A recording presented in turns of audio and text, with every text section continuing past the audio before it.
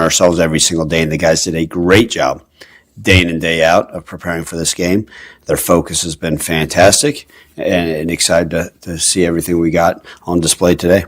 I know you're not, until game time, really going to make sure you tell us who the quarterback's going to be. I don't blame you after what Alex Golish pulled last year. But if Lewis were not able to go, or he's not 100%, or you make a switch, which quarterback will come in? Will it be Hill, who I think was very impressive in his first performance a week ago, or Arrington Maiden? And we've seen him, what he could do against Arkansas. Well, the good news is feel very comfortable with both of those individuals, right? Whether it's AJ or Arrington. But I think, today, if Brendan Lewis can't go, we'll play both of them. And it's kind of been a plan. I think it's, we've seen what it's like to have to go into games and not know who the hell you're facing up until 3 hours prior. So, give them a dose of both. They both are explosive. They both can do unique things with the football. And so I think, today, if Brendan Lewis can't go, you'll see Arrington and AJ take the field for us. And you are taking on a team that is really a powerhouse. The only loss was to Miami. They beat Florida. They beat Boise State.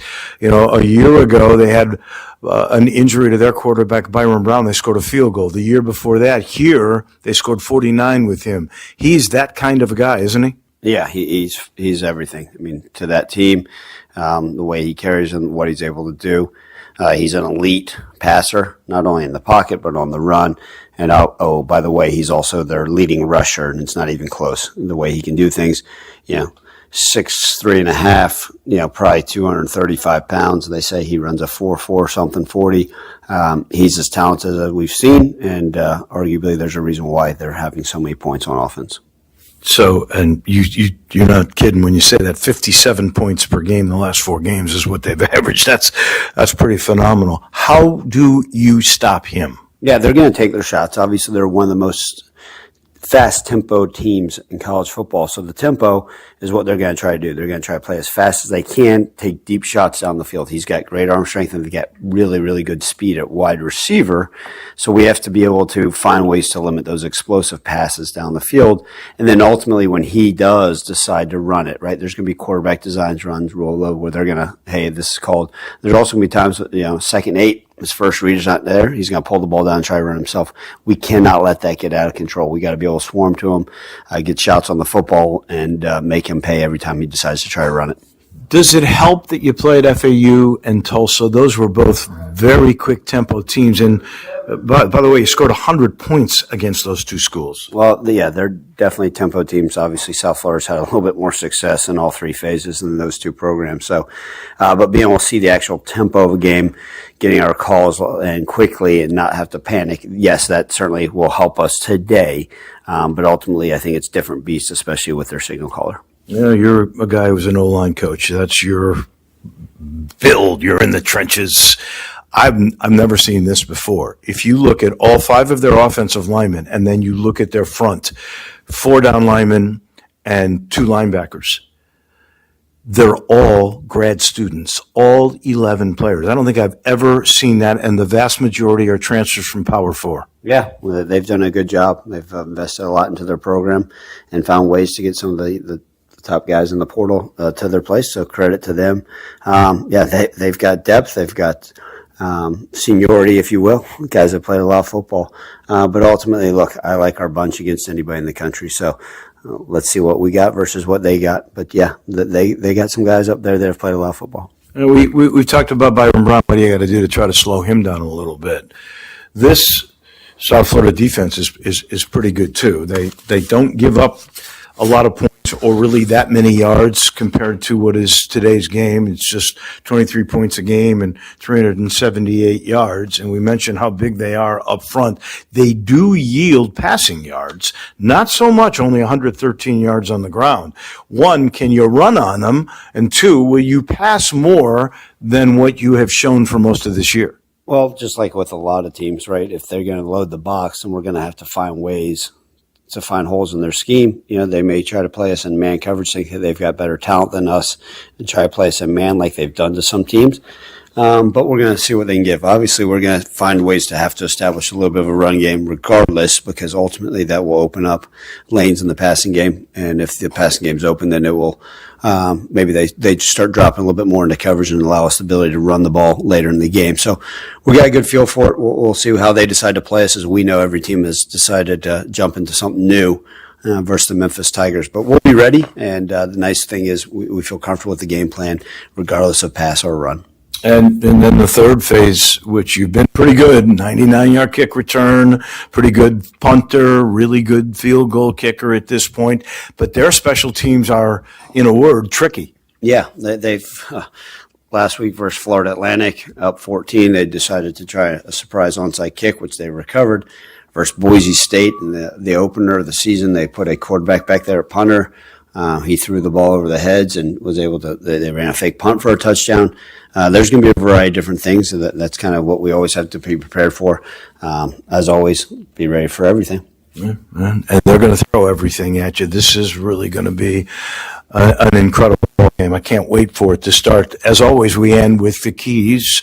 What are some of the most important aspects that you must do today to be successful? Yeah, well, they're an up-tempo team, as we mentioned, but limiting those explosives that come from that, right? We can't let that tempo overtake us. So being able to limit their explosives, they are going to take shots downfield. They're going to make a play here or there. But ultimately, we can't allow us to play on our heels and play slow and process things. Go out there, and when that ball's up in the air, go tack it. When that quarterback decides to pull the ball down and run it himself, go make him pay for that. And that quarterback with his legs, we can't allow it to take over the game. And then, their team, they're first in the conference in turnover margin. They do a great job of taking the football away. So offensively, we have to own the football. And can we go out there and establish some drives, right? Without having self-inflicted wounds, go playing clean football offensively. And then ultimately, like we talked about, that third phase, can we go out there and win special teams? Not just, hey, play with them during special teams. No, can we go out there and dominate special teams?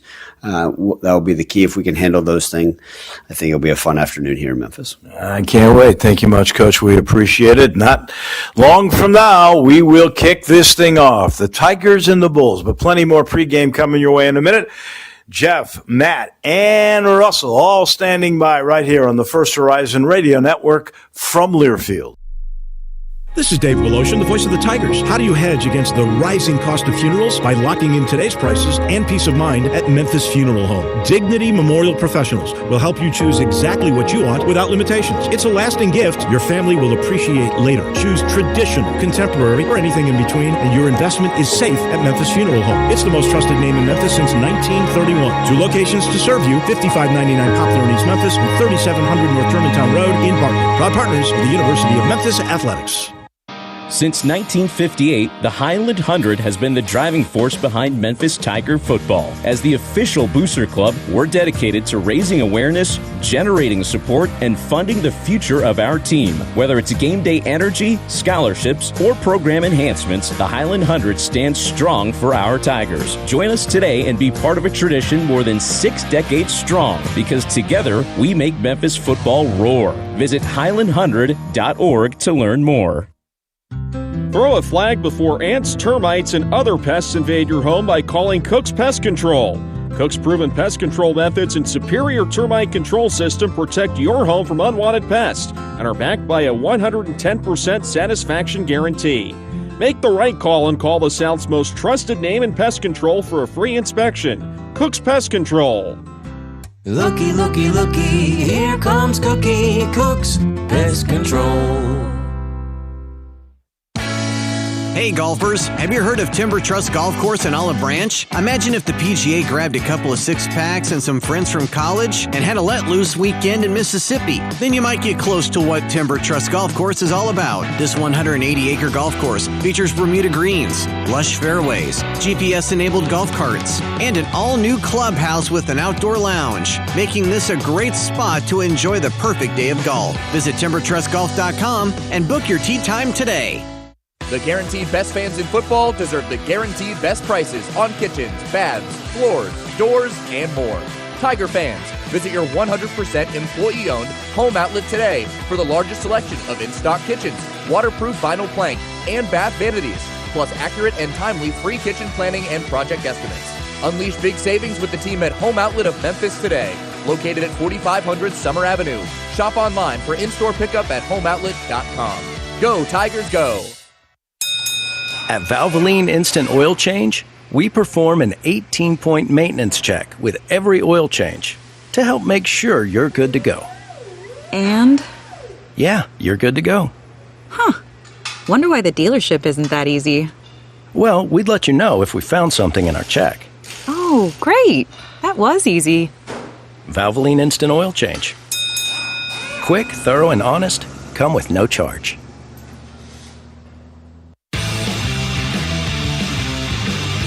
Well, we kick it off at 11:02 this morning from Simmons Bank Liberty Stadium between the 18th ranked USF Bulls and the Memphis Tigers. And today's game is brought to you by Yamansky Auto Group, as the Tiger football team is brought to you by Yamansky. No matter what kind of car you're looking for, you're sure to find something you love at one of the Memphis area Yamansky dealerships. Wolf Chase Hyundai, Genesis of Wolf Chase, Lincoln of Memphis, or Acura of Memphis. They've got the car of your dreams. Yamansky Auto Group's mission to deliver world-class customer service, offer a luxury experience to the clients, and provide support and leadership in the Memphis community. A reminder, we will not be at Brookhaven Pub and Grill on Monday for the Ryan Summerfield radio show. We're going to pick that back up in 2 weeks due to the St. Jude for Hoops, and next week being a Friday game, we would not have Coach anyway. We'd have a lineup of guests. We'll have a couple more shows like that because we still have a Friday and a Thursday game left in the season. So we will be all downtown at FedEx Forum as the Tigers will face Arkansas. The Tiger women will face Vanderbilt. That'll be Monday night at St. Jude for Hoops. So again, no Ryan Summerfield radio show Monday night at Brookhaven Pub and Grill. We'll pick it up the following Monday. And again, we kick it off at 11:02 today here at Simmons Bank Liberty Stadium. Take a look again at what's coming up today in the American at 2 o'clock. It'll be UConn at Rice, 2:30. FAU at Navy, also at 2:30. Temple at Tulsa. One other game last night. It was North Texas over Charlotte, 54-28 final score in that one. So not a lot of action in American Conference football here today, but we'll keep you up to date in the post-game show because once we get done here, those games should be just getting underway in the opening quarter of play. As always, our post-game show will originate here from Simmons Bank Liberty Stadium. We'll hear from the coach and a couple of players. We'll take a look at your highlights, update you on the scoreboard. Russell Copeland will break down today's game. Again, 11:02 kickoff from Simmons Bank Liberty Stadium. We're back to the stadium after this timeout on the First Horizon Tiger Network from Learfield. Memphis Tiger fans, we all know the good that recycling does for Memphis and its environment, but a few simple mistakes can mean the difference between recycling right and wasting recycling efforts. Putting plastic bags in your gray carts, for example, can send tons of good recycling to the landfill. So don't let our efforts go to waste. Learn to recycle right, Memphis. And remember, go Tigers go! Brought to you by the City of Memphis Solid Waste Division. Hey Tigers fans, looking to expand your retail brand? Just across the bridge from Memphis, Marion, Arkansas is booming with opportunity. High traffic, strong demographics, and over $137 million in retail demand waiting to be met. We're recruiting restaurants, retailers, and franchises ready to grow in a market that's hungry for more. Stay smart, grow strong, stay local. Build your next location in Marion, where Memphis meets momentum. Learn more at marionar.org. The Memphis Fire Department and the University of Memphis working together to help you find your fire. With an education from the University of Memphis and a career with the Memphis Fire Department, your future is red hot. Benefits include competitive pay, vacation, health insurance, and retirement security. Visit joinmemphisfire.com for your opportunity to join the brave men and women of the Memphis Fire Department and find your fire. Go Tigers!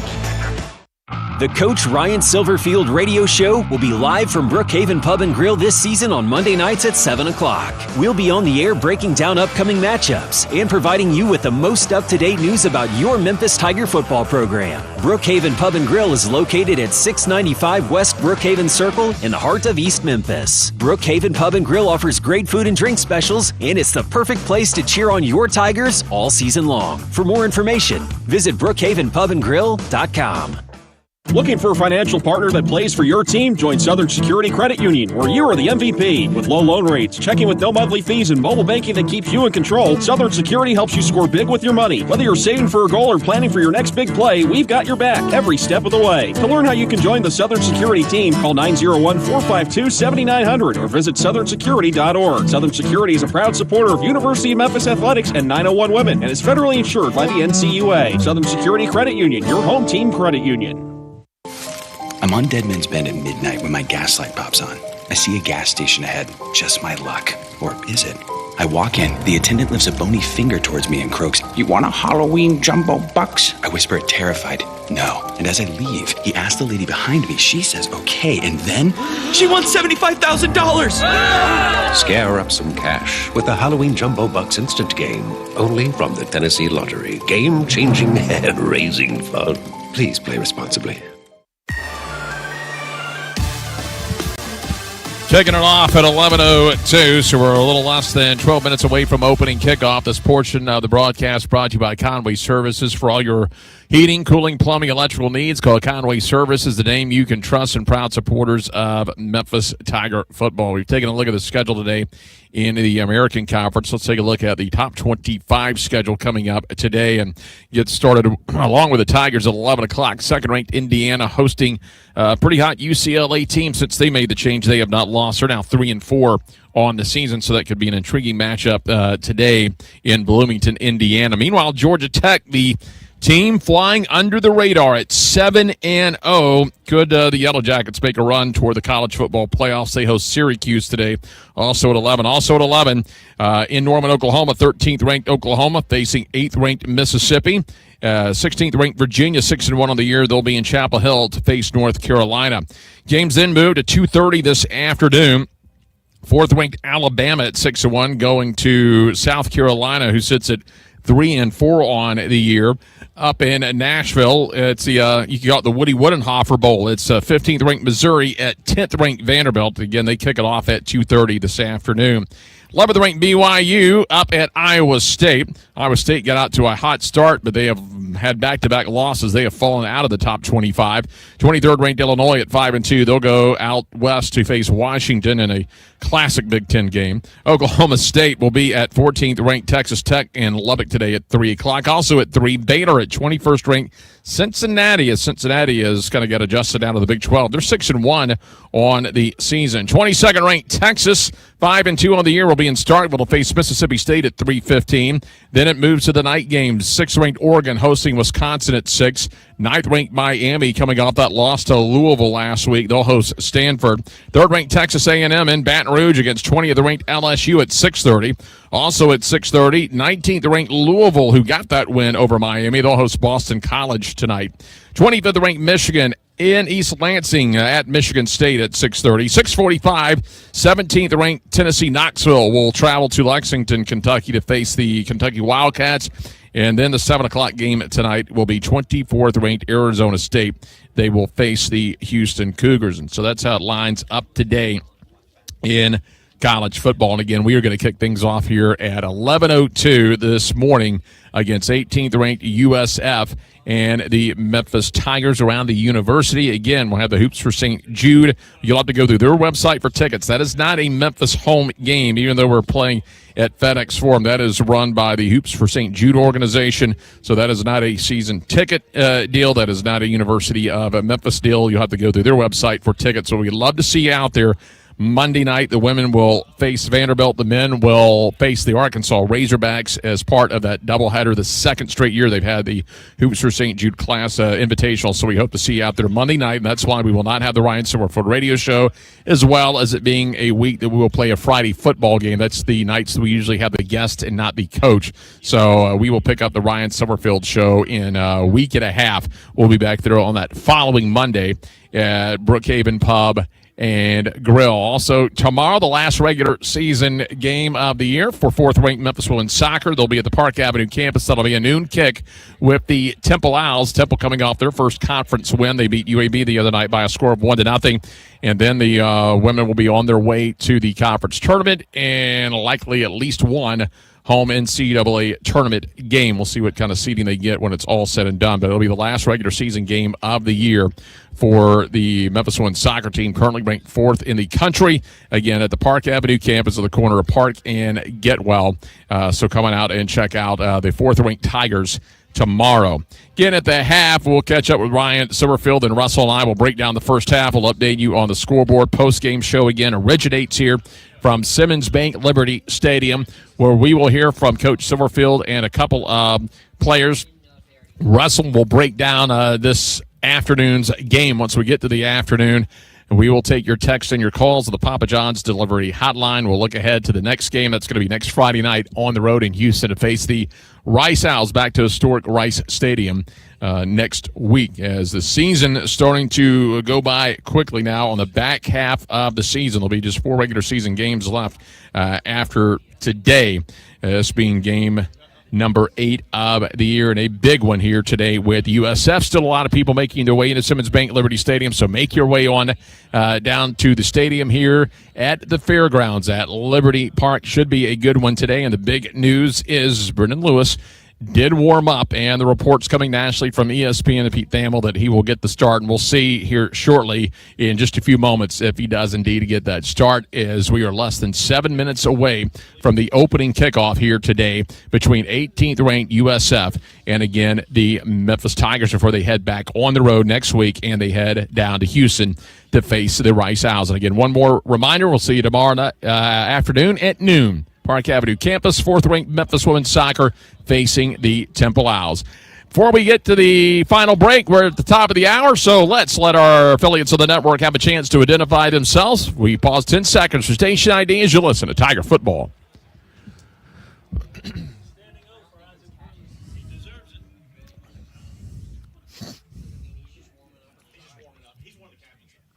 Well, coming out the loss, Tigers back against the wall, and here come the USF Bulls. We'll see what's in store here today at Simmons Bank Liberty Stadium. The Tigers and the Bulls. We'll take our final break. When we come back, Dave Willotion, Jarvis Greer, Greg Gass, and they have the first half between USF and Memphis on the First Horizon Tiger Network from Learfield. We say yes to growth. We say yes to environmental conservation. We say yes to new business. We say yes to neighborhood improvement. We say yes to lifelong learning. We say yes to Memphis. Join us today and apply now at www.memphistn.gov/careers.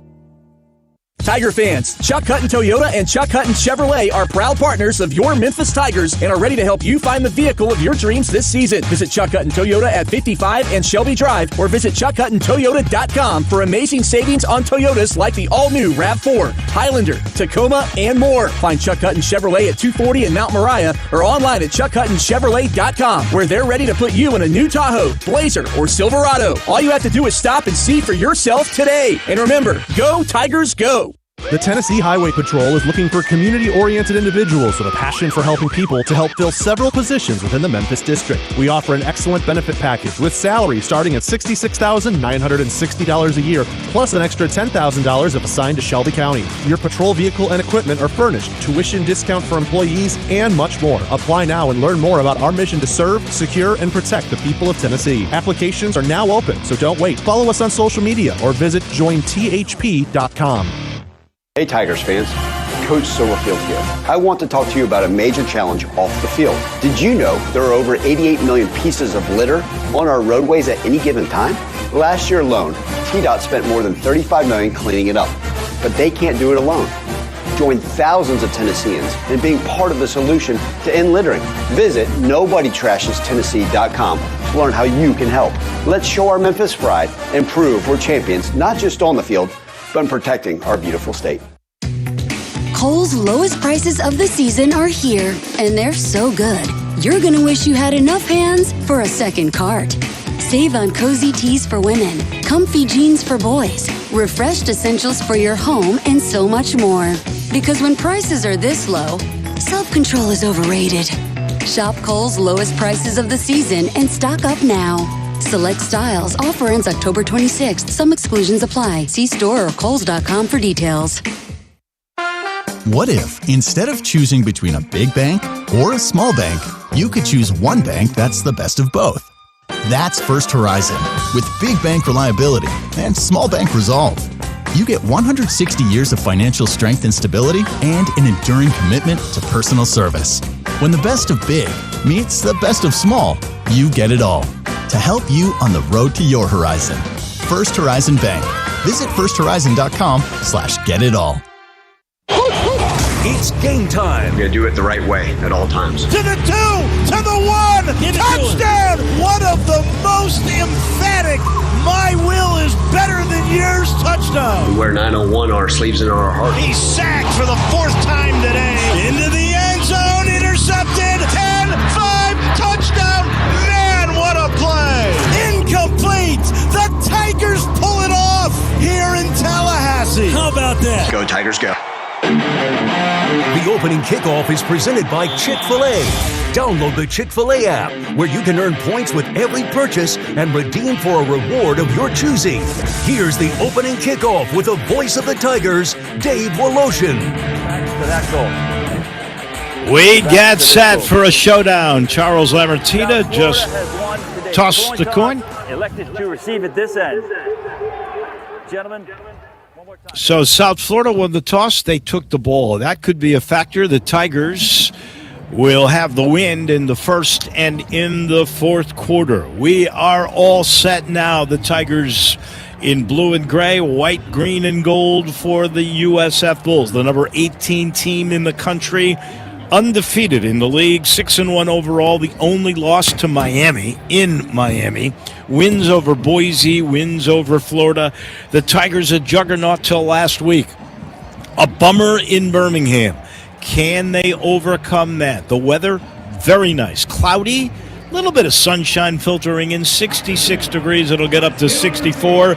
It is windy, 10 miles an hour, gusting up to 25. Rain not anticipated until later. Jarvis Greer, you got butterflies in your stomach? I actually do, Dave. This is a huge game. This is what any Tiger fan could want, a game that actually means something in your own home stadium. This is not just relevant to the conference. This is relevant to the nation as far as the college football playoff is concerned. South Florida right now in the driver's seat, ranked 18th. The Tigers still getting mentions as being a team that could get there. It all starts in just a couple of seconds as Johnny Spedick gets ready to kick it off. He's ready for the opening kickoff presented by Chick-fil-A. Download the Chick-fil-A app today. Spedick has been really good at knocking the ball through the end zone with the wind behind him. Jarvis, I would say it's absolutely automatic. This will be a touchback. All right, let's see. If it's not, they've been really good at covering. I don't want to jinx it. Here's the run-up. Alvin Isaac, the deep man, he looks, calls fair catch. It winds up 4 yards into the end zone, and out in USF will start. Go to Vegas, right to Dave. left on your radio dial on the 25-yard line. You can go to Vegas, Dave. You just called it, so my hat's off to you. Let's see how many hats can get on Byron Brown. That would be more important. Byron Brown averaging 242 yards through the air, 68 on the ground. Nicky Davenport will start at tailback. They're missing 2 receivers and a running back.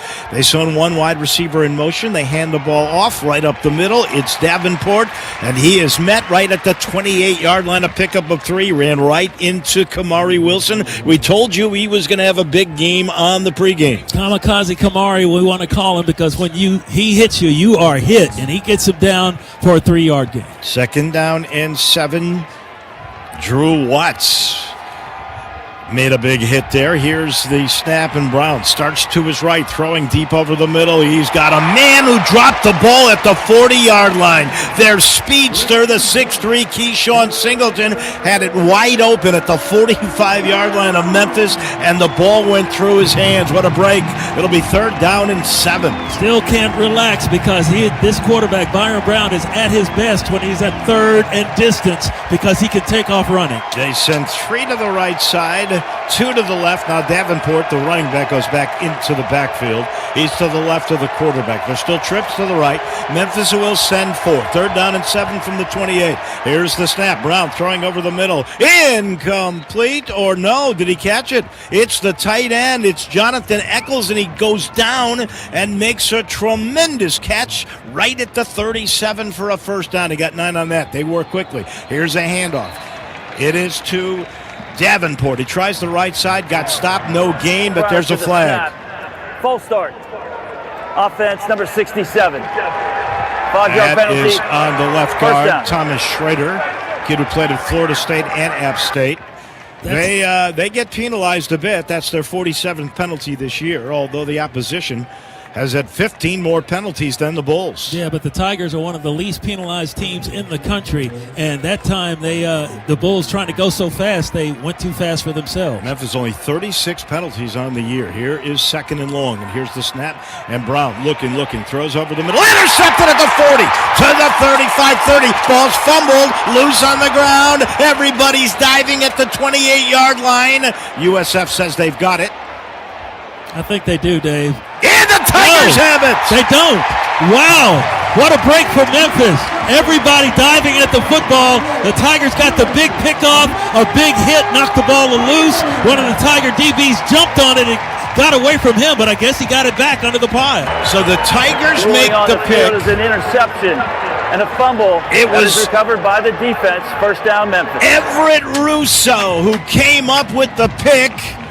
And then the Tigers were able to come up with the loose ball. It may have been Russo. He just stepped right on the hash, in the seam, made the play. It came out. There was a scrum underneath. The Tigers have the ball, first down and 10 at the USF 28. Here's Lewis in the game. Sutton Smith, the running back, goes in motion to the right side, trips to the left. Ball's on the right hash. 5 in the box for South Florida. Lewis to throw, tries to sidearm it right side, and it's knocked down incomplete. Oh, that play was set up really well. That was Amarion Cooper who went in and dug out that ball. It was still rolling around free after the initial hit and fumble.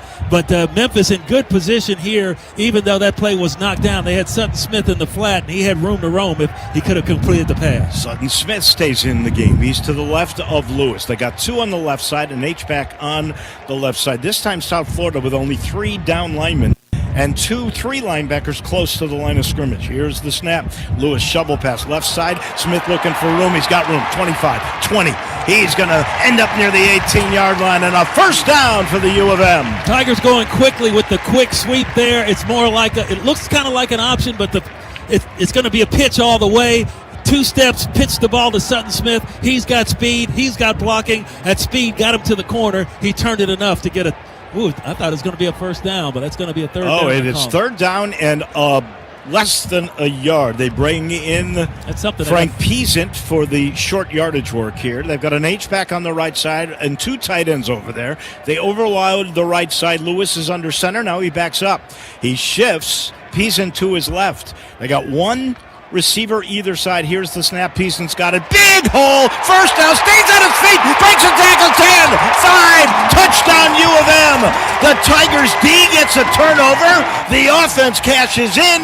Memphis leads it 6-0. And we haven't even played 2 minutes in the game. A Wolf Chase Toyota Tiger touchdown makes it 6-0. The coaches say Peasant runs angry, and he was angry right there, twisting and turning through the line, gets hit by the linebacker, spins away from him, and then uses speed to get into the touchdown zone, standing up. Spaddock has not missed. He's 33 of 33 on extra points. With the wind behind him, snap is perfect, leg is through. The result, also perfection. 13:03 left to go in the first, and the Tigers go 3 plays, 28 yards after the pickoff, and the fumble recovery. Peasant goes 19 yards, and the Tigers draw first blood here at Simmons Bank Liberty Stadium. They lead USF 7-0 on the First Horizon Radio Network from Learfield. What if, instead of choosing between a big bank or a small bank, you could choose one bank that's the best of both? That's First Horizon, with big bank reliability and small bank resolve. you get 160 years of financial strength and stability and an enduring commitment to personal service.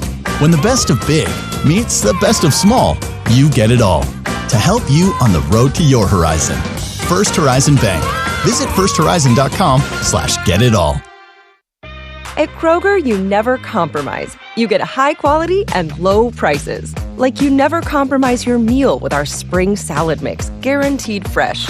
And you never compromise your budget with low prices in every aisle. And you never compromise your appetite with our golden brown bread that's baked fresh in store. And you never compromise your wallet with our low prices. Kroger shoppers never compromise. Kroger. Fresh for everyone.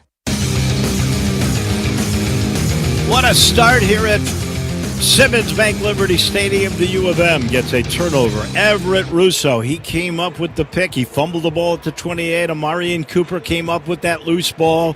And then Frank Peasant with a great 19-yard run. And the Bulls, with that tough defense, have given up yardage. They've given up a turnover, and the Tigers have the lead. And nobody's got more all-wheel drive vehicles than Toyota, including the adventurous R4. That's the America's best-selling RUV. That RAV4 is really outstanding for all your Toyota offers. See your Memphis area Toyota dealers. Third member of our broadcast group, that is Greg Gaston on the sideline, and you had a bird's eye view to check out that wonderful interception by Russo. I sure did, Wolo. To beat this type of team, you're going to have to win the turnover battle and have to cash in points, and that's exactly what Memphis did. Byron Brown's a guy who likes to throw on the move. Obviously, he's had a great year and a great career, but sometimes he throws back against the body. He'll throw sidearm, and in that particular interception, Russo showed that he may be coming, and then he just dropped back in the flat, and when he was there, or in the middle of the field, I should say, when he dropped back, I don't think Byron Brown saw him. He threw it right to him. Easy pick for Russo. Unfortunately fumbled, but Memphis recovered. So a little bit of tomfoolery there, as I think they had Byron Brown a bit confused, but the crowd is into it. It's a nice crowd on a beautiful day here in Memphis. What a way to start a game. Hey, how tricky quickly is that wind? The wind seems to be blowing a lot harder up with the flags at the top of the scoreboard than it really feels like on the field. Yeah, that interception by Russo, my old defensive back coach, Don Denning, the great Don Denning, used to call that, give him a fuzzy read. You go one way, and then you drop back into the play that was called. And so Russo totally baited him into it. He went like he was going to the flat, then he dropped back up straight up the seam, and the ball was right there in his hands. Great play by Russo. By the way, the 11th touchdown drive of less than 2 minutes for the Tigers this season. Here's Spedick, here's the run-up, here is the kick, and over end, and this one's a little deeper, 5 yards and out of the end zone. The Bulls will again start at their own 25. That last drive by USF on that first play, that deep pass that they tried, the quarterback was flushed out of the pocket. He threw back across his body 35 yards downfield, and the pass was a little bit behind. I don't know if the wind had anything to do with it, but the receiver dropped the ball. But that's when Byron Brown is dangerous, when he's on the move. By the way, his 6th interception this year. He's got 16 touchdowns. He's got Alvin Isaac in, who goes in motion. Trips left side, 2 to the right, empty backfield. Memphis rushing 3. Here is Brown getting the snap. Now he's going to try to run right side. He gets bottled in at the 20, gets away 25, 30, and out of bounds at the 32-yard line. He was dead meat back at the 22-yard line. He ends up getting 7. William Whitlow got injured on this play. For injured defensive player. William Whitlow almost got him in the backfield, and now William Whitlow is down. Let's quickly see if Greg Gaston can see anything where he is. Yes, Wolo, they are looking at his right lower extremity, maybe the knee, maybe the back of the thigh. Hopefully it's just a hammy thing they're looking at, but when he went down, he held his knee, and what happened was Byron Brown was able to get out of that tackle as he reached and lunged for Byron Brown. That's when the twist happened. He continues to try to hold that right knee as they look at it right now. We have Dr. Phillips out there, and now he's up to his feet and getting a nice round of applause. And let's see, he's going to try to walk off, but it's not going to be on his own power. He's going to get assisted. He's really laboring on that right knee. That's walking a little bit better now with each step, but Boy, that's a big blow if you lose him. He is, I think, without a doubt, we'd all say the best offensive lineman Memphis has, huh? And that shows you, yes, definitely. And that shows you the speed of the quarterback, Brown, to be able to get out of that tackle. He had him right there, and he definitely had a good lunge at him, but he was able to speed his way out of it. And Whitlow weighs 260. He broke that tackle. Here's 2nd down and 3, right from the 32. Here's the snap. It's a give to Isaac. He tries his way up the middle. The Tigers snuff that one out. Maybe a yard gain. That'll be it. It'll set up a 3rd down and short. Jalen Bell, the Tiger defensive end, makes the tackle his 26th this year. Isaac is a little guy, kind of like Sutton Smith, about 5'9", 185, but he runs up in the hole hard. 2 left, 1 right. Brown's going to throw. Quick slant. Got it on the left flank. An easy catch that time for Christian Neptune. He's their 3rd best receiver. 2nd now since Nimrod is out, and they got the 1st down. They move quickly. Here's the snap. Here's a give. It's Isaac again. Not much there. To the 37-yard line. Drew Watts, the Tigers' top tackler now. He and Brumfield switched places this week. Makes the stop. There is a gain of a yard. It'll be 2nd down and 9. Isaac stays in the game. Oh, they got a player limping off now, trying to get off. Oh, that's Isaac. He comes out of the game.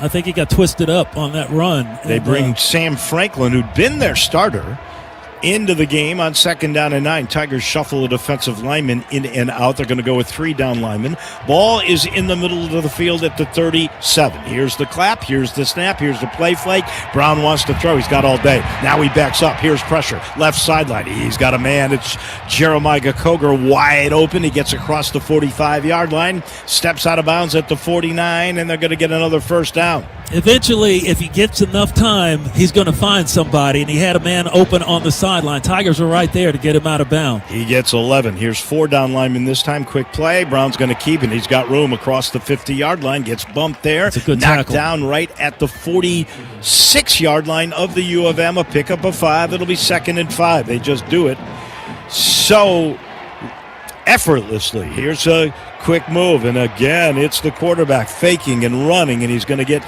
inside the 45 down to the 43. Kamari Wilson got him. He got 3. It'll set up a 3rd down and 2 at the Tiger 43 left hash. Now, here's where they're dangerous. They could go deep, or they could just run the quarterback to get the 1st down. Now they're in 4-down territory. Here's the snap. It's a give, and the running back is going to get the 1st down right near the 40-yard line. He needed 2. He got 3. Everett Russo, his 3rd tackle in the game, but the damage was done.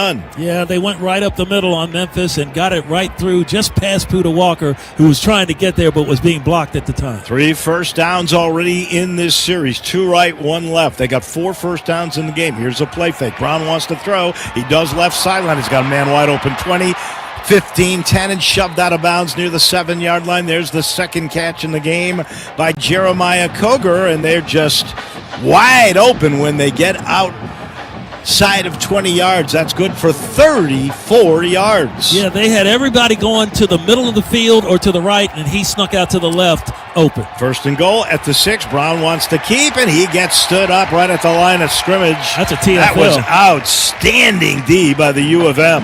I don't think he made the line of scrimmage, Dave. I think that'll go for a TFL. They should back the stick up a little bit. You're right. A loss of a yard back to the 7, 2nd and goal from there.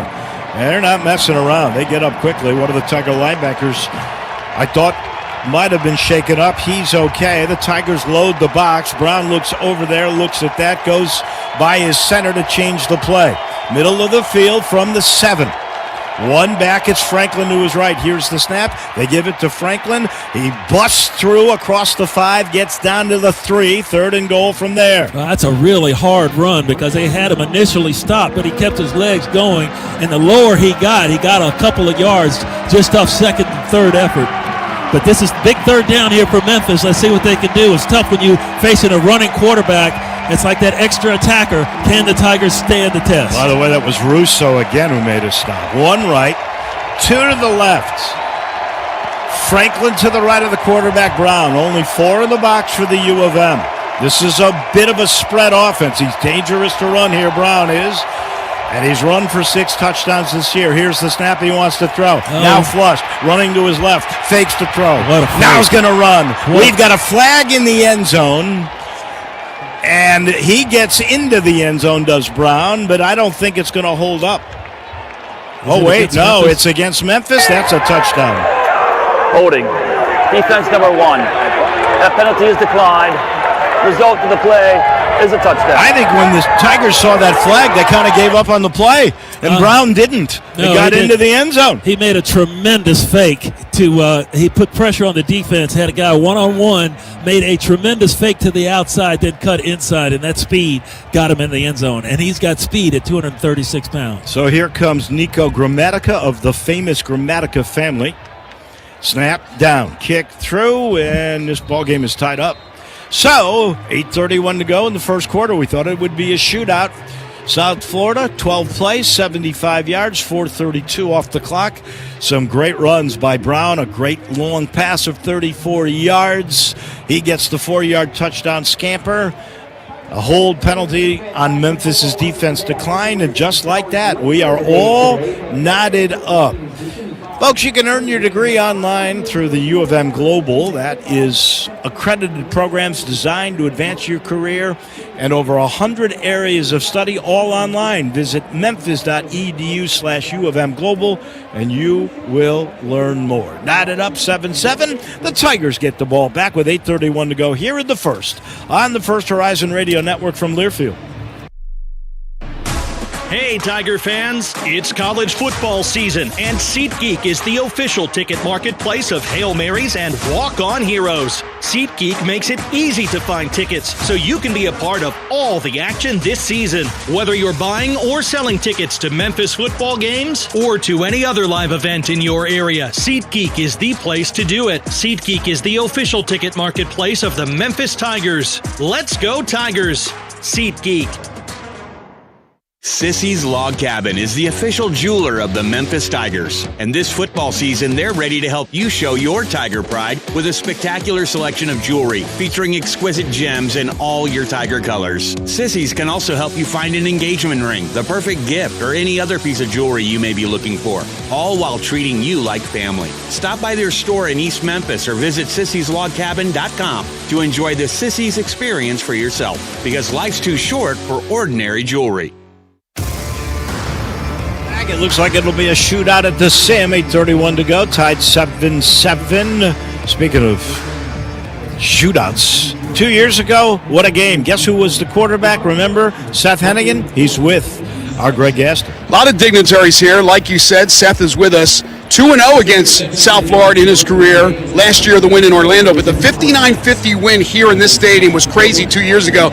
We may have another shootout today. But what do you remember from that game? I know you scored a touchdown and threw for 4. Yeah, I know it was a barn burner. And I know Tevin Carter came in the fourth quarter and threw a touchdown. That kind of put it out of reach. And 7-7 early in the first quarter. It's looking like it's going to be a barn burner again here today. All right, so you were just released about a month ago by the Jaguars. You were on their practice squad. You've had some tryouts with other teams. What are the prospects to continue the NFL career? And if not, you're so young, but what are the other prospects, coaching or anything else? I know you're here with your lovely fiance today. You're getting married next summer, but what's next for Seth Hennigan? Yeah, it's still in the air, just trying to make a decision for my life. Obviously trying to still play NFL football, and I think there's a good shot I'll get another chance, but, just kind of taking it day by day. Thinking about coaching, getting into college coaching, potentially just working, getting a job in Memphis. So whatever happens, it's going to be what's meant to happen. So I'm looking forward to the future. Good to see you again. Wish you nothing but the best. Thank you. Go Tigers. That is Seth Hennigan. We all wish him the best. Real quick before the kickoff, what's the story on the William Whitlow lower leg injury? Yeah, well, he's still in the Campbell Clinic Orthopedics tent. He was helped down to the tent. They didn't bring him right to the locker room, so I'm happy to see that. But he was in a lot of pain. Looked like, again, and I don't want to speculate, but he grabbed the knee, the back of the knee. Now, last week, Brendan Lewis, you may recall, grabbed the back of his knee, but it was an ankle injury. Right. This does appear to be some sort of lower extremity injury on its left side. Here's the run-up from Adam Zuigi, and it is fumbled around by Sutton at the 4-yard line to the 5-yard line, picks it up, now wants to run, can't. He called a fair catch, and when you drop it at the 5, I believe you got to take it at the 5. So you call the fair catch, right? If he makes the Ruling on catch, field, it's at the 25. The receiver gave a fair catch signal. However, did not complete the catch. By rule, the ball was placed at that recovery spot. First down.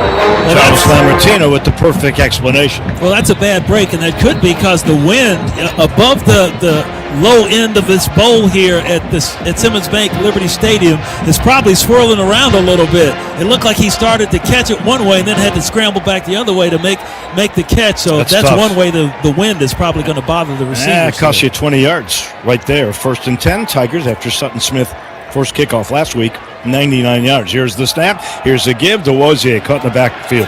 Down at the 3. He'll lose 2. He tried to get to the outside. They swarmed quickly, and the defensive tackle, Josh Seliskar, he came up and made the stop. He got help that time from Denard Flowers. That's their best defensive end. 2nd down. And 12 from the 3. They've got 5 in the box. And the U of M's got an H-back on the left side. DeWozier stays in. Lewis is in the end zone, 2 yards deep. Here's the snap. Wants to throw. Has a bit of time. Now flush. Almost stepped on the back line and throws the ball into the USF bench. Wow. That was close to a safety. He was tiptoeing on the back line of the end zone. Yeah, he sure was. Travis Burke, the big offensive lineman, 6'8", 315 pounds, was blocking for him, but the way he was blocking was carrying him toward where Lewis wanted to scramble. He almost touched that back line and just threw it away. He felt the pressure coming from the back side, but he ran into the front side where the more pressure was coming from. 3rd down and 12. They have trips on the left side. Now they send a man to the H-back that side. Klutz, the deep man on that left side. Graham on the right side. Here's the snap. Lewis, slant pattern over the middle. Tipped in the air and incomplete at the 15-yard line. Dangerous pass, and there's an injured safety for South Florida, Fred Gaskin, a kid from Ocala. That was a guy they were going to pick on. Defensive player. He stays down on the ground right on the 15-yard line. It'll be 4th down and 12 at the 3. The Tigers are going to have to punt the ball away, but we're still looking at Gaskin, who is still down. I don't know if Greg Gaston's got any better view than we do up here. He leaped up for that ball to try to get a pick or a deflection, and may have gotten the deflection, but he landed on his shoulder as he came down hard to the ground. Well, there were 2 Bulls there along with the Tigers trying to get a pick, and that could have been friendly fire. I think he could have taken a lick that he wasn't looking for, trying to reach up for the football. Brendan Lewis tried to thread the needle to get it in there. Fortunately, it wasn't picked because it got tipped high in the air, but fell harmlessly to the ground. That was friendly fire. That was Jalen Schuler, the linebacker, that I think caught him. And, you know, he's still down on the 15-yard line. Oh, he went down, didn't move. So, I mean, he went down hard. And Schuler is one of their big takeaway guys. Him and Harris, the 2 linebackers, are their top takeaway player. Tiger football brought to you by the 4 Point Sheraton in East Memphis. Whether you want a staycation or have family and friends coming to visit, support your local Tiger hotel partners, including the 4 Points Sheraton.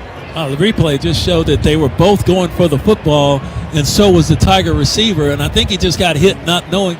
He took an unexpected lick. And when you're not expecting to get hit, that's you know, it's interesting. I thought from the replay that it was the shoulder. Now they're checking his left knee. So there may have been contact to the shoulder, and the knee got twisted on the turf. Could be. It could be, or a knee got twisted because there were 3 bodies coming together at the same spot, and he could have got hit while he was trying. His plant leg was still down. By the way, crowd actually still filing in. This will be, I've got a feeling, this is around the 29,000 mark, and now here is Gaskin able to get up. Yeah, his sophomore from Ocala, walking on his own steam off. Yeah, the linebacker coming through clipped his knee, and his knee just went whoops right around. He pirouetted to the ground because he got hit. His leg got run into. Here comes Lachlan Kerrigan, the freshman punter from Melbourne, Australia. He's only kicked 19 times. I don't know. Has he kicked one from deep in his own end zone? I don't think he has. He's standing on the back line. He is, and that makes you a little bit scary. They've got Alvin Isaac back. Here's the snap, and it's a good boot. Angled toward the left sideline, taken at the 47-yard line of Memphis. And actually, it was Christian Neptune who made the fair catch. 44-yard kick right on his average.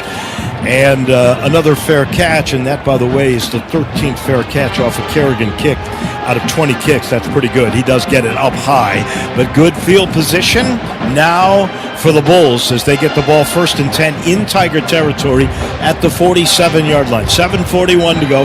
First quarter, we are knotted at 7.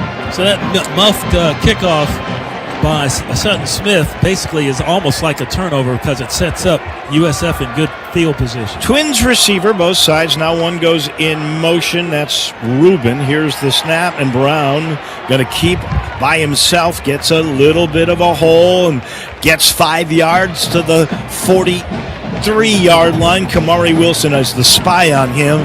Got him, but there is 4 yards. 2nd down and 6. They just look for a little crease, and Brown takes off. Trips right. Here's the snap. Bubble screen right side. Skipped into the ground. Incomplete.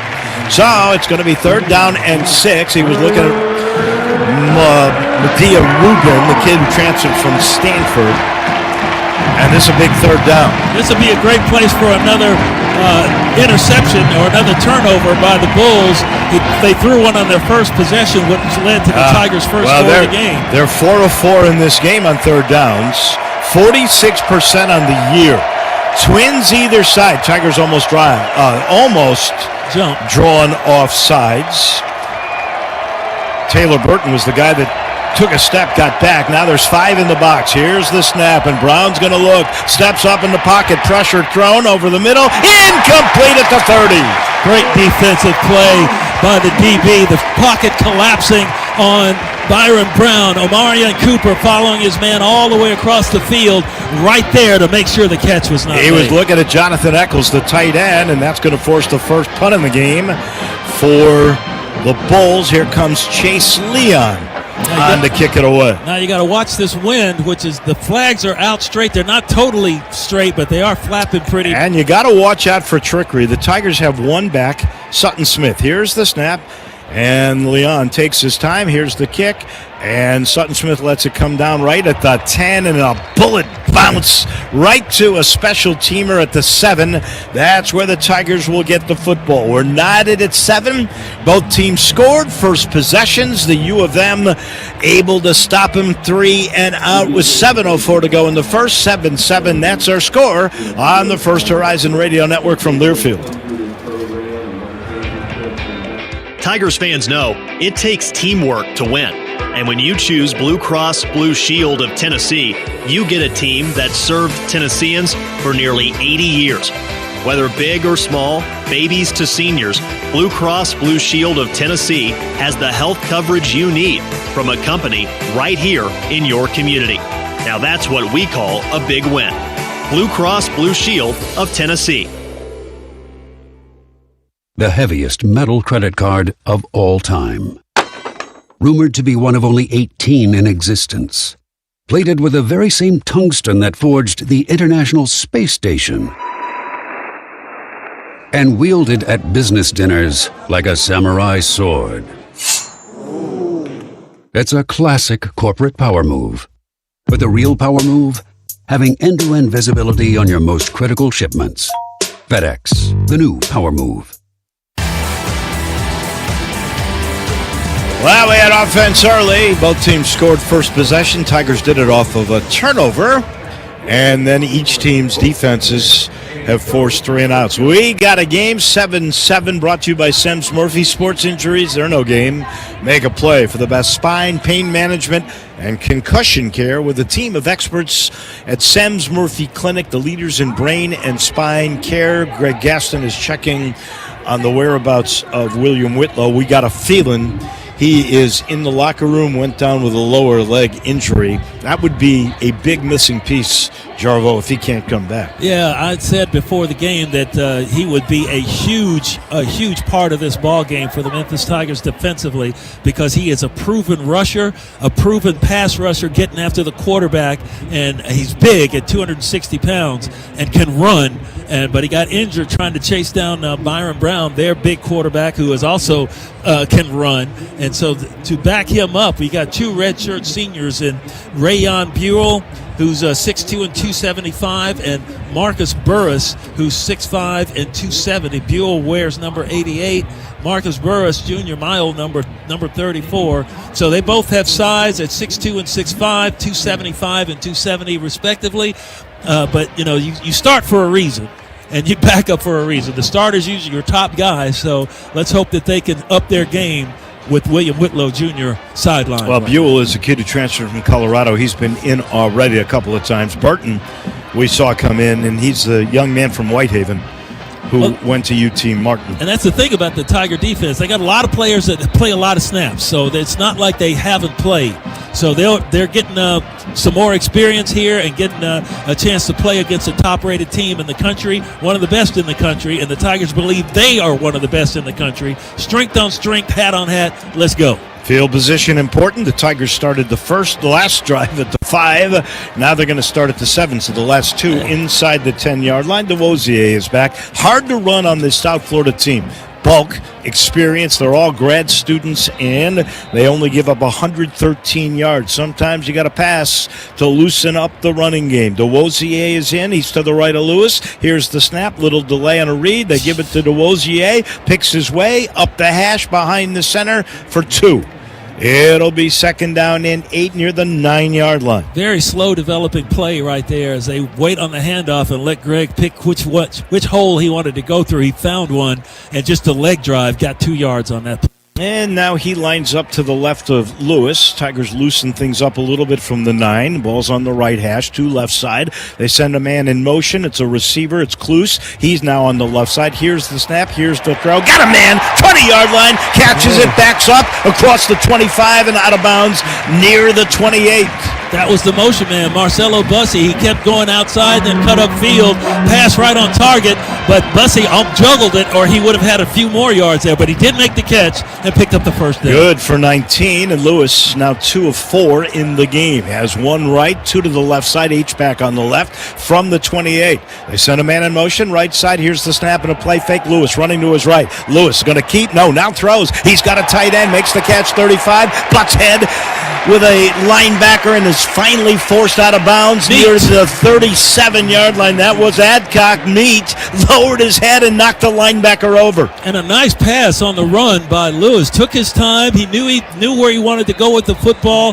Pressure coming on him. Makes the correct throw.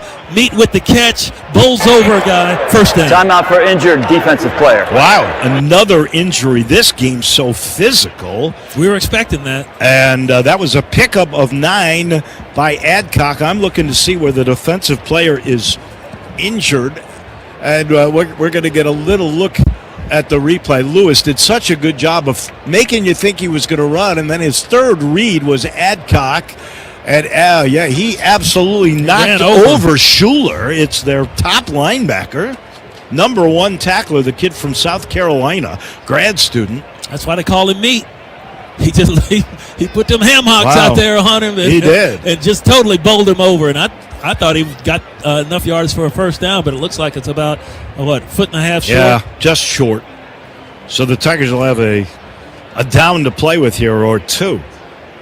Well, just a nice pass, though, on the rollout from Brendan Lewis. Remember, we were wondering if Brendan Lewis was even going to play this game after getting knocked out of the game last week at UAB. But he's running pretty good, and that was kind of nonchalant. I know what I'm doing out here, and I know where I want to go with it, and went right there and almost picked up the first. So far in the game, the Tigers total 56 yards, 91 for South Florida. After expedited replay review, the runner reached the line to gain for a first down. Wow. It will be first down, Memphis. So there you go. I'm looking down. I don't see where Schuler is, but there's still 2 little pockets of puddles around there. him? Are they standing around him? They must be, but yeah, they're standing around him. Right by the. I guess. Oh, he's down at the 37-yard line on the sideline still. Now I see where he is. And he is. Wow. I think he's face down. Shout out to Shout out. Oh no, he's on his back. I'm sorry. Shout out to our statisticians, James Earl here for coming up with the saying it was a first down all the way. And now he's getting up, and he's walking okay. I think Stinger probably. Yeah, either that or he got hit. He got just the wits knocked out of him. Sutton Smith's going to come into the game for DeWosier now. Adcock, 6'3", 245 pounds. He's a junior out of down there near Hattiesburg, Mississippi. We'll get an update from Greg Gaston in a minute right after this play. 2 right, 1 left. First down and 10 for Adcock. The Tigers send Hawkins in motion left side. There's 2 receivers on the left side. Here's the snap. It's a give to Sutton. There's a sliver of a hole across the 40, 45 to the 47. Pickup of 8. Stopped by Mac Harris. Let's go downstairs to Greg Gaston. William Whitlow was in the locker room. He comes running out of the locker room. They're working on him behind the Tigers bench, and he looks like he's possibly going to get back into this game. It didn't look good for a while, but there's a flag. But Whitlow looks like he may return. Second down and 2 becomes 2nd and 7. There's procedure. False start. Offense number 52. 5-yard penalty. Second down. That's going to be a snap infraction on Yakiri Walker, the center. Yeah, that killed you last week. Those pre-snap penalties, they hurt Memphis down at the goal line. Now each team's got 1 5-yard penalty in a game.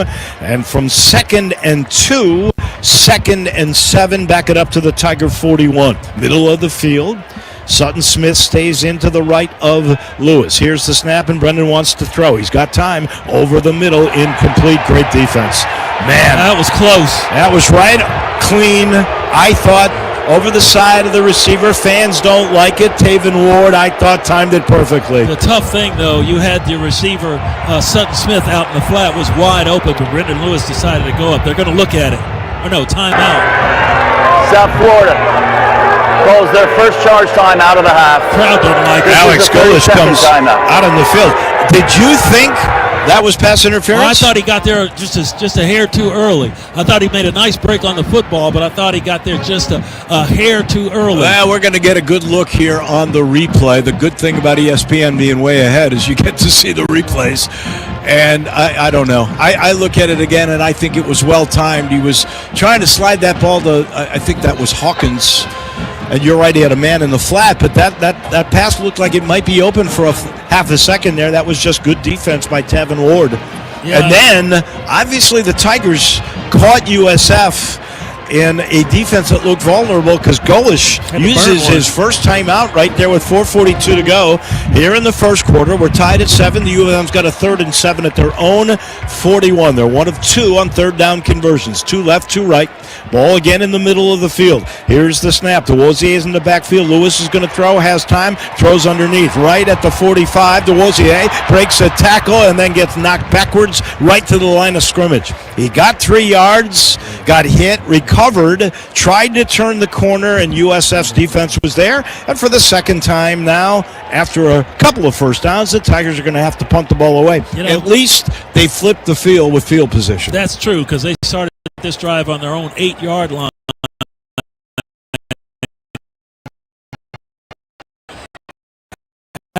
After the muff kickoff reception by Sutton Smith, the wind caught the ball. He called for the fair catch, and then the ball took a turn on him, and he caught it and dropped it, which was a fumble. That play is dead right there. Christian Neptune is back. Here is the snap to That's a goof kick. Kerrigan, and it's a beauty. And a fair catch called inside the 10-yard line near the 8-yard line for USF. So the Tigers flipped the field. Exactly. And that is the longest kick in Lachlan Kerrigan's career. That one went 58 yards. It beats the 55-yarder. No return, another fair catch. And USF with 3:55 to go will get the ball. First down and 10 at their own 8-yard line. So mission accomplished. Those 2 first downs flipped the field. Yeah, you had to do that. You didn't want to give South Florida. You want to make them go the long way, not give them a cheapie inside your own, starting a drive inside your 30-yard line or something like that. So they flipped the field. Now let's see what the defense can do against Byron Brown and company. Alvin Isaac, the third back in the game. He's behind Brown in a pistol look with an H-back on the right side. 2 receivers left, 1 right. Here's the snap. Brown hands the ball off. No, fakes it, now throws. He's got a man at the 8-yard line to the 10, 15, and out of bounds. Let's see where they spot it. He stepped out at the 17-yard line. That's the tight end, Wyatt Sullivan. They like going to the tight end. That's his 13th catch this year, and that one is good for 9. It'll be 2nd down and 1. Here's the snap. It's a give and a big hole over the middle for Alvin Isaac. He gets across the 20 and jumps to the 25, 26-yard line of 1st down. Now, Isaac is limping around, and he's going to go down. Wow. He's going to hop his way trying to get to the sideline. Well, he got tackled. That looks more like a cramp than anything else. Hard to believe. Timeout for injured offensive player. The player presented as injured prior to the ball being set ready for play. There'll be no timeout administered. That's happened to me, Dave. He got both of his ankles clicked together on that tackle. It wasn't a shoestring tackle. He grabbed both of his ankles and pulled them together hard. And when you're trying to run hard, you basically kick yourself, and that's painful. Well, So- I actually thought he tried to leap those last few yards, and wasn't sure if maybe you cramped from that move or whatever it was, but he limped off in pain. It's a 1st down. They're 4th in the game. Sam Franklin now in at running back. A tight end goes in motion. Here's the snap, and they give it to Franklin, and he is hit right at the line of scrimmage. No gain, right at the 27-yard line. Man, bodies are flying everywhere in this one. The thing is about this USF offense, the first deal that they do is they try to make a handoff going up the middle, and then the quarterback keeps. The Tigers are pretty good on stopping that up the middle. Here's the snap, and Brown play fakes. Almost got sacked. Now takes off and runs right side. Gets to the 30, and he's knocked down near the 33-yard line. Good protection defense there. They're tight. The wide receiver out there blocking did a good job of walling off for the quarterback, but it's still 3rd down, 3rd and 4. Big down here for the Tiger defense. He got 5. They're 4 of 5. Tigers need a stop here to force another punt and get good field position. There's 2:20 left to go in the first. We're tied at 7 and a big 3rd down and 4 for South Florida at their own 32. Ball's on the right hash. They have 2 left, now 1 in motion. Here's the snap. Brown wants to throw. Here's pressure. Here's the throw. Man's wide open at the 40. Breaks the tackle to the 45 and gets to the Tiger 49-yard line. No, they say knee down at the USF 49. But Christian Neptune, his 2nd catch in the game. It yields 16 yards and another USF 1st down. That's a big 1st down play. Omarion Cooper trying to cover. It was a comeback route. He faked deep and then came back, and that got Cooper on his back leg. Brown in a pistol, fakes it to Isaac, has all day back there. Fakes one throw, looking long, still has the ball, holding it near the 40. Now throws it near sideline, caught on a comeback route and out of bounds at the Tiger 44-yard line.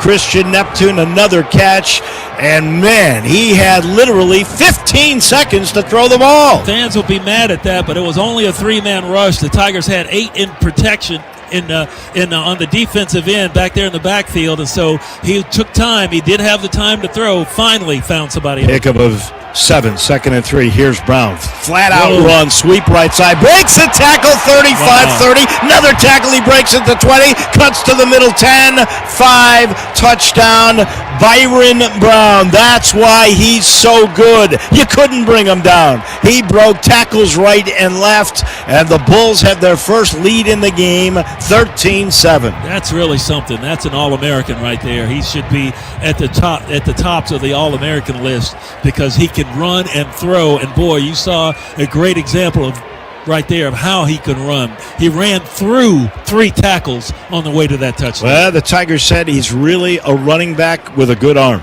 and he looked like a running back there. Here's the extra point, snap down, leg through. It's good. South Florida with a very impressive drive, 7 plays, 92 yards. They do it quickly. 2:45 off the clock. The Brown 44-yard touchdown run. And South Florida, with 1:10 to go here in the first, takes their first lead in the game, 14-7. I don't know how you stop that, Jarvo. Your guess is as good as mine, because it's like they had him and then they didn't have him. They had him and then they didn't have him. And then it looked like he was going to go down after getting a big hit. Well, you know what was interesting? Then he stepped through that, and then he just ran. They weren't even trying to fool you there. They just said, look, we've got a fairly short yardage situation. We're just going to flat out run him with a sweep.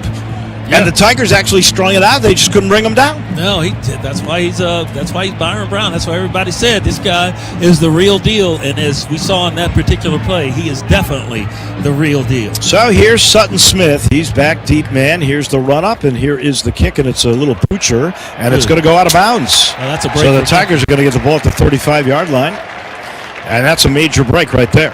So good field position. Get the Tigers with 1:10. Bring it right down and tie this thing up. Free kick out of bounds on the kicking team. Memphis has elected to take the ball at the 35-yard line. First down. So let's see what the Tigers can do. And you'd like to say, let's tie this thing up, make it 14-14 at the break. But the smarter thing is to take your time, march down the field. Right, that's exactly right. And this Memphis offense is capable of moving the football. And with you got your trigger man out there. Let's see if he can do it. DeWozier in to the right of Brandon Lewis. They send Christian Ross, the tight end, in motion. He's an H-back left side. 2 left, 1 right. Here's the snap. Lewis with a read. Gives the ball to DeWozier. There's nothing up the middle. Got to the line of scrimmage and nowhere to go. That was actually Sutton Smith who tried to turn the corner. Nothing there. He ran right into Mac Harris, the linebacker. No gain. 2nd down and 10. 54 seconds to go in the quarter. 14-7 USF. Some of these plays are probing plays. Look for Brendan Lewis to fake it into the middle of the line and keep it around in next time. 2 left, 1 right, middle of the field at the 35 and 2nd and 10. 4 in the box for South Florida. Now DeWozier in motion to the right side. Here's Lewis. Hit as he throws. Ball is knocked incomplete. Knocked on down. He got rid of the ball, but he got hit as he was throwing it. And it was deflected harmlessly to the ground by the nickelback Jarris Lee. USF in the blitz that time, and they did get a chip on him, but as Brandon Lewis was getting ready to pull his arm back, as he was throwing the ball, it got tipped by the blitzer. Here is DeWozier in the game to the right of Lewis. 3rd down and 10 at the 35. Everybody bunched in, but a receiver on the right side. South Florida's only rushing 4. Linebackers playing fairly off. Here's the snap. Here's a blitz. Lewis gonna get sacked. He saw it at the last second, protected the ball, but came down, and there was that nickelback who just put the pressure on him. Jarris Lee with the sack. First one in the game. A loss of 9, and the Tigers are gonna have to punt the ball away with 17 seconds left to go in the quarter. Man, they ought to kick it quick with the win. Yeah, they had Greg DeRosier was out there, stayed in to try to block, couldn't get a chip on him. It looked like he was going to chip him and go out, but he couldn't get the chip on the blitzer coming from the outside, and B. Lou never saw him. The Tigers could have kicked it with the win, but they opted not to do it.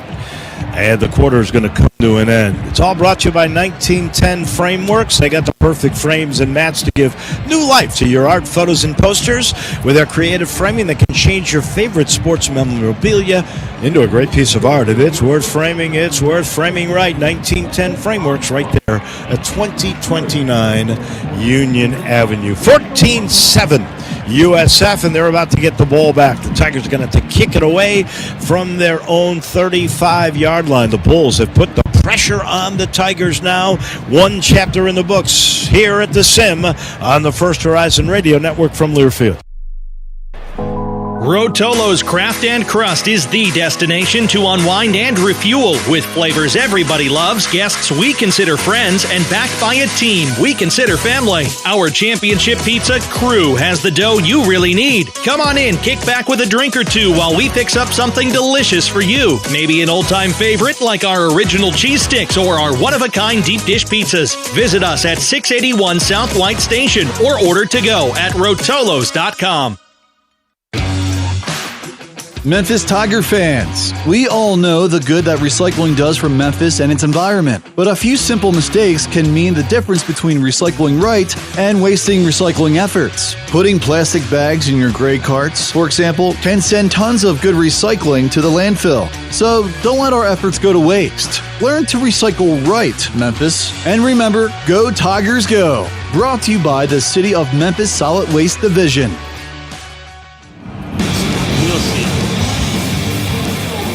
One chapter in the books here at Simmons Bank Liberty Stadium. The Tigers trail 14-7 to USF. All eyes on this game. The G5 rep could be coming from this one, and all eyes include the commissioner of the American, who's with Greg Gaston. You know, it's a big game when Commissioner Tim Pernetti is here in Memphis for this one.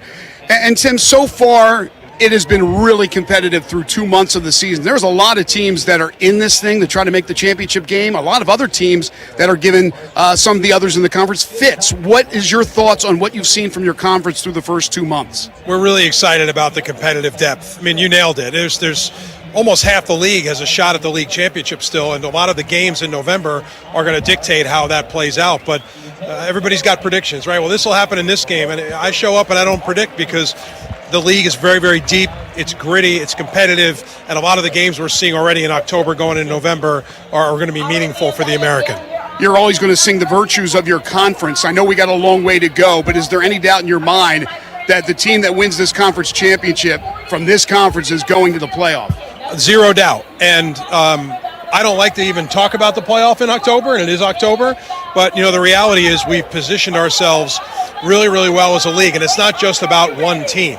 Like, there's two here today, Memphis, South Florida, North Texas, Navy. I mean, even look at Temple's 2-1 in the league. Tulane's undefeated in the league.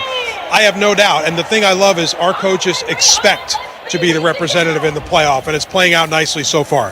Basketball right around the corner. We're here. I know that you've called on these coaches to schedule harder, to improve. We know what Memphis is capable. Is this going to be an improved conference? It will, and Penny Hardaway has been a great, not only coach in the league, but partner to me, because he has helped me reinforce that message, coach to coach.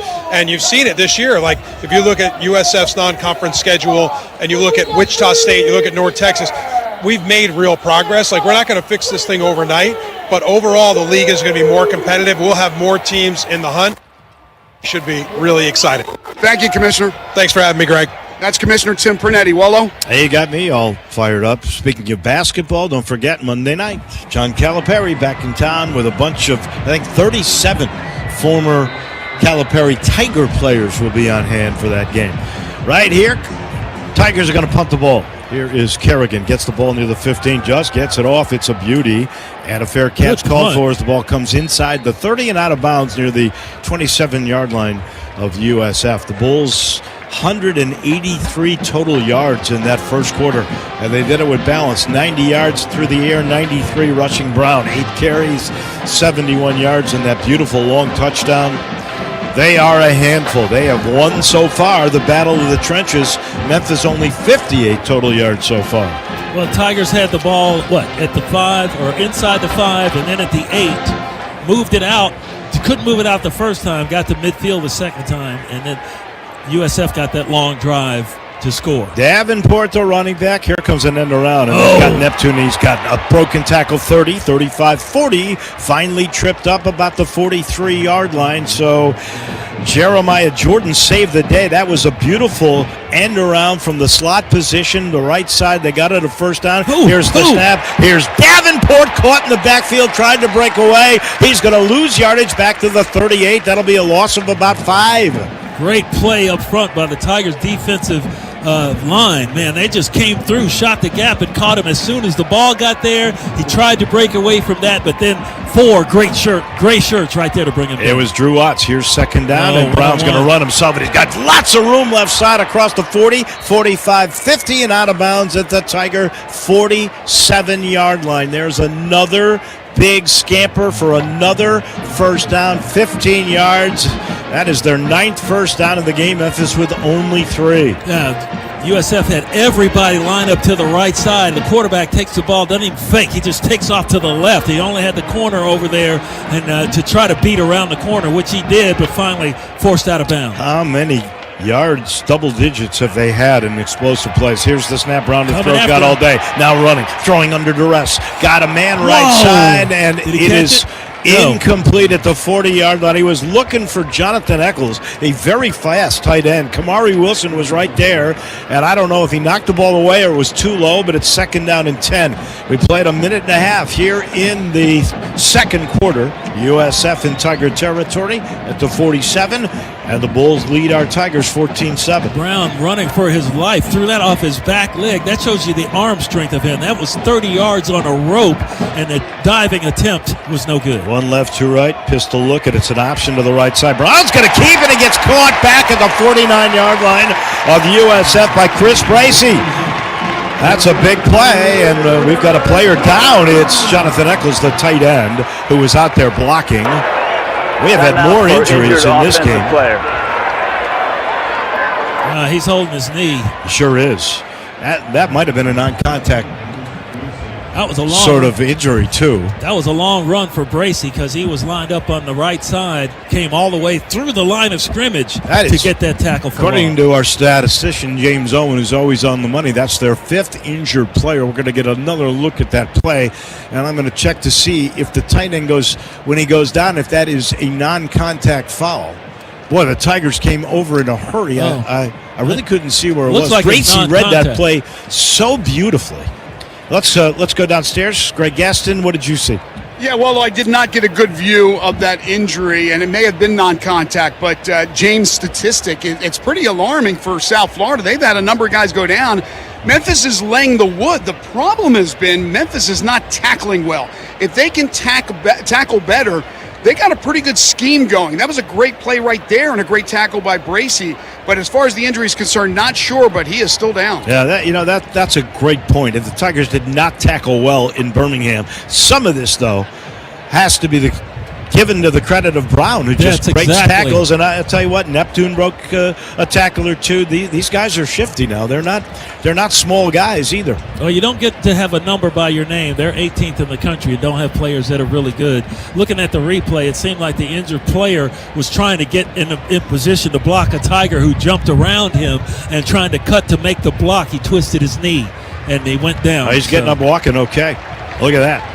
Oh, that's good for them. But that is their 5th guy that's gotten injured in the game. Yeah, he was trying to block one of the Tigers linebackers. He couldn't get there, and when he tried to twist to get to him, he twisted his knee. There's a big 3rd down. They're 5 of 6 in the game. That was a great rush by Bracey, who literally ran 50 yards to get to the quarterback through the line of scrimmage and got to him. They load up the left side. 4 receivers there, 1 right side. Empty backfield for Brown. Davenport's a running back, but he's a slot receiver here. Tigers rush 3. Here's the snap. Bubble screen, left side. Caught. 50, 45. It's shy of the first down. Knocked down near the Tiger 40-yard line. So it will set up a 4th down, and let's see if they go for it here. Looks like they're going to go for it. He got a couple extra yards because he fell on top of one of the Tiger tacklers and rolled a little bit before he finally hit the ground. They are 8 of 12 on 4th down. This is 4th and 3. Left hash at the 40. Tigers load the box. 2 receivers, right, 1 left. Brown's going to throw. Here's back shoulder, left side. Incomplete. The Tigers will get the ball in good field position. They could have trapped the Tigers in deep. They were looking for Jeremiah Koger, who's already caught a couple of balls in this game, but that throw back shoulder was not accurate. There was a little pressure on Brown, and the Tigers are going to get the ball at their own 40-yard line, down 1 touchdown. Made in America. That means something to Toyota. That's why they've invested over $49 billion, and currently they build 13 different vehicles right here in the USA. Test drive one today at your Memphis area Toyota dealers. Toyota, let's go places. We're back at the sim in a minute. 12:37 to go, first half. USF with the lead, 14-7. The Tigers with the ball at their own 40. When we come back on the First Horizon Radio Network from Learfield. This time of year, it's all or nothing, and Toyota's got all you need during Toyota Truck Month. Now through November 3rd, get 1.75 APR financing or $3,000 customer cash on a powerful new 25 Tundra. Excludes TRD Pro. Or lease a 25 Tundra SR Crew Max for $409 a month for 36 months with $39.99 due at signing. With approved credit through TFS, tax, title, and license extra. Call 1-888-36-TOYOTA for details or go to Toyota.com. Toyota, let's go places. Event Rentals by Hicks is celebrating over 30 years of service and is an official partner of the Memphis Tigers and Tiger Sports Properties. Event Rentals by Hicks can meet all of your party rental needs. Visit their website at hicksconventions.com or give them a call at 901-272-1171. That's 901-272-1171 or online at hicksconventions.com. Event Rentals by Hicks, serving the Mid-South since 1986. We got a game here at Simmons Bank Liberty Stadium, 14-7 USF, 12:37 to go, second quarter. The Tigers with the football. at their own 40-yard line, first down and 10. Brought to you by Corky's. See why Corky's has been voted the #1 barbecue joint in Memphis at any of their 4 locations across the Mid-South. Corky's Barbecue is Memphis Barbecue. Let's go downstairs. Greg Gaston, what's the update on Mr. William Whitlow? Yeah, so Whitlow wasn't in on that last defensive series, but he has his helmet on. I walked by him. I gave him the look. He gave me the thumbs up. We may see him, maybe not the rest of this first half, but the way they worked on him and the fact he has his helmet back on, I'm going to think that we're going to see him at least in the second half. Yeah, it's a big miss if they can't have him out there. Byron Brown is very, very difficult to tackle. A lot of the missed tackles is due to the greatness of one Byron Brown, who could just make anybody miss. The only ones that have been able to get him on the ground with any kind of success was Miami, who at that time was ranked 2nd in the nation, so at Miami. So this guy's really good. But now the Tigers have a chance to get going. The question is, can Brendan Lewis run the ball? We've seen him throw, but a major part of the Tigers' offense is him running, and he hasn't really attempted to run today. DeWozier is going to try to run. He's the running back at the moment. Time of possession, 11:13 to 6:10. Normally the Tigers are plus 3.5 minutes, and South Florida minus 8 minutes, and it's been flipped here. Here's Cluse starts to go in motion. Now he's an H-back on the right side. 2 left, 1 on the right side. Here's the snap. Lewis to throw. He's not run yet in this game. Here's a comebacker that might have got tipped at the line of scrimmage, incomplete at the 45-yard line. Had a man open, too. I don't know. It was a comeback route. He was open.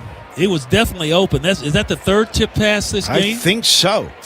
And Lewis not short now. He's 6'3", so they're getting their hands up, the defensive line for USF. 2nd and 10 at the 40. Twins on either side. DeWozier to the left of Lewis. Here's the snap. He's throwing, and a little comeback route, which is caught, and a first down across the 50-yard line into USF territory, out of bounds at the 48-yard line. That was a nice catch by, guess who? Cortez Braham, his 30th catch this year. He's the Tigers' best.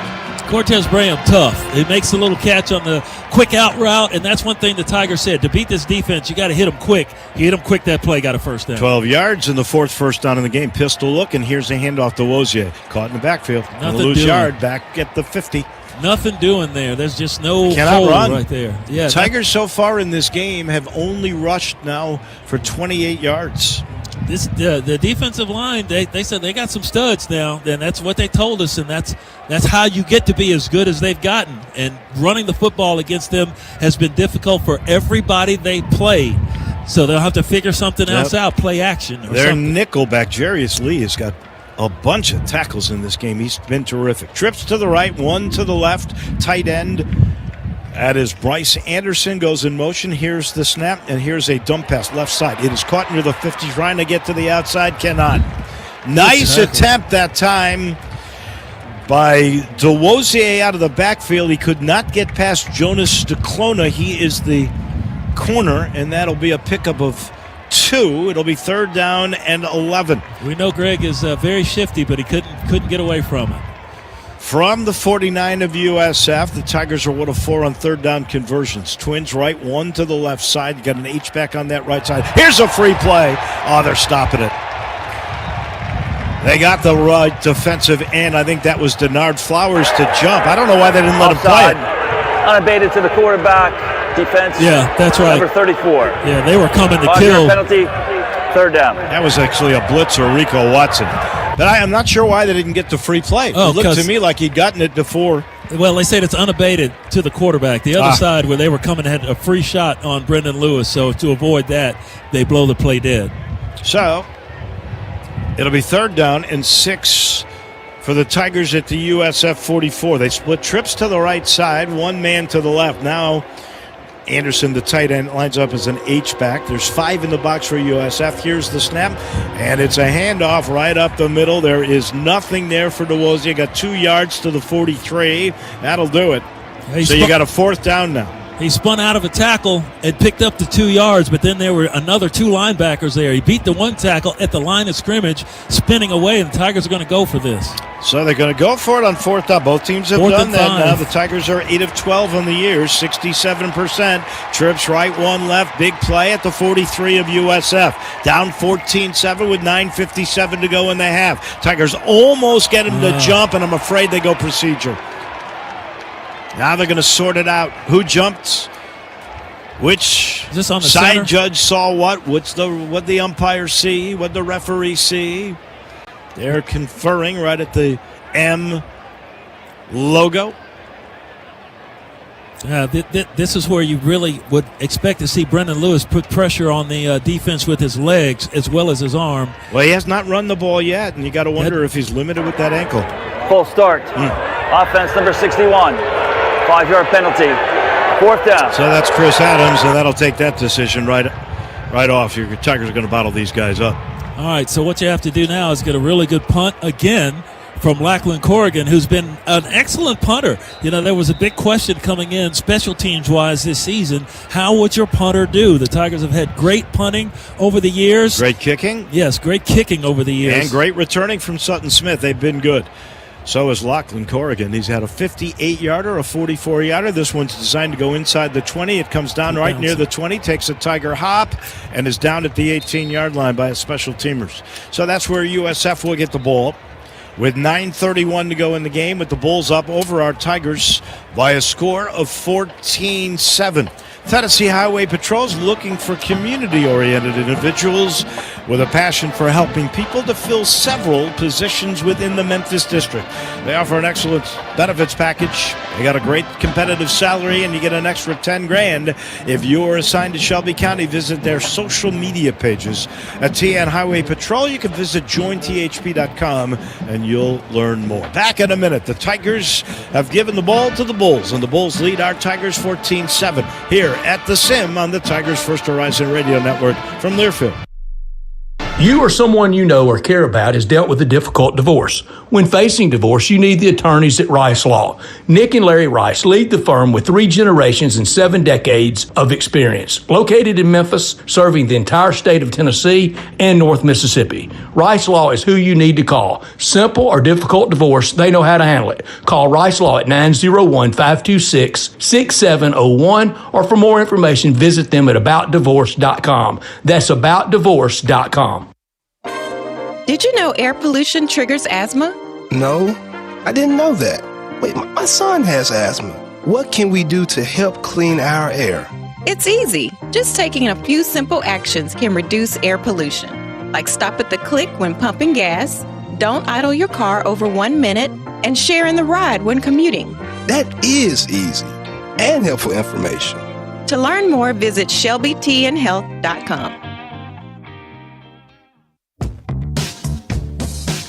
Welcome back here in Memphis, Simmons Bank Liberty Stadium. The Tigers and the Bulls in a good one. It's a defensive effort so far. 14-7 South Florida. They got the ball 1st and 10 at their own 19-yard line. We thought we'd see a lot of offense, Greg Gaston. We're seeing defense. The Tigers struggling against the South Florida maybe underrated D. Isn't that crazy how things work out? Now, there's a long way to go, and we still may get that shootout. The game started out like it was going to be a shootout. But Memphis, they just cannot have these empty possessions. That's 4 punts in their 5 possessions. Had a great first drive, which resulted in a touchdown after the turnover. They took advantage of it.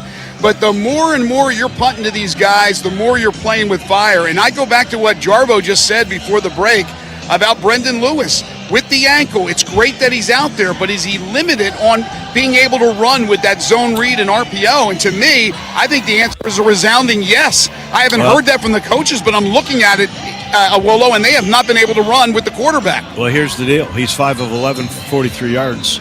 He has 1 carry for -9. Really, that was a sack. Yeah, it was a sack. Would you, Jarvo, consider quarterback change?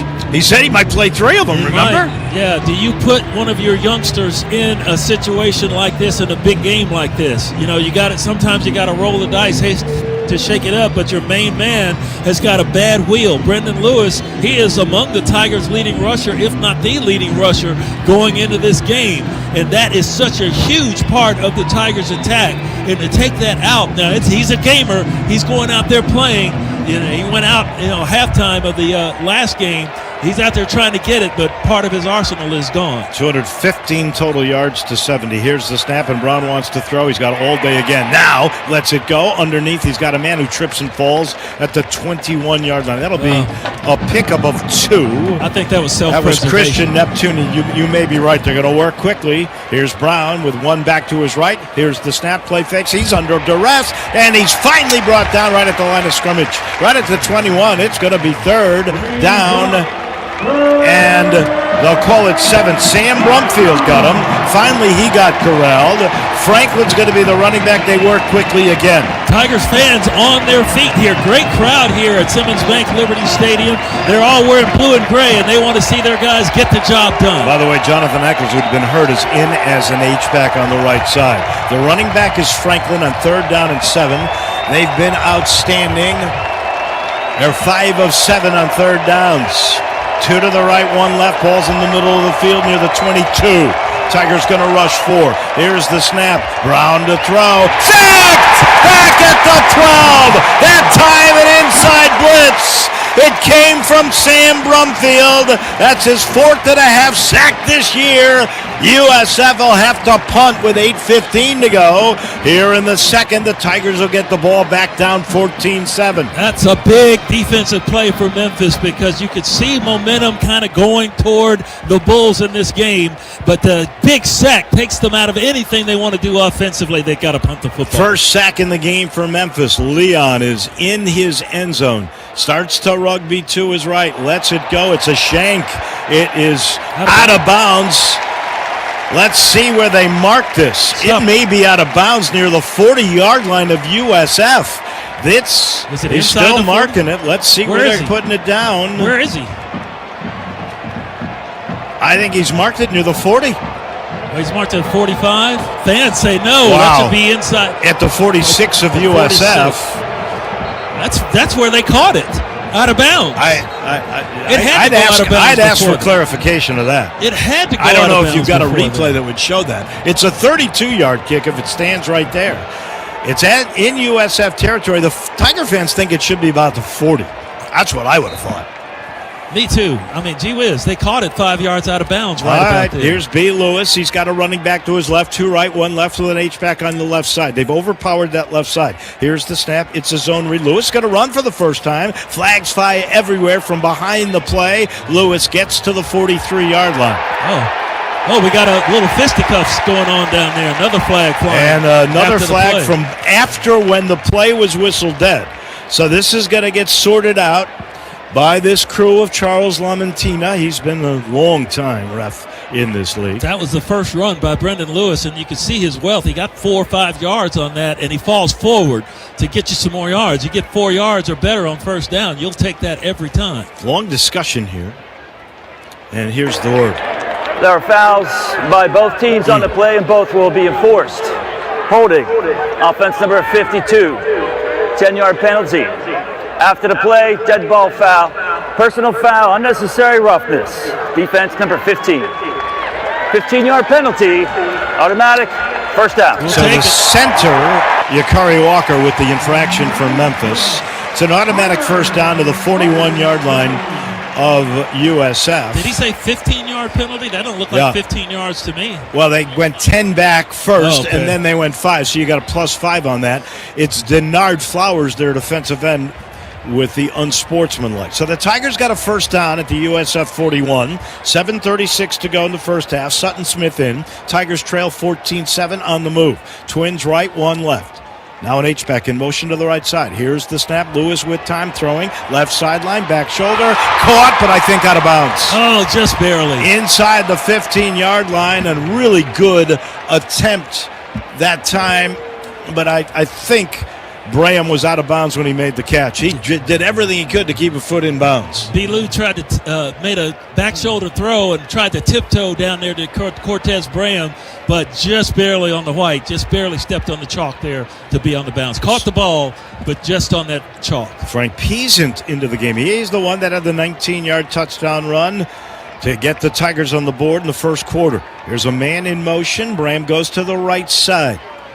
Peasant to the right of Lewis, taking his time. Here's the snap, zone read. Lewis faked. He's going to throw. He's got time. Throwing. End zone. Over the middle. Looking. Incomplete. The intended receiver was close. He had a step on his man, but he couldn't bring it in just a bit too far. Just a bit too far. He had the inside position on the defensive back.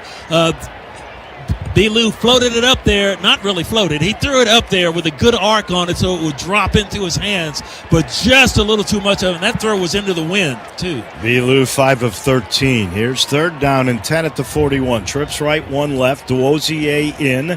This time USF only rushing 3. They got 2 linebackers. Now a third. Close. Now they look like they may blitz. They bring both linebackers up. Here's the snap. Here's the blitz. Lewis under pressure. Throws it underneath, incomplete. Right at the 40-yard line. That was to Duozier, who had snuck out of the backfield, but that wasn't even close. That was big-time pressure by the 2 linebackers, Schuler and Harris. I think the Tigers got to go back to what they told us they were looking at doing in our radio production meeting on Thursday.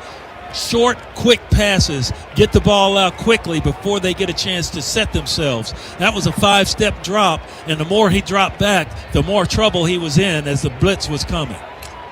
So here is Kerrigan on to punt. He's trying to get this thing inside the 20. Angles it near the left sideline. Fair catch called for right at the 8-yard line, so the Tigers bottle them up. That's where they started when they had a 92-yard drive. That's the 5th punt in 6 possessions for the U of M. 14-7, South Florida with the lead. 7:05 to go here in the first. And USF will get the ball in their own territory at the 8 when we come back. This is Tiger Football on the First Horizon Radio Network from Learfield. Get in the zone, AutoZone. Charlie's battery is struggling to start. Not ideal before the tailgate, so he goes to AutoZone. Welcome to AutoZone, where a friendly AutoZoner tests his battery for free. Looks like he needs a new one, so he gets a Duralast battery. have fun and stay warm. And he makes it to the tailgate early enough to get his favorite spot. Free battery testing and charging. No hassles, just help. Get in the zone, AutoZone. Restrictions apply. Give up gutter cleaning for good. Get protection for your home from storms and long, hot, muggy summers in Memphis with LeafGuard, a proud partner of the Memphis Tigers. No clogging, no cleaning, no leaking, no water damage, perfect fit, pull free. Receive a $50 Visa card with a free in-home estimate and get 75% off installation, plus $200 off. Find out more about the revolutionary LeafGuard system and how it can protect your home by visiting LeafGuard.com or calling 901-546-2200. Welcome back here at Simmons Bank Liberty Stadium. We got the whole crew here. Nice to have everybody. Dave Voloshin, Jarvis Kirk, Greg Gaston down on the sidelines. Danny O'Brien is orchestrating, producing, and engineering. James Owen on the numbers. Jacob Voloshin is spotting. Good to have everybody with us. Brought to you by Kroger. Score big for game day meals at Kroger with savings beyond low prices, including digital coupons worth over $600 each week. Kroger is fresh for everyone. The U of M, 70 total yards, 43 passing, 27 rushing. 19 of that came on that Peasant run in the first possession of the game. 5 punts. They came into the game with only 19. USF's got 210. They've got triple, Jarvis, the amount of yardage Memphis has had, and they've got the ball now with 7:05 to go. Fortunately, despite the one side by the numbers, it's only a 1-touchdown game, 14-7 Bulls. Let's hope the Tigers can keep it that way, and I really do think they need to go. Memphis ought to think about doing the short passing game. Now, we did see Brendan Lewis run the ball finally there, and he got like 5 yards on a run, quarterback keeper. And if he runs the football, it just adds that much more to the Tigers' offense. You keep the sticks moving, you keep USF off the field, plus you get closer to their end zone. So hopefully we'll see that the Tiger defense can do something to stop USF here on this drive. They're starting inside their own 10-yard line. Good punt by Lackland Corrigan. Corrigan's done the job. Last time they were bottled up like this, they went the distance, and Brown was brilliant. You got to corral him.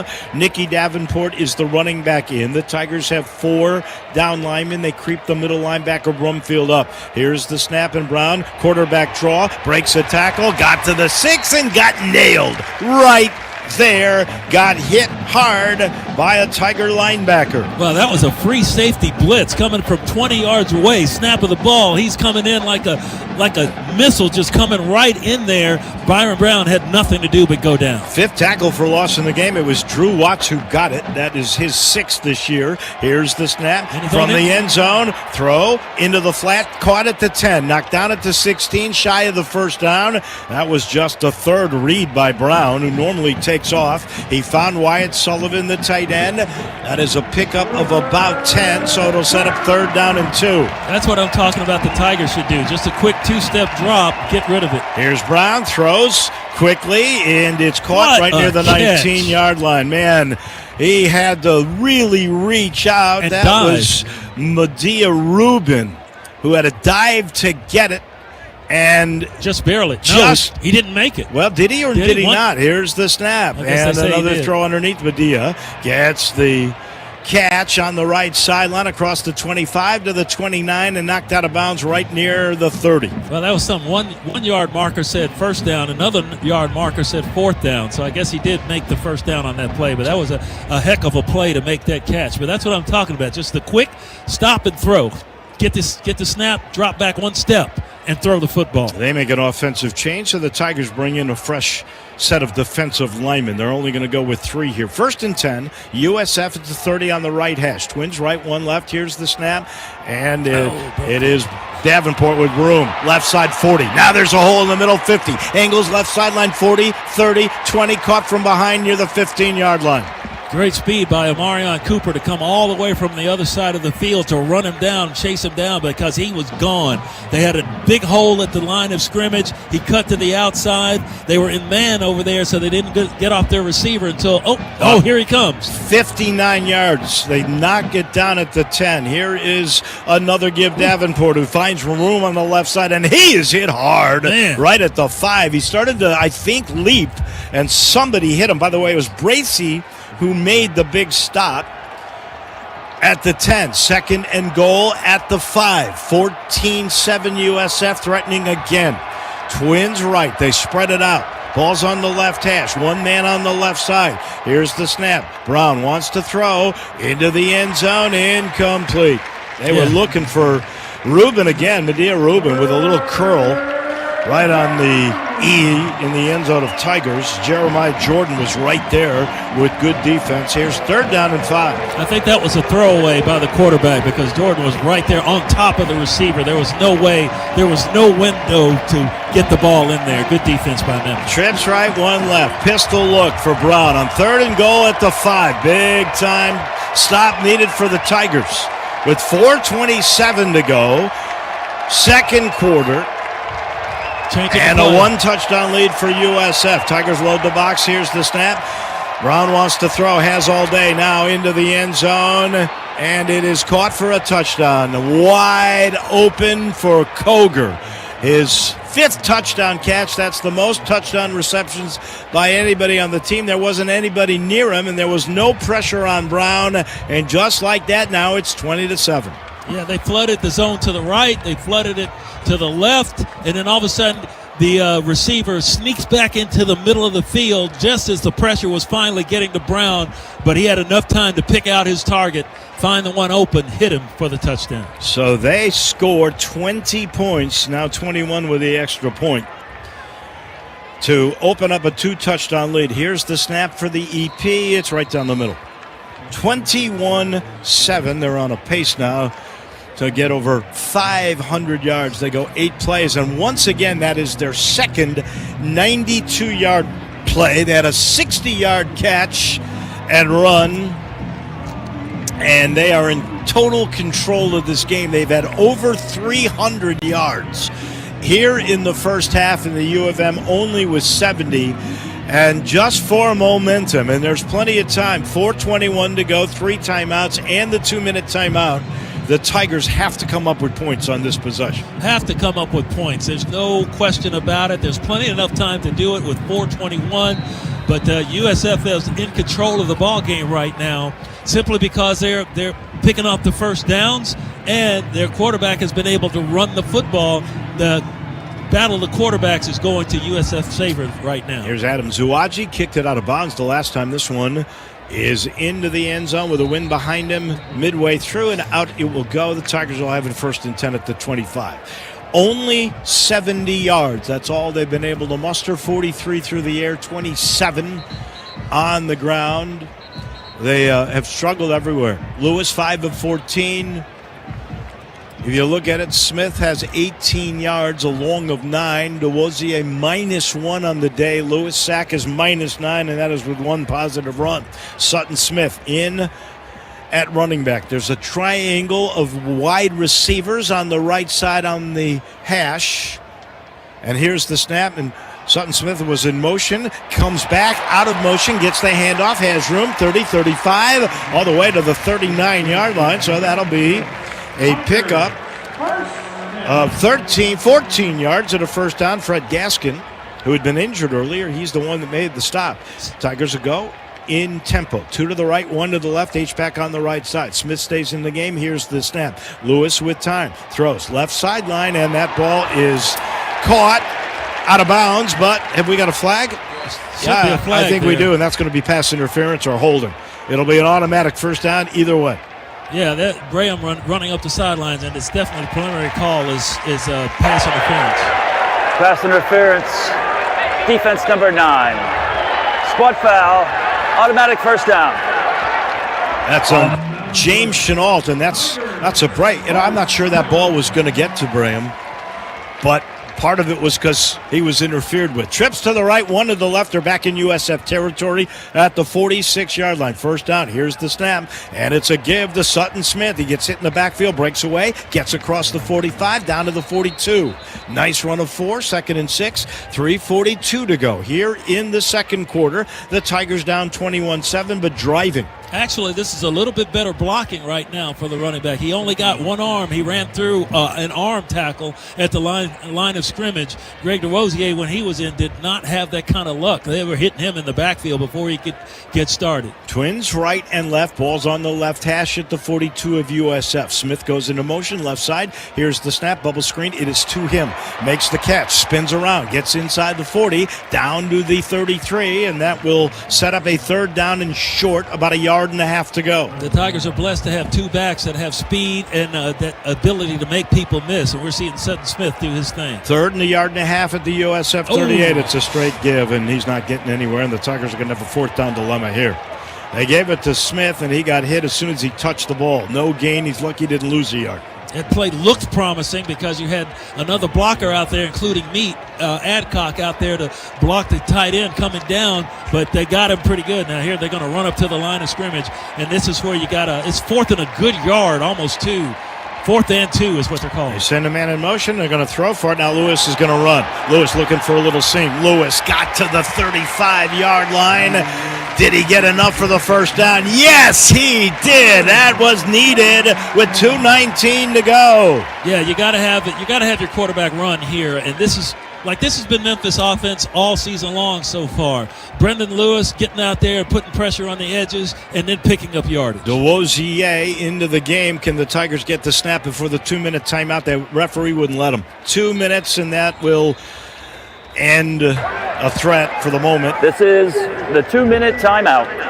So they couldn't get it off. On the field. There was a change of personnel to bring DeWozier in, and USF wouldn't let them get that extra play. So you got 3 timeouts, 2 minutes to go here in the half. You got a first down at the USF 35. You need points. The Tigers trail USF 21-7 here on the First Horizon Radio Network from Learfield. Tiger fans, are you hungry? Grab great food and drinks at these Tiger restaurant partners or use them to cater your next event. Patrick's Neighborhood Bar and Patio, Wild Beet Salad Company, Stack's Kitchen, Rotolo's Craft and Crust, Taziki's Mediterranean Cafe, Char Restaurant, Huey's, Blue City Cafe, Salad Station, Owner's Box, Old Dominic Distillery, and the Arcade Restaurant. Eat and drink local with your Tiger restaurant partners. State Farm agents Therese Wilson, Steve Womack, Michael Wiseman, Colin Vickery, and Joe Seria are on the sidelines this 2025 exciting Tiger football season, looking out for you and your family at home or on the go. These local agents are proud to support your hometown Memphis Tigers. That's State Farm agents Therese Wilson, Steve Womack, Michael Wiseman, Colin Vickery, and Joe Seria on the sidelines here in Memphis to support your Memphis Tigers. If you want the real deal, like a good neighbor, State Farm is there. Tigers trying to get back in it, down 21-7, 2 minutes to go in the first half.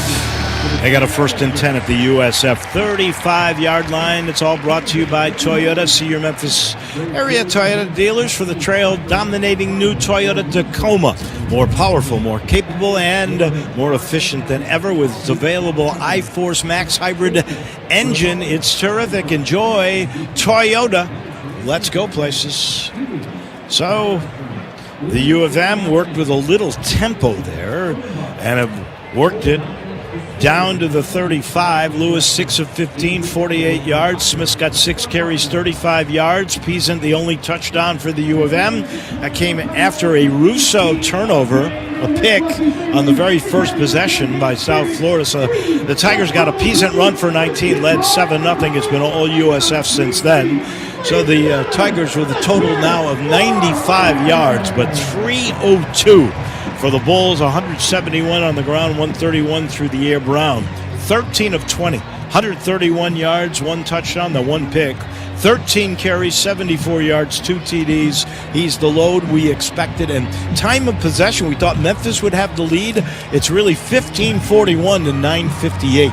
15 and a half minutes to 10. Wow. And in the time of possession, in the way that USF has done their drives, they've got 2 scoring drives with 92 yards.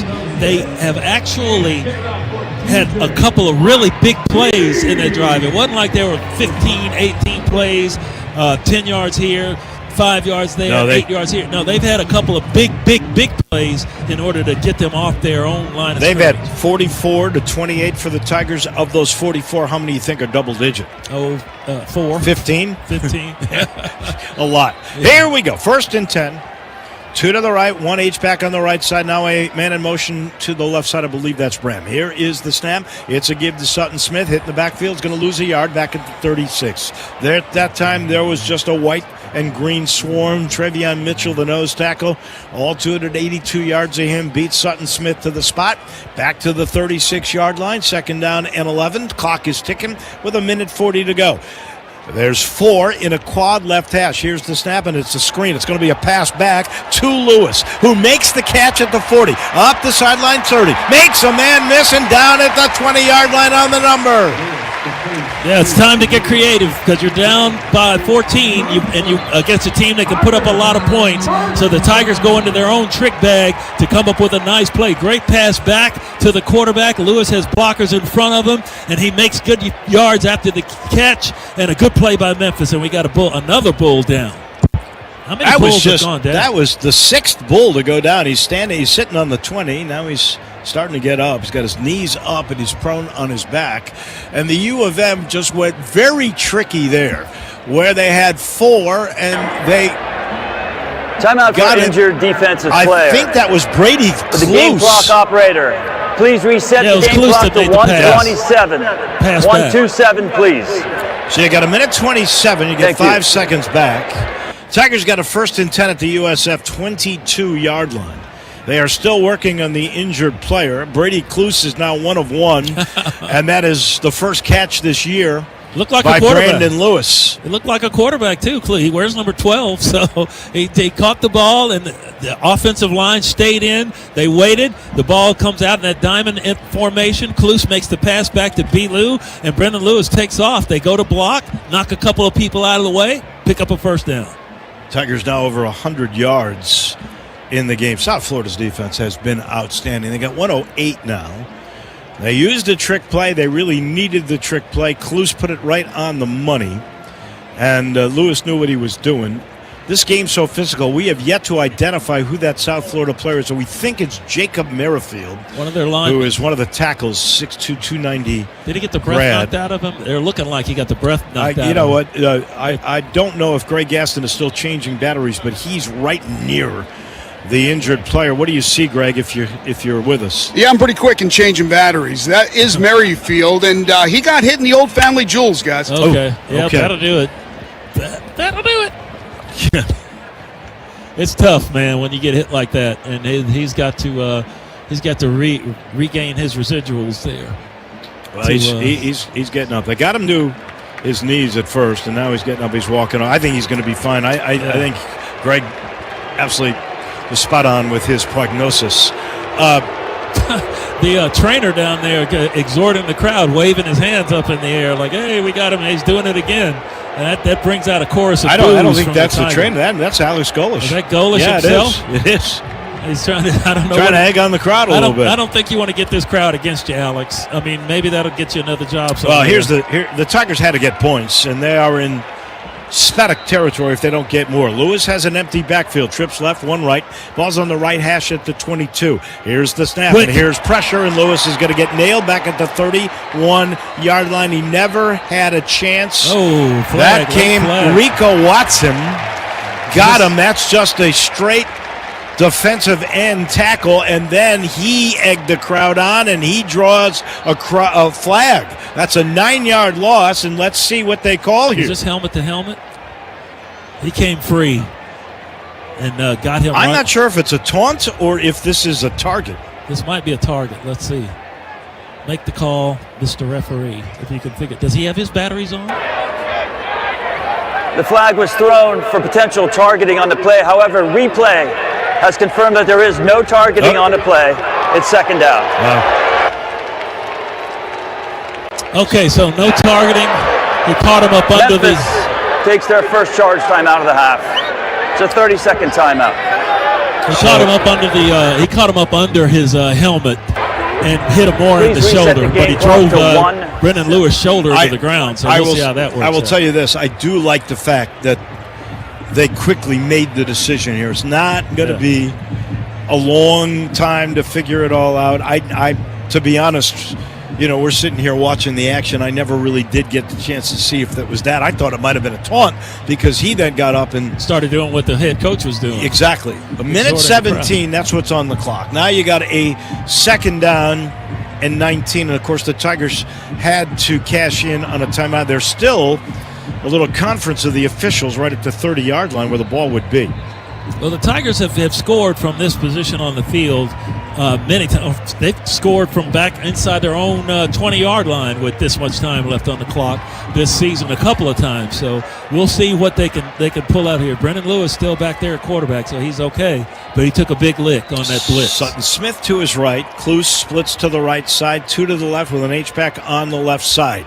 Only 3 rushing, but the linebackers up close for USF. Here's second and long. Lewis has it throwing over the middle. He's got Cluse, and he's got it down to the 18, maybe the 17-yard line. So that'll set up a third down and medium, third down and 5. Big catch and big hit, and he hangs on to the football. Tigers quickly work. They fake to Sutton Smith. Lewis rolls to his right and throws the ball. Gotta be There's got to be a hold call. Yes. There's the late call. They were holding on to Brady Cluse for dear life. He was going to have a touchdown for sure. He got beaten. It'll be first down and 10, and we'll see where they mark it. Yeah, the defensive back has no argument on this. And holding. Defense number 9. Half the distance to the goal. Automatic first down. It'll be first and goal at the 8-yard line. The Tigers need points. 58 seconds remaining in the half. They're down 21-7. Now that was just if you're going to get beat, just grab them, and that's what happened on that play. He had no reason to argue, no right to argue on that. They got 2 timeouts. They can do whatever they want to here. Cluse split to the right side, 1 man left. They got 2 tight ends. one on either side. DeWozier's in. Here is a quick run, and it is going to net you to the 5, and the Tigers will use the second timeout. So they just lined up. Memphis takes their second charge time out of the ran half. the ball. This is the 30-second timeout. Please reset There the wasn't game a clock lot to of room. 53 seconds. They got it to the 5.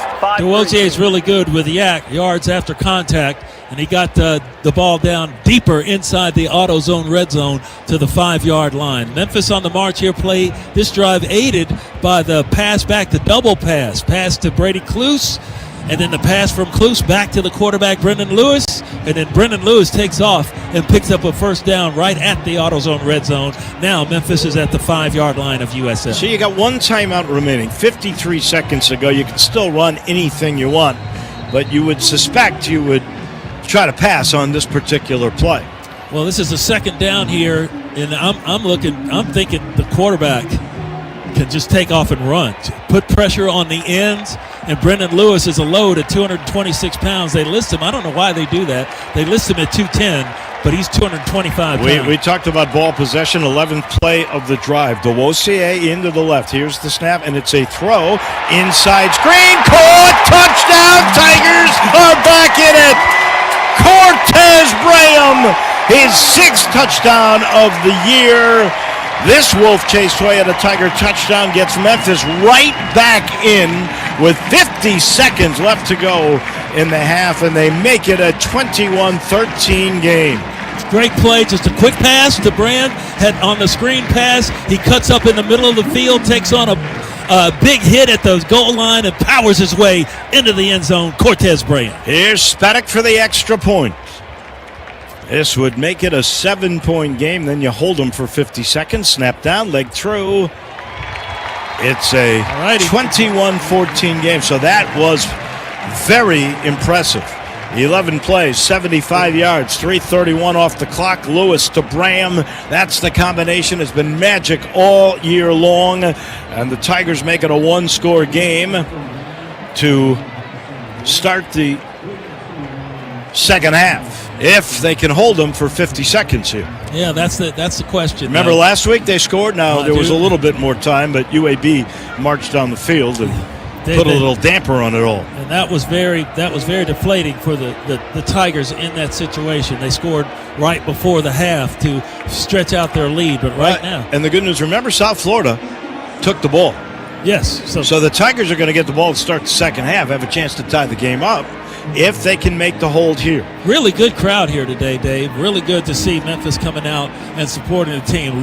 Just a small contingent of USF fans here. Sure does feel like fall, doesn't it? Cloudy, but pleasant conditions. Here's the run-up from Spaddock, and the kick into the wind does not matter. This one is deep, 7 yards into the end zone and out.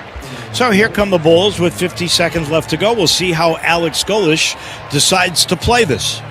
You know, he's a go for broke guy. You know, he's got his quarterback.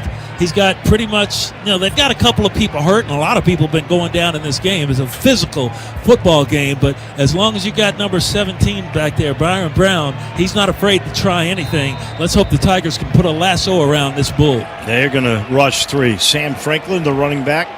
Ball's at the 25 on the right hash. Here's the snap, and Brown wants to throw. They want more. Here's pressure. Here's the sideline pass. Caught at the 40 and out of bounds at the 41-yard line. Brown just picking apart the Tigers. That was Keyshawn Singleton with the catch. It's good for another double-digit 14-yard explosive. They say at the 39. Second down, 44 seconds to go.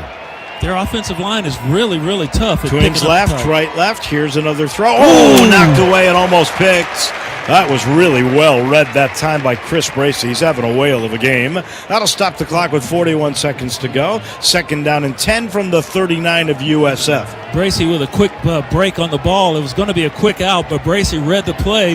That's a gamble you take when you take off on a quick out, but he took the gamble and got his hands on the football, knocked it away. They got 2 timeouts remaining. Second and 10. The Tigers have 5 in the box. Here's the snap. Brown wants to throw. He's got all day. Dumps it off underneath. The man breaks a tackle, breaks 2, and Franklin is finally brought down right at the 45. It'll be third down, and Alex Golish will use his second timeout here in the half. They picked up 6 on that.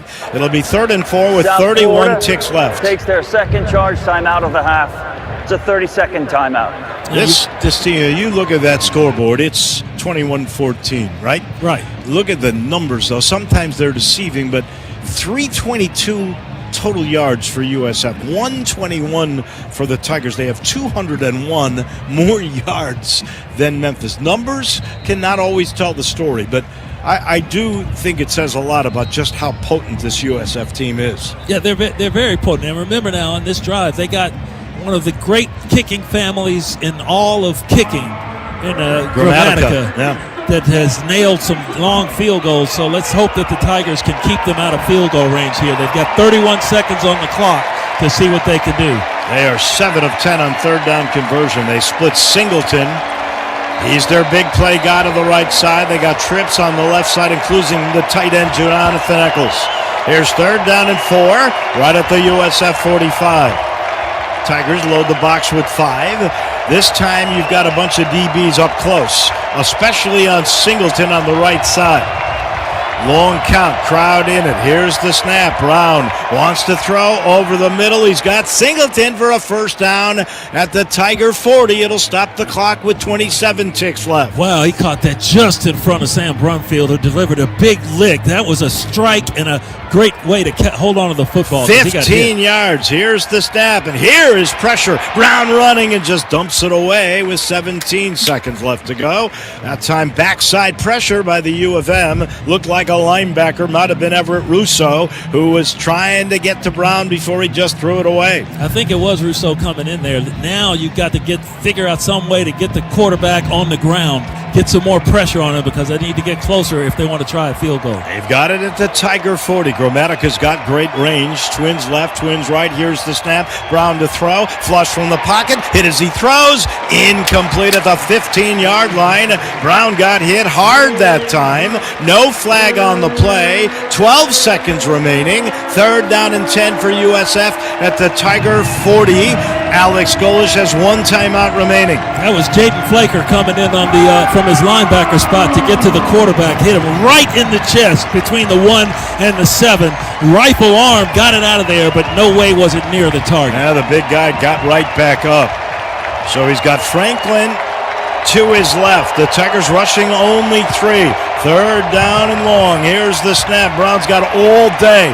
Throwing, left side, has a man for a catch at a first down at the Tiger 28-yard line. Jeremiah Koger curled, came back to the ball, got 12. 5 seconds left to go. Here's the snap under center. Spike in the ball or no? They take a timeout. Final charge, timeout of the half. So this is going to be a 45-yard kick for Grammatica. He found the seam in the zone, the one place that he could throw it, the only place he could throw it, and a great route by that receiver coming up the seam. Man. Looking at all the DBs around him, just got to the point, and before he even turned around, the ball was coming right to his breadbasket.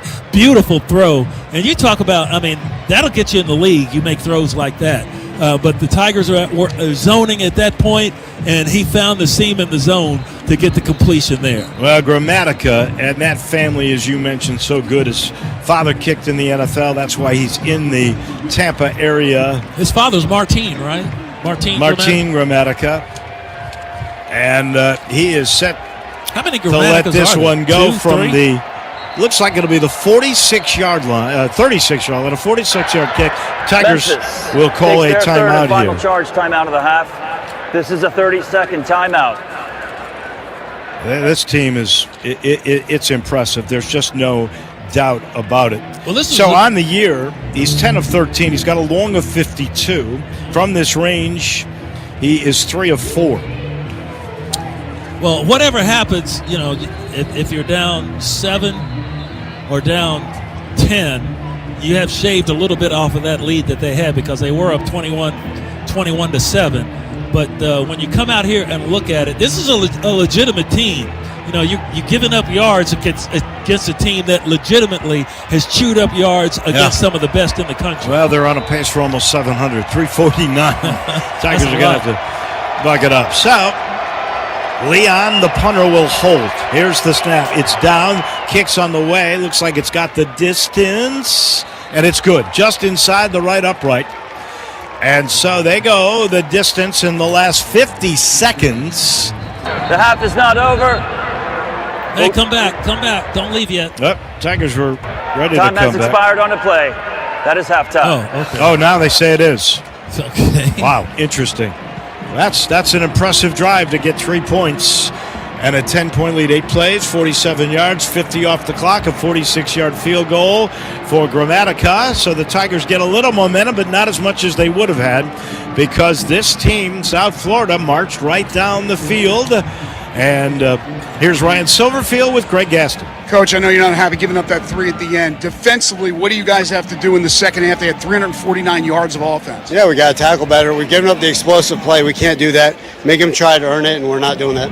You had a great drive to score the touchdown on your last drive of the first half. What did you learn from that drive, and how can the offense be more proficient in the second half? Yeah, I mean, we're obviously not doing a great job picking up the pressure. Obviously, we got to get that fixed and find the way now, maybe allow the offense to get back in sync. Thanks, Coach. Thank you. Don't forget the Tigers will get the football to start the second half. So they have a drive they had to have to get back in the game. They got that.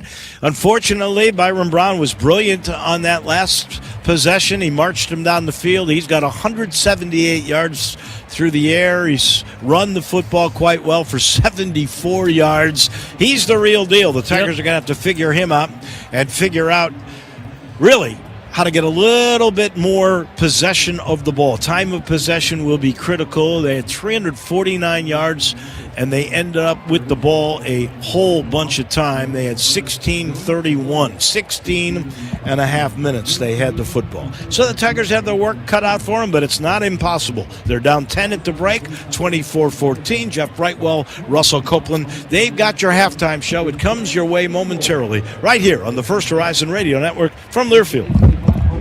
We all make plans for the future, but car accidents, break-ins, and unexpected fires can disrupt those plans. At Shelter Insurance, our agents help design insurance plans that work for you and help protect what matters most. Shelter Insurance. We're your shield. We're your shelter. See Shelter agents Dylan Farrow, Tracy Napier, or Josh Wilson in South Haven today. What if, instead of choosing between a big bank or a small bank, you could choose one bank that's the best of both? That's First Horizon, with big bank reliability and small bank resolve. You get 160 years of financial strength and stability and an enduring commitment to personal service. When the best of big meets the best of small, you get it all. To help you on the road to your horizon. First Horizon Bank. Visit firsthorizon.com/getitall. At Kroger, you never compromise. You get high quality and low prices. Like you never compromise your meal with our spring salad mix, guaranteed fresh. And you never compromise your budget with low prices in every aisle. And you never compromise your appetite with our golden brown bread that's baked fresh in store. And you never compromise your wallet with our low prices. Kroger shoppers never compromise. Kroger. Fresh for everyone.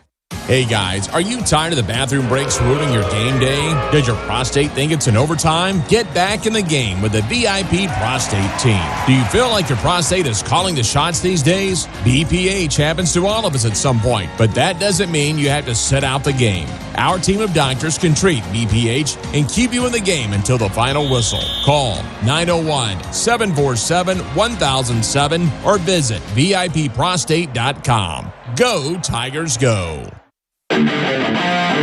Welcome to the Memphis Tigers halftime show. Here's Jeff Brightwell. Well, we're at the half at Simmons Bank Liberty Stadium, and the Tigers trail it by 2 possessions, 24-14 USF. Tiger fans looking to expand your retail brand just across the bridge from Memphis. Marion, Arkansas, booming with opportunity. High traffic, strong demographics, over $137 million in retail demand waiting to be met. Build your next location in Marion, where Memphis meets momentum. Learn more at marionar.org. Well, Russell Copeland, it has been a little bit of a struggle for the Tiger offense so far today. Best drive, that last drive where Memphis was able to go 75 yards. Right now they're doing a pretty good job of bottling up Memphis in the run game, and Brendan Lewis trying to find a way to get him a little bit free, and they've done a nice job covering the Tiger receivers. I think the Tigers have clawed themselves back within 10 points. They get the football back the second half. But I said in the pregame, in order for the Tigers to win the game, they were going to have to win on third down and a time of possession. And when you look at third down percentages, South Florida has 75% conversion rate, and the Tigers have 14%. And you look at the time of possession, Jeff, is 16-31 to 13-29. But offensively, Jeff, I think the biggest deal is when you got Brandon Lewis. I don't know how mobile he is, but they are not picking up the blitz, and I think the blitz has been an issue for the Tigers offense. Not only having trouble picking up the blitz, Russell, we were talking late in that first half where in the trenches right now, let's face it, to be blunt, they're dominating in the trenches, their defensive line, causing a little fewer seams for Sutton and Gregg to get through, and maybe a little tentative we've seen a couple times once they get to the line. I think you knew coming into this football game that this was a defensive front that really led their football team, so running could have been an issue, but you have to look at the short intermediate passing game, and I think, again, going back to the blitz, Brandon Lewis has to be able to pick up the blitz along with the offensive line to be able to get those short intermediate passes. Not a ton of targets so far for Byram, but for what he's done, 4 receivers so far, but multiple catches for each receiver as far as getting 19 targets so far to 4 different receivers. You know, he's been able to try to spread the football around, but it's just been the lack of position on third down. When you're only converting 14%, you're not controlling the line of scrimmage. And on the flip side of that, on the defensive line, they are controlling the defensive line. They're putting pressure on Lewis, and our defensive line is not putting pressure on the opposition's quarterback. Well, we mentioned discipline today. Right now, 5 penalties, 49 yards for USF, 3 penalties for 20 yards so far for the Tigers. Well, you know, penalties hasn't been the issue, but again, the Tigers get the football back and see what kind of adjustments that they can make coming into the second half. But I know getting Brandon Lewis outside of the pocket has not been there. It was a throwback pass to him, and he looked mobile, but they're going to have to find a way to be able to pick up the blitz and convert on third downs. And maybe we'll see a situation in the second half where he's able to get a little bit more loose, or maybe they take a few more chances with Brennan. They may not have wanted to show it early in the first half due to what happened last week in Birmingham. Maybe keep him between the tackles early on and then maybe open it up in the second half. Yes, and be able to move the pocket. And also, Jeff, I think the other difference is explosive plays. The Tigers have not had any explosive plays offensively, and when you look at South Florida, they've been able to come up with those big explosive plays. Again, 24-14 USF at the half. We are back to Simmons Bank Liberty Stadium in just a moment on the First Horizon Tiger Network from Learfield. Spencer here with ATC Fitness. We are pumped up for another great year of Tiger football. ATC Fitness has incredible cardio to offer with individual viewing screens on each machine, as well as multiple big screens throughout the rest of the gym, so you won't miss a bit of the action on those away games. ATC Fitness continues to be the Mid-South's #1 choice for fitness. Join online today at atcfitness.com, the official tanning and fitness provider of the Memphis Palm Squad and Cheer Squad. Exercise your right to look good, and go Tigers. Bartlett Home Furnishings is proud to sponsor Memphis Tigers football this season. They have been family-owned and operated here in Memphis since 1974. They sell the best brands in the industry, including Stickley and Stressless. Go check them out at 2755 Bartlett Boulevard or online at bartletthomefurnishingsmemphis.com. True Blue Tiger supporters, Bartlett Home Furnishings is the only furniture store you'll ever need. Hey Tiger fans, looking for a simple way to enjoy some Chick-fil-A chicken? Download the Chick-fil-A app and order your favorites ahead of time. Not only will you save time, with every qualifying purchase, you'll receive points towards tasty rewards. Download the Chick-fil-A app today and spend less time ordering and more time enjoying. Go Tigers, go!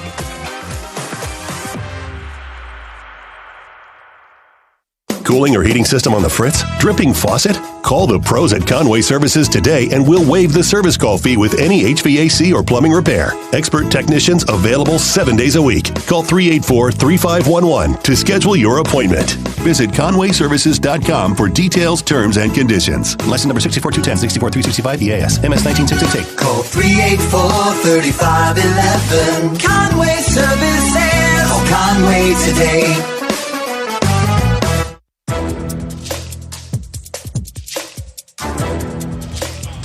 This copyrighted broadcast is an exclusive presentation of Learfield under the broadcasting rights granted by the University of Memphis. Reuse of this presentation is prohibited without the expressed written consent of the university and Learfield. Announcers are provided by Learfield and approved by the university. 24-14 USF at the half over the Memphis Tigers. Guys, you're tired of the bathroom breaks, ruining your game day. Does your prostate think it's an overtime? Get back to the game with the VIP prostate team.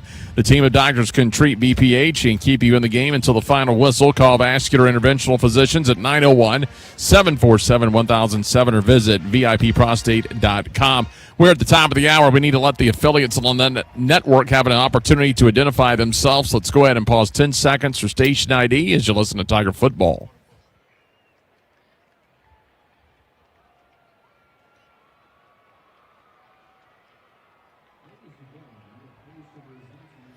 Well, we are at the half, and again, USF leads at 24-14 at the half. Right now, it's the only American Conference game underway in the league, and there's not a lot of conference games to be played today. As we take a look, last night, North Texas opened it up over 600 yards of offense to beat Charlotte 54-20.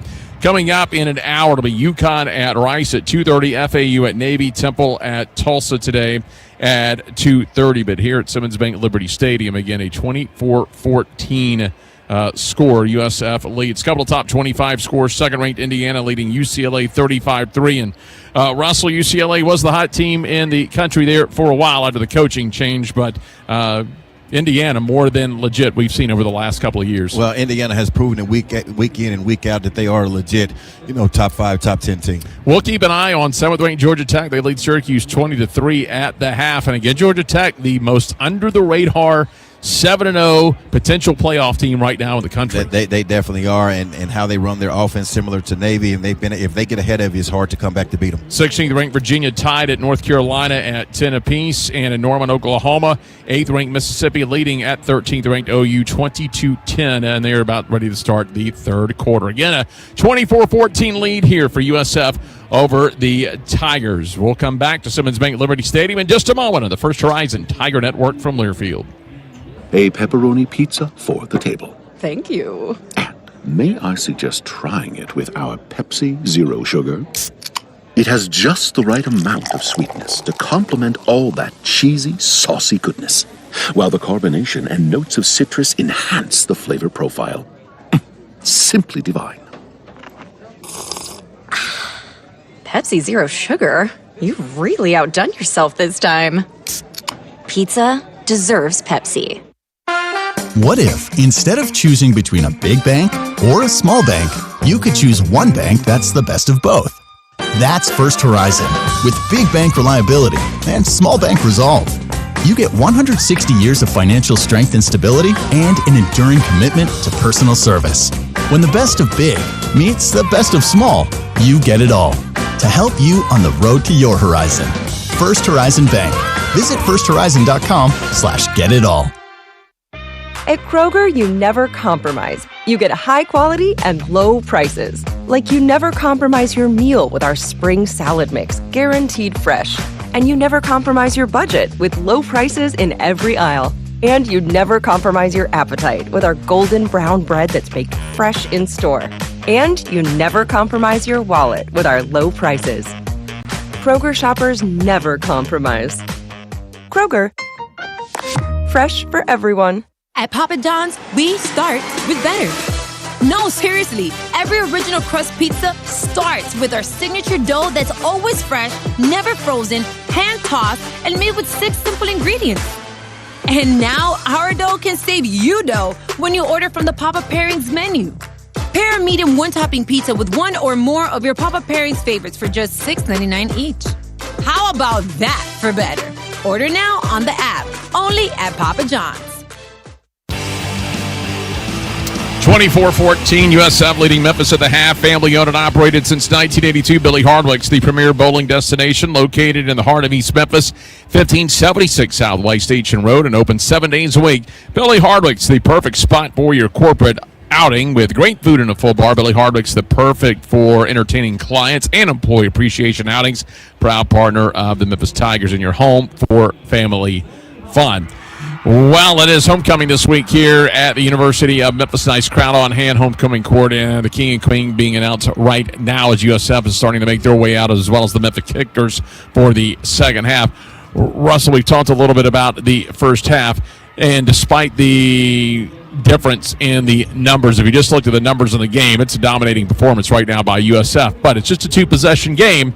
Arkansas was an 11-point game at the half, so you have rallied from this deficit before this year. Yes, but the Tigers do get the football back, Jeff. I think in previous games, Brendan Lewis has been able to exploit the blitz by running the football. The fire blitz, the zone blitz has been giving him trouble. Now you come in for the second half, be able to see who's blitzing off the slot, be able to pick those up and get together some momentum and put together a drive. But I think the Tigers have to put together a drive here. Like you said, they're only down 10. You got a 75-yard drive late to get that touchdown. At that point, you pulled it within 7 before they got the field goal to make it a 10-point game. Got to keep that momentum. Points, whether it's a field goal or a touchdown, are going to be really big on this first drive for Memphis. Yes, offensively, if you do not score, you want to be able to flip the field. But I think on the defensive side, defensively, we have to find a way to get pressure on the opposition's quarterback. I think he's had a lot of time to be able to throw the football, and that's been the difference where it has, equated to explosive plays. Last 2 weeks, special teams have been big on both sides. A week ago, Tigers were on a kickoff back to tie it up. Unfortunately, here today, kind of a botch play on a fair catch, dropped it. That created what potentially could have been a 95-yard drive. It was a 95-yard field. The Tigers couldn't get out of the end zone. Yeah, and it's just Sutton Smith. We haven't seen any explosive plays by him nor DeWozier. I think that could be the difference in this second half. What do you need to see quickly here in the second half? And, first of all, we have to be able to, get third downs. You have to be able to convert on third downs and control the line of scrimmage offensively, and on the defensive side, you have to get pressure on the opposition's quarterback. Tiger fans, Cooper's is the official post-game party spot for the Tigers. Celebrate every Tiger win at Cooper's in Midtown. Cooper's is the spot to be for the ultimate game day experience with $3 domestic beers, 2 hours before and after every Tiger football game, and TVs in view from every seat. Enjoy a world-famous burger while listening to live music after the game. Hang out one of the best patios in town. Cooper's proud supporter of Tiger football. Again, Russell and I will have the post-game day. We'll visit with the coach and some players. Russell will break down today's game. We'll take texts and calls with the Papa John's delivery hotline and update you on the scoreboard as well. We'll take our final timeout. We come back. Dave Woloshin, Jarvis Greer, Greg Gaston take you through the second half as USF leads Memphis 24-14 on the First Horizon Tiger Network from Learfield. Hey everybody, this is Coach Penny Hardaway. Memphis is home to the greatest barbecue and basketball fans in America. I know a thing or two about both, but I want legendary slow-smoked hickory barbecue ribs, lean pulled pork, and by the way, the best hand-breaded farm-raised Delta catfish. I will bring my family into Corky's. If I'm in a hurry and got to get back to the family, friends, or team, I just zip through the drive-thru. Make sure to always check out the daily specials and tell them Penny sent you. Encore flavor, Corky's barbecue. Trucks belong on the road, not in the shop. That's our priority at Tag Truck Center, keeping your truck on the road because we know at the end of the day, the miles matter. Whether you need reliable parts, quick expert service repairs, or unbeatable truck sales, we have a solution for you. Trust Tag Truck Center to keep your truck where it belongs, on the road. Visit our Memphis dealership today at 4450 American Way or call us at 901-345-5633 for parts, service, and sales that keep you moving. Have a home improvement project but missing the tools you need to pull it off? Whether it's updating a bathroom, building a man cave or she shed, or installing a new garden. At Sunbelt Rentals, we have thousands of tools for rent to help you turn your DIY vision into reality. And with our new curbside service, you can order online and safely pick it up at a nearby location. Visit sunbeltrentals.com to reserve the right tools for your project today. Tiger fans go. Now, with the call of the second half, here's the voice of the Tigers, Dave Woloshin. We got a game. Momentum kind of snatched by the U of M at the end of the first half, but you got to give Brown and Nico Gramatica, who hit a 46-yarder, credit. They used their last 56 seconds, all their timeouts, and at the buzzer got a field goal to make it a 10-point game instead of a 7-point game because the Tigers get the ball to start the second half and could have tied the game up. Now it's a two-possession game. The Tigers, when you look at these numbers, they had 17 less plays. They had over 200 less yards. They had the ball 3 minutes less. They're going to have long drives like we thought. They have got to pick up the blitzes that have plagued Lewis, and they've got to get more pressure on Byron Brown. I'm not sure. I'm going to have James Owen, when he gets back in here, tell me how many double-digit yard plays, how many explosives of more than 10 they had out of their 51 plays. They had 51 plays, Jarvis. And the biggest difference, they are 9 of 12 on third down, while the Tigers are just 1 and 7. 1 of 7 on third down. That would mean like, wow, how are the Tigers still in this game? Well, we'll see. Second half underway. Here's Adam Zuaji's kick. It backs up Sutton Smith into the end zone. He lets it go over his head, and it will roll out of the end zone. Tigers are going to go left to right in the blue and gray.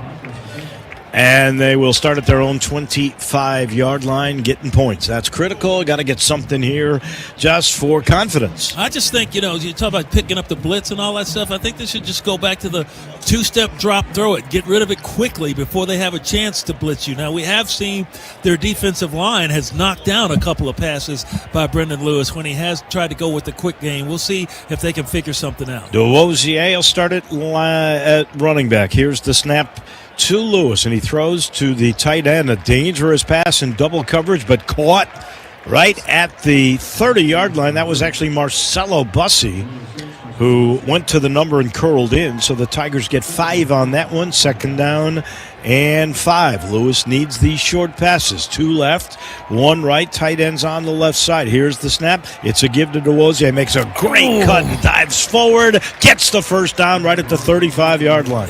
Oh, no. The far sideline judge gave it to him.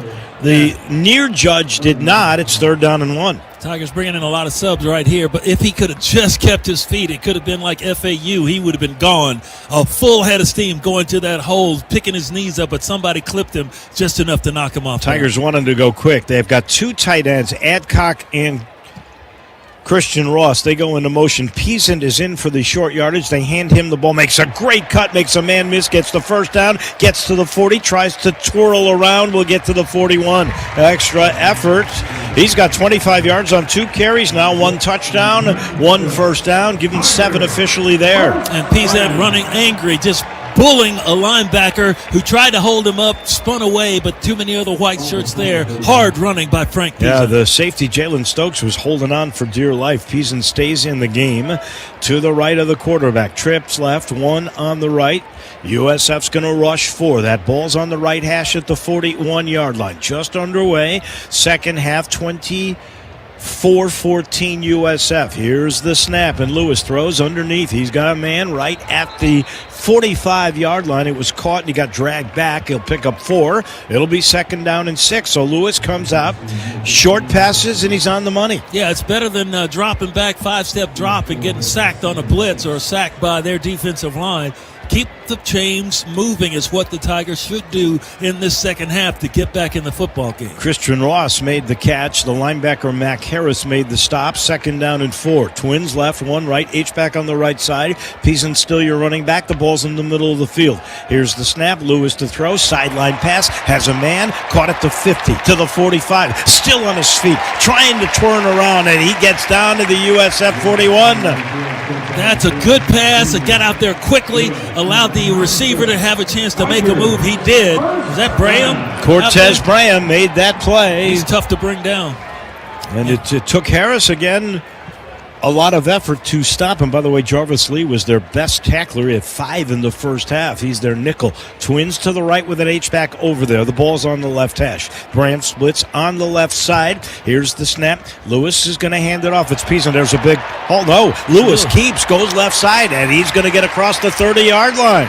Now, that's what we say. That's a part of the Tigers' offense that we haven't seen in this game up until toward the end of the first half. And on that last drive that they got the touchdown is the quarterback running the football.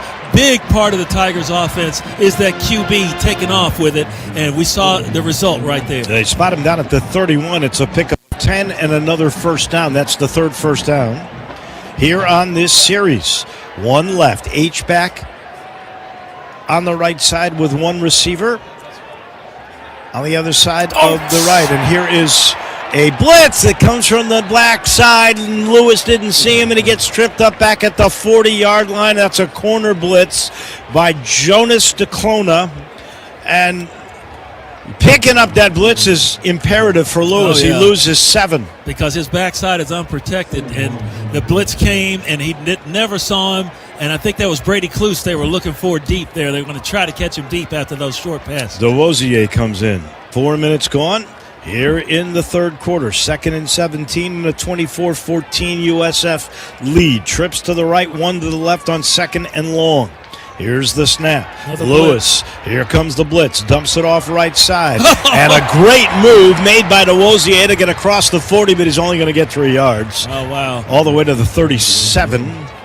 DeWosier made 2 guys miss. They had him dead to rights. He faked one way, faked the other, and then split them both, and they're both grabbing air. DeWosier, if he could just get enough of a little bit of daylight, he would be gone. But he made 2 guys look silly on that play. He only got 1, so 3rd and 16. The Tigers 2 of 8 on third down conversions. 2 left, 1 right.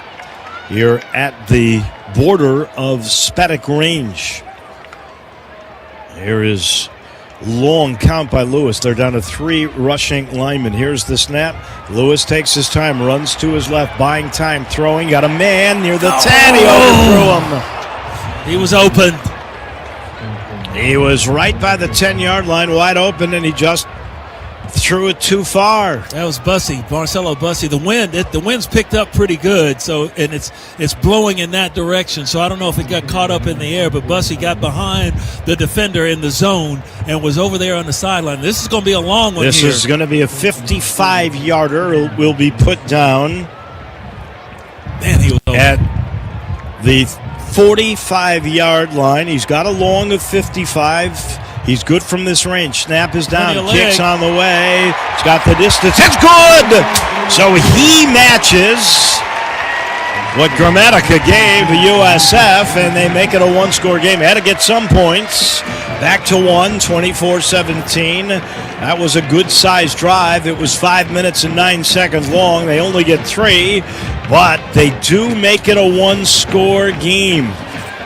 That's an excellent kick. Spetic, really, he kicked a 55-yarder at Georgia State right before the half to give the Tigers a lead going into the locker room, which Memphis ended up running away with that game. But a good kick by Gianni Spetic. 10 plays, 38 yards, 5:09 off the clock. The 55-yarder, matching his career high by Spetic. And the U of M's back in it. SeatGeek makes it easy to find tickets so you can be a part of all the action all year long, whether you're buying or selling football tickets. SeatGeek is the official ticket marketplace for Tiger football. Back in a minute, USF's turn with the ball. It's 9:51 to go in the third and 24-17 here in Memphis on the First Horizon Radio Network from Learfield. Flavor's got a sound. It shakes, it quakes. Crispy tender so loud. Wingstop heavyweights. Lemon pepper, hot honey, 12 flavors to taste. New crispy tenders. No need to wait. Bring the flavor. Wingstop. Round here, it's all or nothing. And Toyota's got more all-wheel drive choices than anybody. Now through November 3rd, get 4.75 APR financing on remaining new 25 Corolla gas models. Excludes GR and Corolla Cross. Or lease a gas-powered 26 Corolla LE for $209 a month for 36 months with $36.99 due at signing. With approved credit through TFS. Tax, title, and license extra. Call 1-888-36-TOYOTA for details or go to Toyota.com. Toyota, let's go places. Flavor's got a sound. It shakes, it quakes. Crispy tender so loud. Wingstop heavyweights. Lemon pepper, hot honey, 12 flavors to taste. New crispy tenders. No need to wait. Bring the flavor. Wingstop. Tigers hanging in a much-needed drive to get 3 to make it a one-score game, 24-17. Plenty of time left in this one, 9:51 to go here in the third. Can the Tiger defense make a stop? We know one thing, both these kickers are really good. And Greg, you saw that Spetic had the distance measured perfectly when he let this thing go. Look, they got the win, and Jarvo pointed that out. It is really starting to blow here. They got the win in the third quarter, so you want to take advantage of it. Obviously, they would have loved to turn that into 7, but Spetic from 55, keeping it low, The only problem is you got to deal with a possible blocked kick, but he kept it low. He got a lot of power out of that leg, and he drilled it easily right down Broadway. So that was a great kick, and I think that was purposely done to keep it low despite having the wind at his back. That was a great kick and pulls the Tigers to within 7. And Spedic is a big kid now. He's 6'3", about 230 pounds, so he's got the beef to get it out there, where Grammatica is like what you think Grammatica could be. He's a little dude, but he's got a lot of power in that leg. If you've seen the kicking Grammatica family, Tigers bat, boy, would it have been nice if they could have spotted Bussy on that deep pass there. But the Tigers set that up by going short and moving the chains and getting the ball down the field. Hopefully they can get USF off the field and then do that same thing next time Memphis gets the football. Almost 31,000, 30,940. That's the crowd. Here's the run-up by Spedic, and a fair catch is called for at the 3-yard line. It is corralled by Alvin Isaac. The 5:09 drive by the U of M there was the longest by far in the game. The previous longest was 3:31 on 11 plays. So the U of M used clock and got 3 points. Now they got to figure out a way to stop Byron Brown. Well, like I said, they're going to the short game, which they told us they were going to do. The short game, get it out quick so Brendan Lewis doesn't have to worry about backside pressure or anything like that. And it worked to get him in field goal range. Alvin Isaac, your running back. Brown has a man in motion left side and fakes the end around and runs right up the middle and has a hole across the 30-yard line. They put him down at the 31. So a pickup of 6 just like that. Sam Brumfield, the middle linebacker, makes the stop. But another gouge play, 2nd and 4. Clock's running. They work quickly. Brown hands off on a little delay to Isaac, and the Tigers stop that cold. They got a half yard near the 32. Drew Watts made that play, by the way. Brumfield led with 8 tackles in the first half. Wilson and Bracey, the 2 safeties, made 6 each. Davenport comes in. They're 9 of 12 on 3rd down conversions. They got a 3rd down and 3 at the 32 inside the right hash. Crowd on its feet, exhorting the defense. Let's see what they can come up with. Oh, stop here would go a long way. They send a man in motion to the left side. Here is the snap. Brown under pressure, lets it go, has a man underneath. It's caught by Davenport, breaks the tackle, gets the 1st down across the 40 near the 45. Everett Russo finally brought him down, but man, Byron Brown has just got peripheral vision, sees the pressure, waits to the last second, and finds the open man. Yeah, that was Keyshawn Singleton, who made a great move to come back and get the football. Here's a play fake by Brown, throwing to the far side. Has a man at the 50, caught, knocked down at the Tiger 46. They are surgically going through Memphis. That was Christian Neptune on the catch. It is good for 10. Another double-digit gain. Stopped by Jaden Dennis. They'll work quickly. Twins right, 1 left. Here's the snap. And this is a quarterback run. Left side, easily caught. That time right at the 43-yard line. Marion Cooper read it perfectly. Pick up a 3, though, for Brown. They tried to string that out, but the Tiger defense was ready for it. That was a straight run all the way, and we got another injured Bull on the play. This is Singleton, the wide receiver, and he's on the other side of the field. He is. That's their big guy, Keyshawn Singleton. And I did not see the injury. That'll be the 7th time that we've had an injured Bull in this game. Tigers are striking licks out there now. There's been a couple of times where it's been friendly fire on the Bulls. They knocked themselves out, but Tigers are putting people down. They're coming after it. The fans are getting a little frustrated. They think it might be Bull that the Bulls have had this many injuries, but I tend to think it's legit. Greg Gaston, you're over there. Did you see? Yeah, why would they fake an injury when they had the ball on offense? I mean, there's no reason to do that. They're playing fast. They want to play fast. They don't want to play slow. So I got to think that's a legitimate injury. Now, there was a couple late in the first half. I know the fans were upset about those as well, but I think these are legitimate hits, and I think these are legitimate injuries. I think, like Jarvo said, Memphis is laying the wood in this game. They really have been, in my opinion, slightly more physical team. The problem has been, again, we go back to Byron Brown. He's so elusive. Well, I honestly also think that offensive line has handled the U of M defensive front. As physical as it has gotten, the guy has had all day. He did get sacked one time. I think he ran one time where he got a tackle for loss, but for the most part, the offensive line is winning the battle in the trenches against the Memphis defensive front. See, this is ridiculous right now. I mean, there's no way they want to slow down their offense by having injuries. They just should have replayed And ESPN had the replay up there, and he's trying to wall off the defensive back who's guarding him with his hands, and he's nothing wrong with his leg, and then he stops and looks at his fingers. Now, so you go down and then because your fingers hurt? Yeah, I think that is why the fans had that reaction, to be honest with you. I pulled my finger outside of the socket and ran. Why would you do that on offense? I don't know why, unless you just figure you need a breather. Your quarterback just got hit. I can't tell you. But that did look very fishy. Twins right, 2 to the left, 2 on the right side are in a line. Outside the hash. The ball's on the other hash. Nicky Davenport is your linebacker. Here's a man in motion. Here's the snap. And once again, it's the quarterback breaking 3 tackles, getting the first down, coming to the near sideline, doing a pirouette and going out of bounds at the 30-yard line. Another double-digit play, another first down. 14 yards there.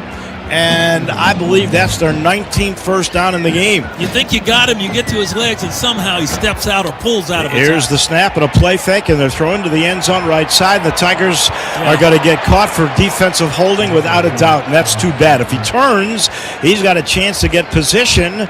They were going for that outside. I think it was Singleton. And that time the Memphis corner, Shannon Blair, was holding on. Yeah, he was out there, and I wonder, was that a setup where he's going down like he's hurt, and I'm hurt, I can't do anything. Then he takes off on one-on-one coverage. Blair was out there. If he gets his head turned around, he can make a play on that football because he was in good position too, but he never got his head turned around. So they got a 1st and 10 at the 14-yard line. 7:20 to go here in the third. 24-17 USF looking for more. They got a pistol look this time. 4 in the box for the Tigers. Now 3. A linebacker drifts out. Now another linebacker drops in. 2 right, 1 left. Ball's on the left hash. Brown takes his time. Finally the snap. Quarterback draw right up the middle and pounds his way to the 11. So he'll get 3 yards on that. 2nd down and 7. He's kind of like a road grader, and he moves that pile when he goes in there. The Tigers had that well defended, but he moves the pile just another yard or 2 just because he's so big and strong. Well, they said that knee went down at the 12. It'll be 2nd down and 8. You know, you would think he'd get worn down. He's wearing the Tigers down. He's done this all year. This is what he is, so this is what he is. Here's the snap, and this time a play fake, and they're throwing into the end zone too high. Welcome. He was looking for that tight end, Eccles again, and the U of M was all over that play with excellent coverage. It'll be 3rd down and 8 at the 12. Hold them to a field goal. It's a win. But it'd be good to get a turnover here if you could. But this defense, whatever you can come up with to stymie the quarterback, because he is so good on 3rd downs and being elusive and breaking free. By the way, Cooper had great coverage there. So here's 3rd down. Tight end goes in motion. He's an H-back now on the left side. Here's the snap. Brown fakes right, throws inside screen. Caught by the tight end, and he's tripped up at the 8-yard line. So it'll be 4th down. Excellent defense by the Tigers, not fooled by the movement on the inside screen. And it'll be 4th down and 3 at the 7. They're going to go for it, or will they take the Grammatica points? Well, that's even better defense because they had the blitz coming on the quarterback, making it back up and throw it off his back foot, and which leaves a hole over the middle of the field. They got the completion, but that's about all they got. They want to go for it. This is the knockout punch. They bring in an extra wide receiver. Josh Porter comes into the game, a sophomore. They have 4 on the numbers on the left side. Listen to the crowd. Everybody breaks. And they got an empty backfield, and Brown, you got to account for him. Here's the snap. They play fake and sweep. They throw underneath. Incomplete! So the Tigers are going to get the ball over on downs. Alex Golish went for a knockout, and the Tigers now get it back with a chance to tie the game. Great defensive pressure. The linebacker had the quarterback all the way. He took off. He wasn't worried about any kind of fake. He made the quarterback throw the ball just a little bit off from the receiver. It was at his knees. He couldn't pull it in, got hit.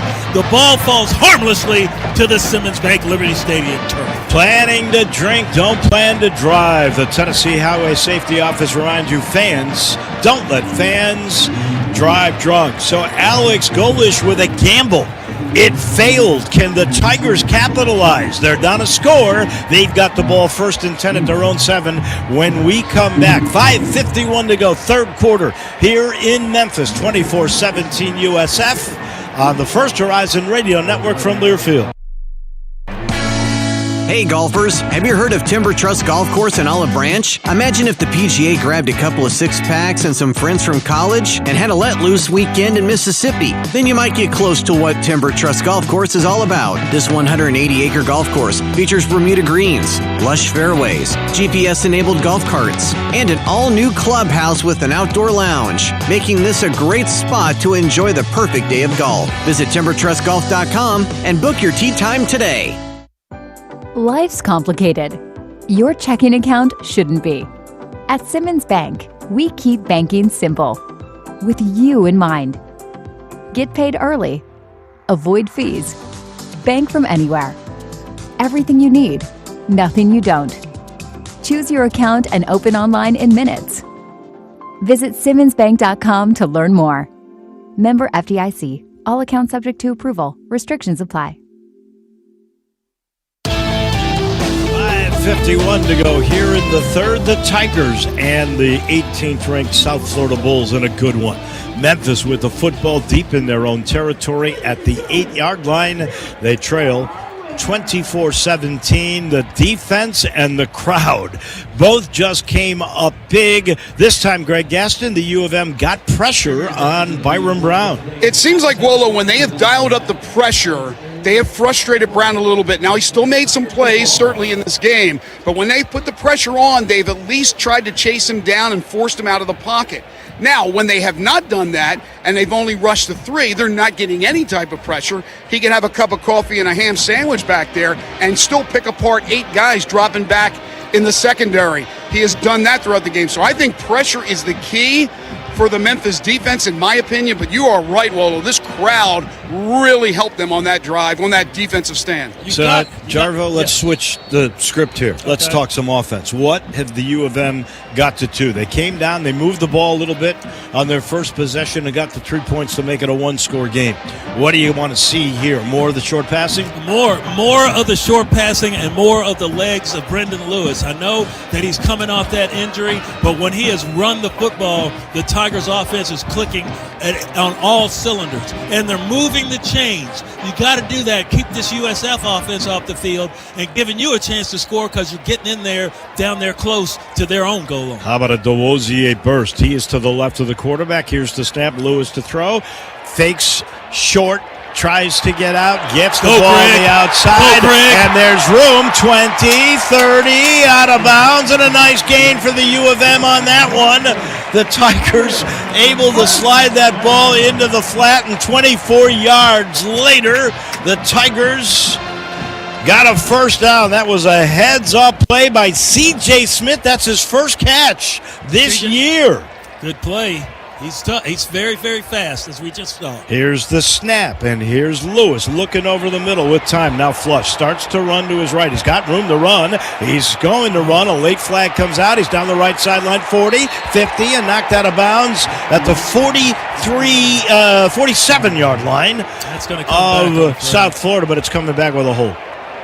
Oh, that's just too bad. That's a 21-yard play that will be negated. Holding.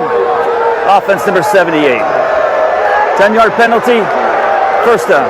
Let's see. We've had a penalty on Adams, 2 on Walker, and now that's the first one on Parker Mitchell. So they're sharing the 78. That's Big Travis Burke. I'm sorry. And Big Travis doesn't make very many mistakes, and he is a man mountain out there. Just look at him, Dave.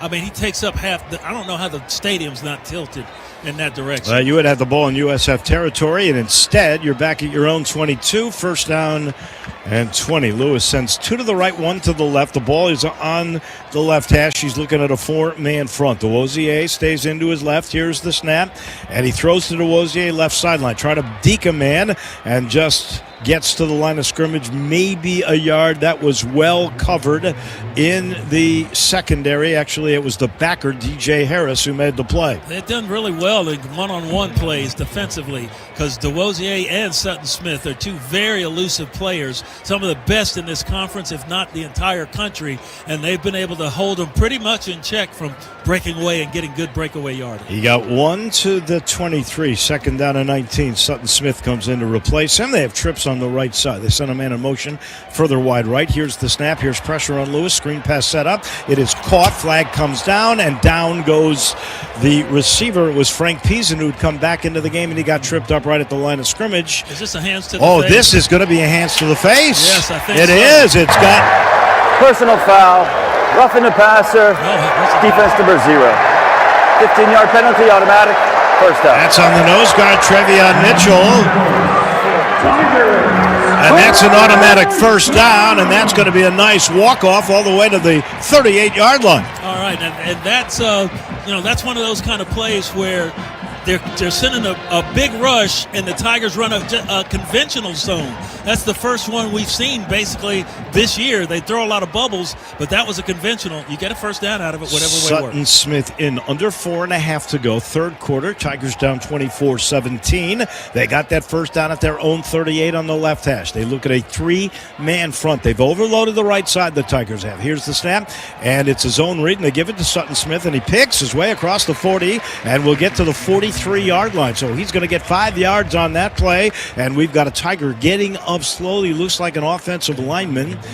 I think he's going to be okay. That's Chris. Is it Chris Adams? It might actually be Malachi Breland. Big Mal, he's a tough dude. He's a big one, too. 6'5", 320 pounds. Second down and 5 at the 43-yard line, middle of the field. The Tigers have 2 right. Brady Cluse lines up on the left side. They've got Bryce Anderson as an H-back left side. Here's the snap. It's a give, and Sutton Smith gets nothing. Caught from behind right at the line of scrimmage by Denard Flowers. He's been all over the field today. That'll set up a third down. A third down and 5 right at the Tiger 43. Tigers have some momentum going here. You don't want to see that momentum stop on downs inside your end of the 50. DeWosier comes in. He's the better pass catcher of the backs. Trips to the right, 1 to the left. Cluse is in the middle on that right side. Graham's on the left. He's the possession guy. The Tigers are only 2 of 9 on third down conversion. They send a man in motion from the right side to the left slot. Here's the snap. Here's Lewis running for his life right side. Gets away from one. Now throws the ball. Got a man wide open. 45, 40, 35. Shoved out of bounds 30. I think that's Christian Ross, the tight end. And that's a huge play by the U of M. Great throw on the run by your quarterback, Brendan Lewis. He stayed on side. He was very, very calm. He knew where that the line of scrimmage was, threw it well before the line of scrimmage, spotted the tight end, Christian Ross, makes the catch, extra yardage, getting close to that AutoZone red zone, Dave. 29 yards at the 29-yard line. Here's a man in motion to the left side. 2 receivers over there. Here's his zone read. He gives it to Sutton Smith too late. Sutton got absolutely walloped back at the 33. That'll be a loss of 4. That was just a bad read by the quarterback, giving him the ball too late. Yeah, you put it in and you pull it out. When you see that defensive end crashing like that, he tried to ride the running back and read the other side of the line, but the left side defensive end was crashing on the play and got to the running back before he could pull it out of the pocket. That is the 9th tackle for loss in the game by USF. 2nd and 14 at the 33. DeWosier is in, 2 right, 1 left. USF rushing 4. Now they drop a man back. Lewis with a long count. Here's the snap. Wants to throw over the middle. He's got the tight end, Bryce Anderson, for a catch at the 27-yard line. It'll set up a third down. And Greg DeWosier doing a good job picking up the blitz coming in from the outside, giving Lewis a chance to throw. But the quick throws, the 1-2-step drops, let it go, those are working against this South Florida Bulls defense. Maybe it'll keep working all the way across the double strike. Minute 3 left in the third. 24-17, South Florida. Tigers driving. Third down, 8 at the 27. Big third down play. Trips right, 1 left. USF rushing 4. Now they shift the linebackers around, keep a man in the middle. He creeps in. Here's the snap. Lewis picks up the pressure, throws right side. Ball is caught right at the 21. They say he caught it. They say he caught it. South Florida says no. If he caught it, it's right near the sticks. And a discussion. Memphis says they got it. He was well covered, but he pulled the ball in with the linebacker all over him. And they're marking the ball there, so we're going to go play. They haven't stopped the clock. They're going to play. They're going to say 4th and a yard and a half right at the 21, and the Tigers are going to go for it. They're going to look at it. And now there's going to be a review. Previous play, the ruling of a completed catch is under further review. So that becomes a Barbasol official review. This close shave instant replay brought to you by those good folks with the best shaving cream, Barbasol. Why pay more for gels when Barbasol delivers an instant thick lather for a close, comfortable shave? We'll check that all out in just 1 second. We got to take the break. 18 seconds left to go in the first. Will the U of M go on a 4th down? Will the penalty force a Gianni Spetic field goal? We'll find out in a minute on the First Horizon Radio Network from Learfield. We all plan to be on time, but fender benders, damaged windshields, and slick roads quickly disrupt those plans. At Shelter Insurance, our agents help design personal protection plans that work for you and help keep you on track. Shelter Insurance. We're your shield.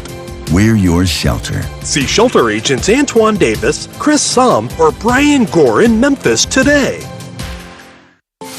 I'm on Deadman's Bend at midnight when my gas light pops on. I see a gas station ahead. Just my luck. Or is it?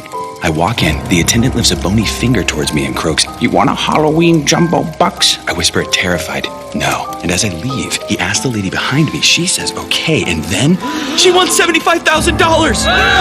Scare up some cash with the Halloween Jumbo Bucks instant game. Only from the Tennessee Lottery. Game-changing, head-raising fun. Please play responsibly.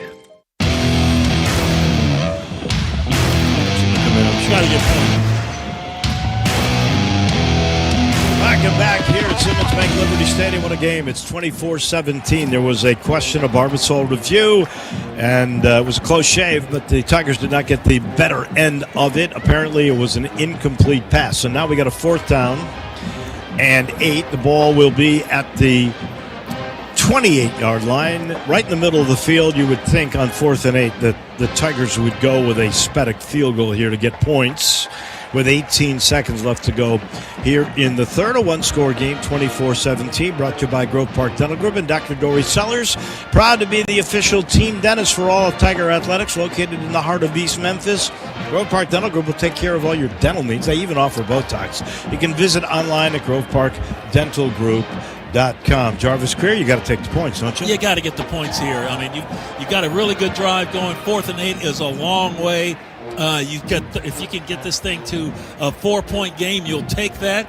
The defense gave up yards last time, but finally got USF off the field. This is a good long drive coming off deep in their own territory, but you've got to get some points out of it. And on top of that, not that it really has the impact on the game, but it would get you to 48 straight of 20-plus points. 20-plus, that's right. Yeah. I mean, maybe you could call it window dressing, but it is a stat, and it is something to be proud of. You're scoring 20 points. That means your offense is putting points on the board. And for all you recruits out there, you come to Memphis, you get a chance to play on a team that scores points. So I'm going to say that right there. But with 18 seconds left in the third quarter, you've got USF on top of Memphis, 24-17. I'll tell you another good thing about this, 10 plays, 65 yards on this drive, 5:33 so far.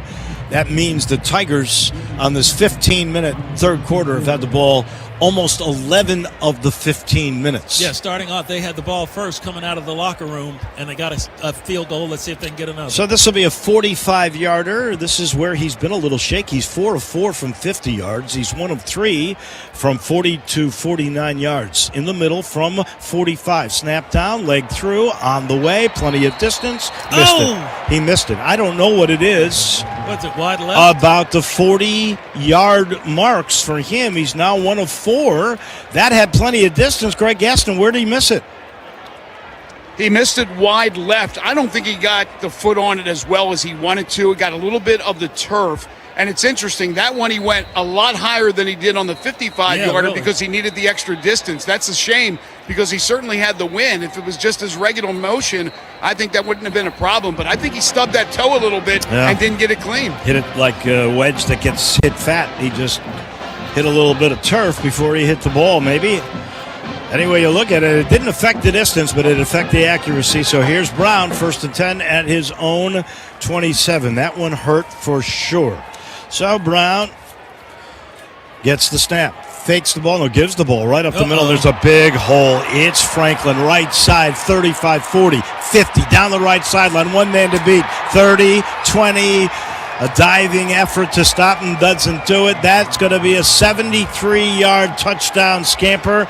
Sam Franklin. The Tigers miss a field goal to make it a 4-point game.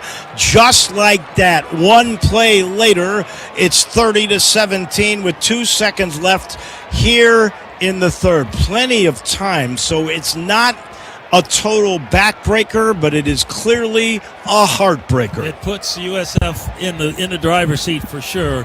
And let's see what happens on the extra point with Grammatica here. So Grammatica has not missed one all year long. Snap down, kick on the way. It's good. And it's 31-17. This crowd going crazy. Had a chance maybe to tie the game. Certainly they're going to get to within 4. And just like that, another bull the down. Tigers are down 2 touchdowns. That is a 12-second, 73-yard drive. My goodness. Tigers have own time of possession. Doesn't matter because now they're down by 14 points. And we do have another injured bull down on the 5-yard line. And I believe that is going to be Terrian Mormon, who's an offensive lineman. Man, he motored down there to get that far. That's something that the Tigers had him walled off just a little bit at the line of scrimmage going off the right side. Somehow he snuck through a hole and then boom, took off around the end, down the sidelines, and Memphis just couldn't catch him. He was just too fast. They looked like they might have the angle on him. No, he was just too fast getting up that sideline. It was a foot race, and he won it. Tigers make a dive at about the 20-yard line to try to get him, but couldn't do it. Well, now when that was a big run. You look at Frank. ground game, 475 to 219. Brown's got 100 yards. Franklin with that run of 73 has 81 yards. Davenport's got 63. And the offensive lineman, by the way, hurt on the special teams play. We know who he is. We're not sure what the injury is all about. And Greg Gaston, I don't know if you're in that location on that part of the sideline, but did you see what happened? No, I just walked down here. He's being attended to by the trainers and physicians. Alex Golish, the head coach, is out there as well, but not sure exactly what happened. Yeah, it's a special teams play. There's no tomfoolery here. This is a legit injury. But, man, you talk about air out of the balloon here. You're driving. You're thinking you might tie the game. You're certainly going to get within 4 points of the game. And just like that, the Bulls go 73 yards. We're trying to count up to see how many double-digit plays there have been in this game. But they're picking them up now. They have now run so many plays. They had, 50 in the first half. Not many here in the third quarter, but I would tell you that, say 55, 58 plays, I bet you 20 are double-digit plays. A lot of them are, and the lineman's walking out. I think he must have got, as they say, his bell rung. Yeah. Because he's walking under his own power, kind of carrying his right arm a little bit, but his right arm wouldn't knock him down like that. So they got the trainers out with him, but he's walking under his own power. But plenty of time left. There's 2 seconds left in the third quarter. We got the whole fourth quarter to go. 31-17, Bulls in front of the Tigers on that 73-yard run by Sam Franklin. And I think somebody was in the wrong gap or took the wrong angle because they had him kind of at the line of scrimmage, but he squirted through like a peach pit, and came out of the pile like a rocket, hit the sidelines and turned on the Jets, and the Tigers just couldn't catch it. That's the second time in 2 weeks there's been a 70-plus yard play. Here is Sutton Smith watching the ball on the kick go over his head into the end zone and out. Tigers will get it for the last play of the third quarter from their own 25-yard line. They have had, how many plays have they run now? They have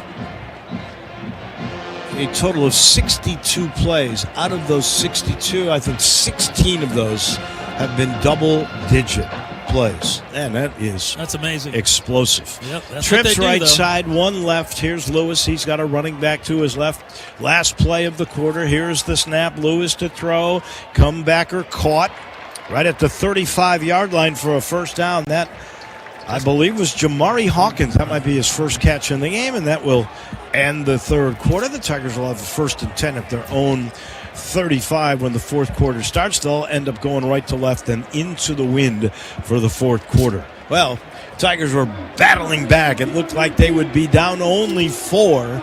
Instead, after 3, it's the Bulls by 14, 31-17 on the First Horizon Radio Network from Learfield. Crylake Realtors is proud to be the official real estate company of the University of Memphis Tigers. If you're thinking about making a move and need expert advice, be sure to contact the trusted market leader and one of the official realtors of the Memphis Tigers. C. Lauren Jones, Brian Lurie, Catherine Ann Matheny, Judy McClellan, Logan Scheidt, Leslie Zarshanis, Janie Henson, broker with Crylake Commercial, and Crylake Insurance. When life tackles you, we've got you covered. Visit GoTigersGo.com/realtor to learn more about these proud supporters of the University of Memphis Tigers. This is Dave Woloshin, the voice of the Tigers. How do you hedge against the rising cost of funerals? By locking in today's prices and peace of mind at Memphis Funeral Home. Dignity Memorial Professionals will help you choose exactly what you want without limitations. It's a lasting gift your family will appreciate later. Choose traditional, contemporary, or anything in between, and your investment is safe at Memphis Funeral Home. It's the most trusted name in Memphis since 1931. 2 locations to serve you, 5599 Poplar in East Memphis and 3700 North Germantown Road in Barton. Proud partners of the University of Memphis Athletics. Momentum in a football game can really change in a hurry. It happened here just moments ago. The Tigers were on their way to making this a 24-20 football game, and instead missed a field goal and then a big explosive play, 78 yards. Second time in 2 weeks we've seen long plays. BB had one for UAB last week where the Tigers didn't take the right angle. Just like that, fourth quarter starts with the Tigers down 31-17. What's it like on the sidelines? I know the crowd got deflated. Here was going to be half a score of a game, and suddenly you're down 2 scores. It's as quiet as it's been all game long, so the Tigers obviously need to do something here to get this crowd ignited again, because they have been a factor. But that'll happen, like you said, in just a matter of moments. This was going to be a 4-point game at 24-20. Spedic misses the field goal. They score right away, and now, as you guys have pointed out, it's a 2-touchdown game, but a whole 15 minutes still to go. But you got to get the crowd back into this, because I think they were a factor earlier. And this is where the crowd needs to step up on its own and get behind its team. They need to be the force that drives the Tigers forward. You cannot come in and expect everything to go your way all the time. You know, it's going to be bad. There's going to be bumps along the way, but you stay with your team and you keep the enthusiasm up. And the players really do feed off of that. They don't get their heads down. You can't get your heads down when things are not going your way. You got to keep fighting, keep pounding that rock, and who knows, sometimes that rock cracks. That was a great play by Sam Franklin to take it that 73 yards, but there's still plenty of time left in this football game. We're just starting the fourth quarter here. The Tigers' offense is starting to come alive with the short passing game, moving the ball down the field. There's plenty of time to, get a couple of touchdowns, tie this thing up, or take the lead. Now you really got to score. You got to score points. Yeah. You got to score touchdowns. You can't settle for field goals, and you got to figure out a way to stop this explosive offense. They've had, as we said, 16 double-digit plays. They had 8 in the second quarter, 3 here in the third, including that 73-yarder. They've had a 34-yarder, a 60-yarder, a 73-yarder. Wow. Now you got to score, though, and you ended the third quarter with a pickup of 10, so you got a 1st and 10 middle of the field at your own 35. And you got to score points. You don't have to do it all at once, though. There's plenty of time. Work the ball down the field. Get it in the end zone. Here's the snap at Lewis. Has the ball, throws right sideline. He's got a great receiver who puts both feet down right at the 46-yard line. That was possession receiver Cortez Braham, who's got another catch in the game. For Braham, that is his fourth catch. He's got 42 yards in receptions now. DeWozier in. Tigers move quickly from the 45-yard line right at. Here's the snap. Lewis to throw. Great job of picking up the rush by a blocker, and now Lewis is going to take off up the middle of the 50, 45, and all the way down to the USF 42-yard line. Another first down, 14 yards on that one. Here come the Tigers. Now that's the Brendan Lewis we're used to seeing. You feel the pressure, you take off, you pick up yards, you fall forward, get a couple of extra ones. That's the third straight double-digit play for the UMM. Trips to the left side. Here's a quick snap and a bad throw. Yeah. If it was caught by Marcelo Bussi, it would have been a loss of yardage. And fortunately, he just dropped the ball, I think, on purpose because it was so low and he would have been down. So it's incomplete. It'll be 2nd and 10 for the Tigers at the USF 42. And that's a shame because he had blockers in front of him, too. The ball just was at his ankles, and he tried to make a catch and then just let it go. Ball's That's on smart the to drop that. right hash, and the Tigers send 3 receivers left, one to the right side, DeWozier to the right of Brendan Lewis. Only 3 down rushers for USF. Linebackers play off. Here's the snap. Here comes a late blitz. He sees it. He throws over the middle. Tipped again. Incomplete. That's the 4th tip, I think, in the game. Maybe the 5th. And Lewis is not a small guy, you know. I mean, he is 6'3". I think that was the blitzer coming in from the right side of the Tigers' offensive line. He just got a fingertip on it because Christian Ross was out there open in the pattern, but the ball got tipped. He had the linebacker beat to the outside. They delay their blitzes so beautifully. That came from the corner. Twins left, 1 right with an H-back on the right side, 2. And again, there's only 3 down linemen. Now a linebacker creeps up. There's 4. Here's the snap. Here's a slant over the middle. Caught. And a first down. A break tackle at the 30. Down to the 24-yard line. What a fantastic catch and then run by Jamari Hawkins. So 2 in this series. Timeout. And another Bull goes down. That'll be, 9? 9 injuries on the Bulls in this game.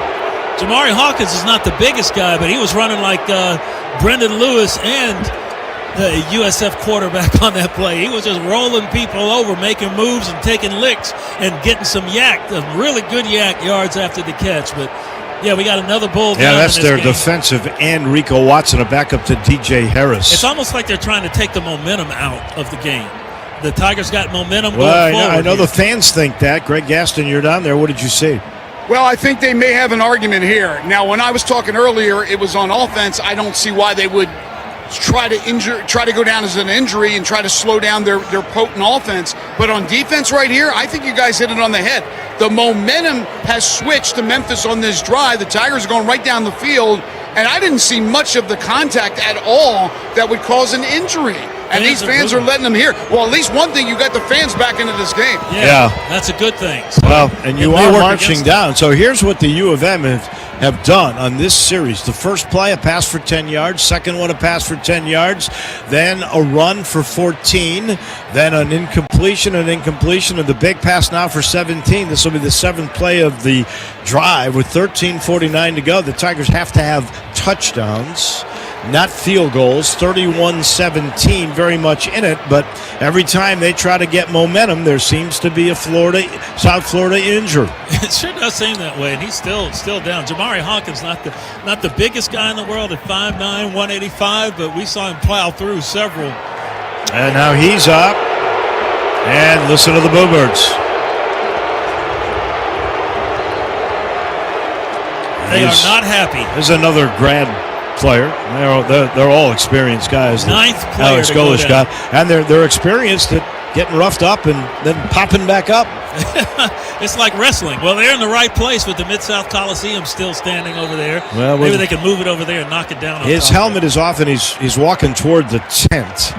We'll have to wait and see. DeWozier in was set to go. Twins right, 1 left. DeWozier goes to the right now in motion. Here's the snap, and they give it back to DeWozier. Finds the seam left side, breaks the tackle, gets to the 20, gets to the 15, and curls into the 13-yard line and knocked down by Deshaun Rucker, the corner. Another double-digit run, another first down, and the Tigers work quickly. Tempo. 2 right, 1 left. They're using tempo. H-back left side. Here's the snap. Here is a give, and DeWosier finds a seam. 10-5, touchdown, back in it. 31-23. Memphis back in this football game, using the short passing. It's setting up. It's getting holes open for the running backs to go through. DeWosier making a nice cut at the line of scrimmage. Gets to the outside, cuts to the field, plants that foot, and you're not going to catch him. Dances into the end zone. You know, Dave, I think that was what we like to call an antiseptic touchdown. You know what that means? He was not touched, but it wasn't just line play. That was one heck of a move. A 13-yard Toyota, Wolf Chase Toyota touchdown, and the U of M's going to go for 2 here. Going for 2? 31-23. It's an 8-point game. Maybe you're thinking field goals in the long run. Maybe they've seen something on film. They've got it from the 3. Here's Lewis in a shotgun. Wants to throw. Does into the end zone, and it is almost intercepted and incomplete. And I'm not sure the logic behind that. Why do you not make it a 7-point game? Fans unsure as well. 8 plays, 75 yards, 1:49 off the clock. And the Tigers end up with 6 double-digit plays themselves. Started at the 25. That's a great answer. But now they're down 8, 31-23 with 13 to go in this one. That's a head-scratcher, that's for sure, on the First Horizon Radio Network from Learfield. Get in the zone, AutoZone. A blown left headlight is making Erica's drive to her son's soccer game darker and darker. So she goes to AutoZone.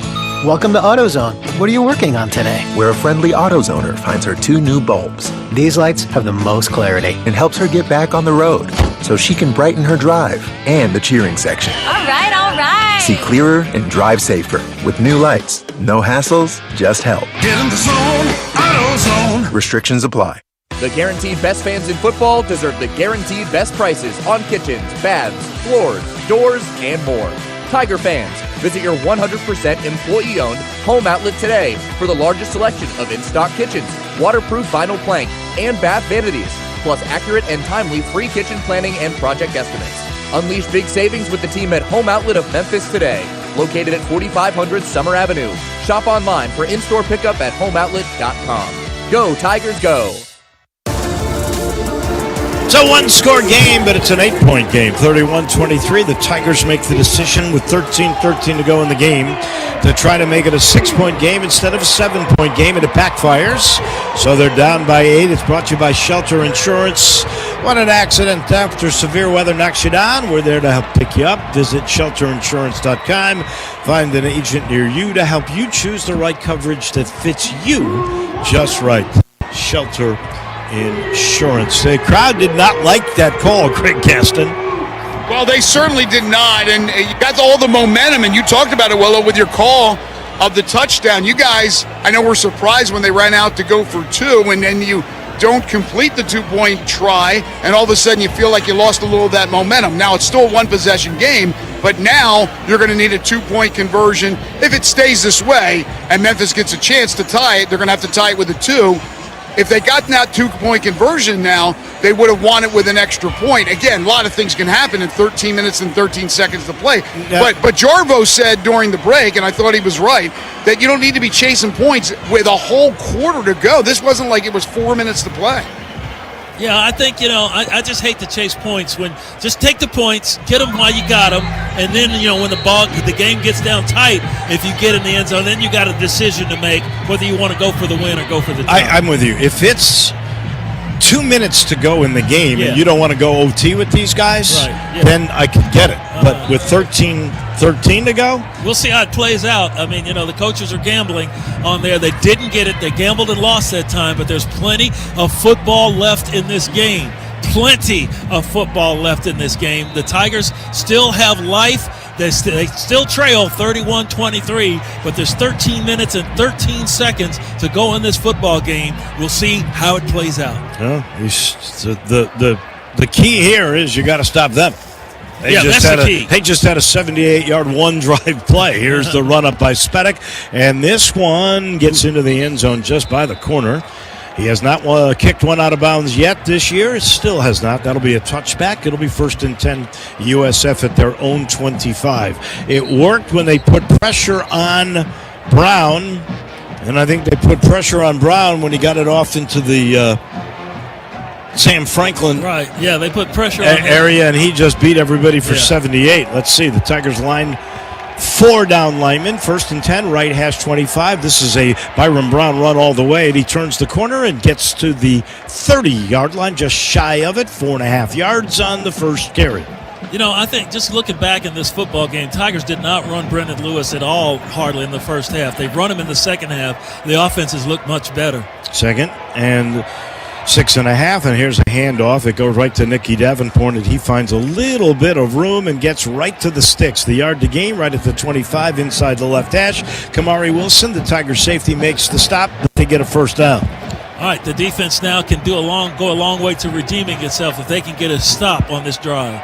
That ball's on the ground. And the snap is to Brown. He goes left side. The ball is caught just over the Tiger defender. I thought he had a chance to pick it. It is caught by Jeremiah Koger for a first down at the 50-yard line. That was very close to a pick six. That was an amazing throw and an amazing catch. How did he keep the concentration? 15 yards. Here's the snap and a fake by Brown. He's going to run it himself up the hash. He gets caught after a gain of 2 by Sam Brumfield at the Tiger 48-yard line. 2nd down and 8, 12-10 to go. Here in the game, USF with the ball and a 31-23 lead. All right, defense going to have to find a way, just find a way to get to this quarterback, to bow up on the line of scrimmage and make them make a mistake. Twins right, 1 left. Here's the snap. It's a delay. They give it to Davenport. He stood up for a yard loss at the 49. That's Drew Watson, Sam Brumfield. That's tacklers 1 and 2 on the year for the U of M. So here is a 3rd down and 9. They're 10 of 14. Tigers need a stop big time here. Down by 8. Plenty of time. 11:34 to go in the game.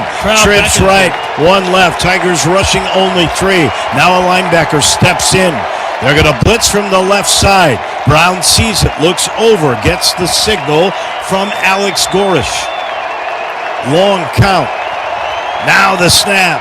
Here's some pressure. Stepping up, throwing over the middle. Incomplete at the 40. Great coverage by the U of M. That's Chris Bracey on the breakup. Chris Bracey timed his move just right. Big hit on the backside of the receiver. No way he could pull that ball in. The pocket collapsing on the quarterback. Got to get rid of it. Boy, he threw a strike, but man, Bracey with the big lick. Now the Tigers have a chance to get back on the field. This will be the 3rd punt in the game for Chase Leon. He's another Australian. Sutton Smith back inside the 10. See if the Tigers go for this one. Here's the snap. Here's some pressure. Leon gets it away. Sutton Smith by the 10 calls for a fair catch. Makes it right near the 9. And that's where the U of M will get it. That's a 41-yard kick. Tag Truck Center Memphis is your go-to place for Freightliner parts. Service and sales. Visit 4450 American Way or online at tntxtruck.com. Our friends at Tag Truck Center. The Tigers trying to tag one up here. They're down a score, 31-23. They got 11:05 to go, and they got the ball at their own 9. Hang on, folks. This one's far from over here at the Sim on the First Horizon Radio Network from Learfield. Guys, it's time to stop surviving and start thriving. At Game Day Men's Health, we help you take control with cutting-edge testosterone replacement therapy, peptide therapy, weight loss, IV therapy, and regenerative solutions. Tired of brain fog, low drive, feeling 10 years older than you are? That's not normal, and it's fixable. No judgment, no stigma, just real results and custom plans. Visit our clinics on Park Avenue and on Poplar in Collierville to start feeling like your maximal self. Trucks belong on the road, not in the shop. That's our priority at Tag Truck Center, keeping your truck on the road because we know at the end of the day, the miles matter. Whether you need reliable parts, quick expert service repairs, or unbeatable truck sales, we have a solution for you. Trust Tag Truck Center to keep your truck where it belongs, on the road. Visit our Memphis dealership today at 4450 American Way or call us at 901-345-5633 for parts, service, and sales that keep you moving.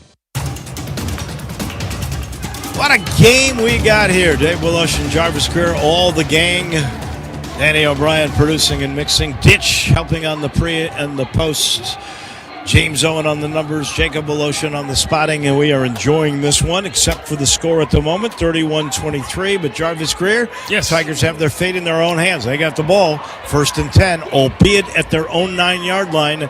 But they're only down a score and a 2-point conversion. How many times have the Tigers been at the 8 or the 9 in this game? Like 4? 4 times, I think, and had to drive the long drive to do it. USF has been at the 8-yard line twice and 92-yard drives both times. Yeah. So maybe the Tigers can give them a taste of their own medicine. I think we'll be talking for a long time about the decision with 13 to go in the game, and the Tigers make it a 1-score game and go for 2. Odd decision, didn't get it. That's going to be one where if it worked, okay, you gambled and you lost, but you keep coming back. You show you're not going to, you're willing to take chances no matter how much time's on the clock and what the score is. Or are they going to say, hey, what are you doing? Why did you do that? That's one thing that the coaches will have to live with. But like I said, 11:05 now left in this football game. Memphis has the ball, albeit at their own, 8-yard line? Yeah. It says 9 on the scoreboard, so it's about 8.5. So it knows is the 9. We'll call it the 9. We need the Tigers need a 91-yard. But they've done a good job doing the short passing game, and they can still do that. There's still enough time on the clock for them to go on a long drive and do that, and they'll still be in position to get this game tied up. By the way, the Tigers now 47 straight with 20-plus after that touchdown. Here's DeWozier into the left of Lewis. Gets the snap, wants to throw, can't. He's going to run. He's got room. 10, 15, down to the 19, now the 20 and the 21-yard line. He kept going. Did he fumble? Gets the first down. Jalen Schuler made the stop. Remember, he got hurt earlier in the game. Did he that fumble? Should be 11 yards. I didn't see any kind of signal, although USF says they've got the ball, but they have become very adept at acting. The Tigers don't seem very concerned on their sideline. No. It's Memphis ball. Yeah, let's see where they put it down. So they put it down like it was a fumble. It's at the 21.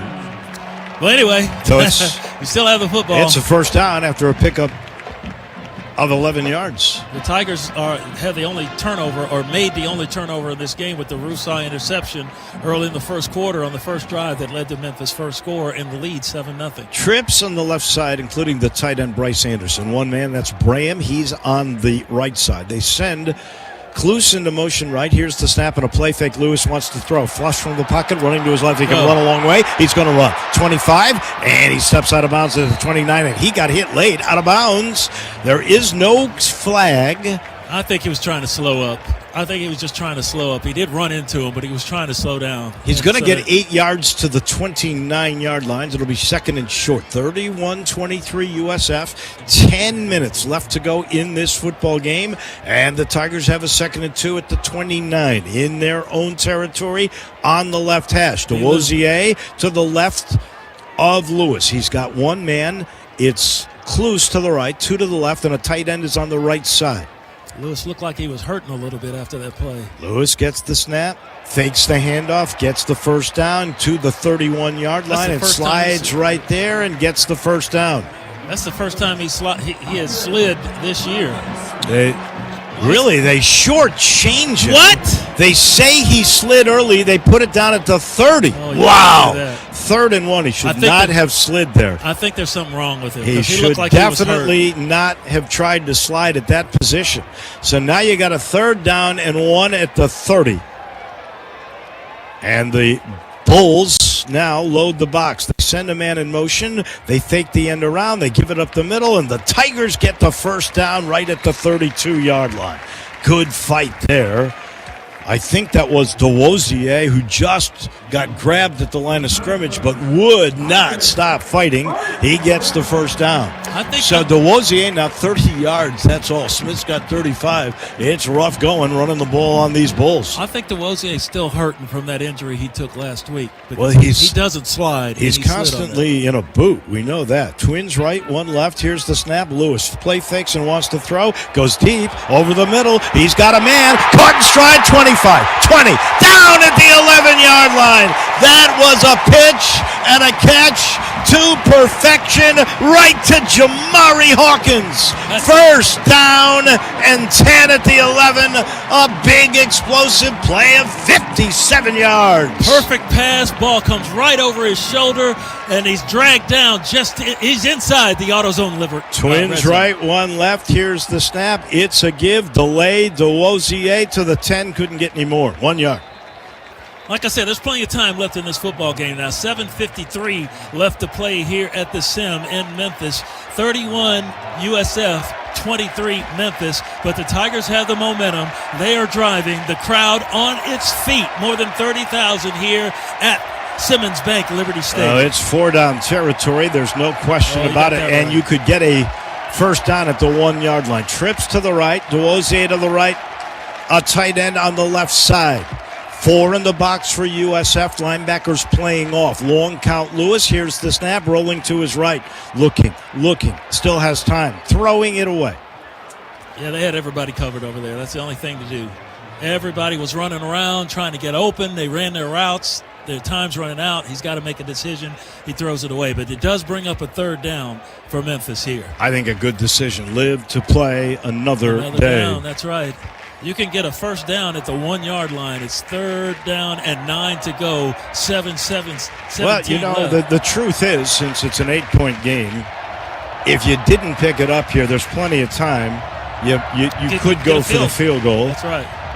You've got Twins on the line on the right side. One man, it's Bram, head-to-head on the left side. Here's the snap. They fake the end around. Lewis has bought himself some time. Now here comes pressure. Throws it underneath. It's incomplete. He was looking for Bryce Anderson, the tight end. It was behind him. It's 4th down, and the U of M will bring out the kicker. That was just this time the pass was not there. Lewis is a really good passer on the run, but the pass was a little bit behind and low for the tight end to try to pick up. He had beaten the linebacker, and it would have been at least a chance to get the first down, if not get it in the end zone. So but the pass was low and dry. This one will be a 28-yarder for Spaddock, and he's perfect at this range. He hasn't had many 2 for 2. I can't His look. only misses have come from 40 to 49. You have to tell me if he makes it. I can't look. The Snap will be held inside the left hash at the 18. A 28-yarder for Spaddock. Snap down. Leg through. Ball, plenty of distance. You can open your eyes now, Jarvis Greer. That is good. And with 7:08 remaining in the game. I cheated. I looked. It's down to 5. 31-26. Brought to you by ATC Fitness. Only $25 a month for fitness, tanning, and massage. Always no commitment and no processing. ATC Fitness. Exercise your right to look good. So the Tigers go 9 plays, 81 yards, almost 4 minutes off the clock, 3:57. Got to settle for a 28-yard field goal, but they make it a 5-point game, and there's a lot of time left through 7:08 to go. Everybody's got timeouts. 3 for the Tigers, 3 for the Bulls, and a 2-minute timeout. Don't go anywhere. This one's going down to the wire here at the Sim on the First Horizon Tiger Radio Network from Learfield. Around here, it's all or nothing. And Toyota has more all-wheel drive choices than anyone else. Like the best-selling Toyota Camry. Now through November 3rd, get 4.75 APR financing on remaining new 25 Camrys. Or lease a new 26 Camry LE for $279 a month for 36 months with $36.99 due at signing. With approved credit through TFS. Tax, title, and license extra. Call 1-888-36-TOYOTA for details or go to Toyota.com. Toyota, let's go places. The heaviest metal credit card of all time. Rumored to be one of only 18 in existence.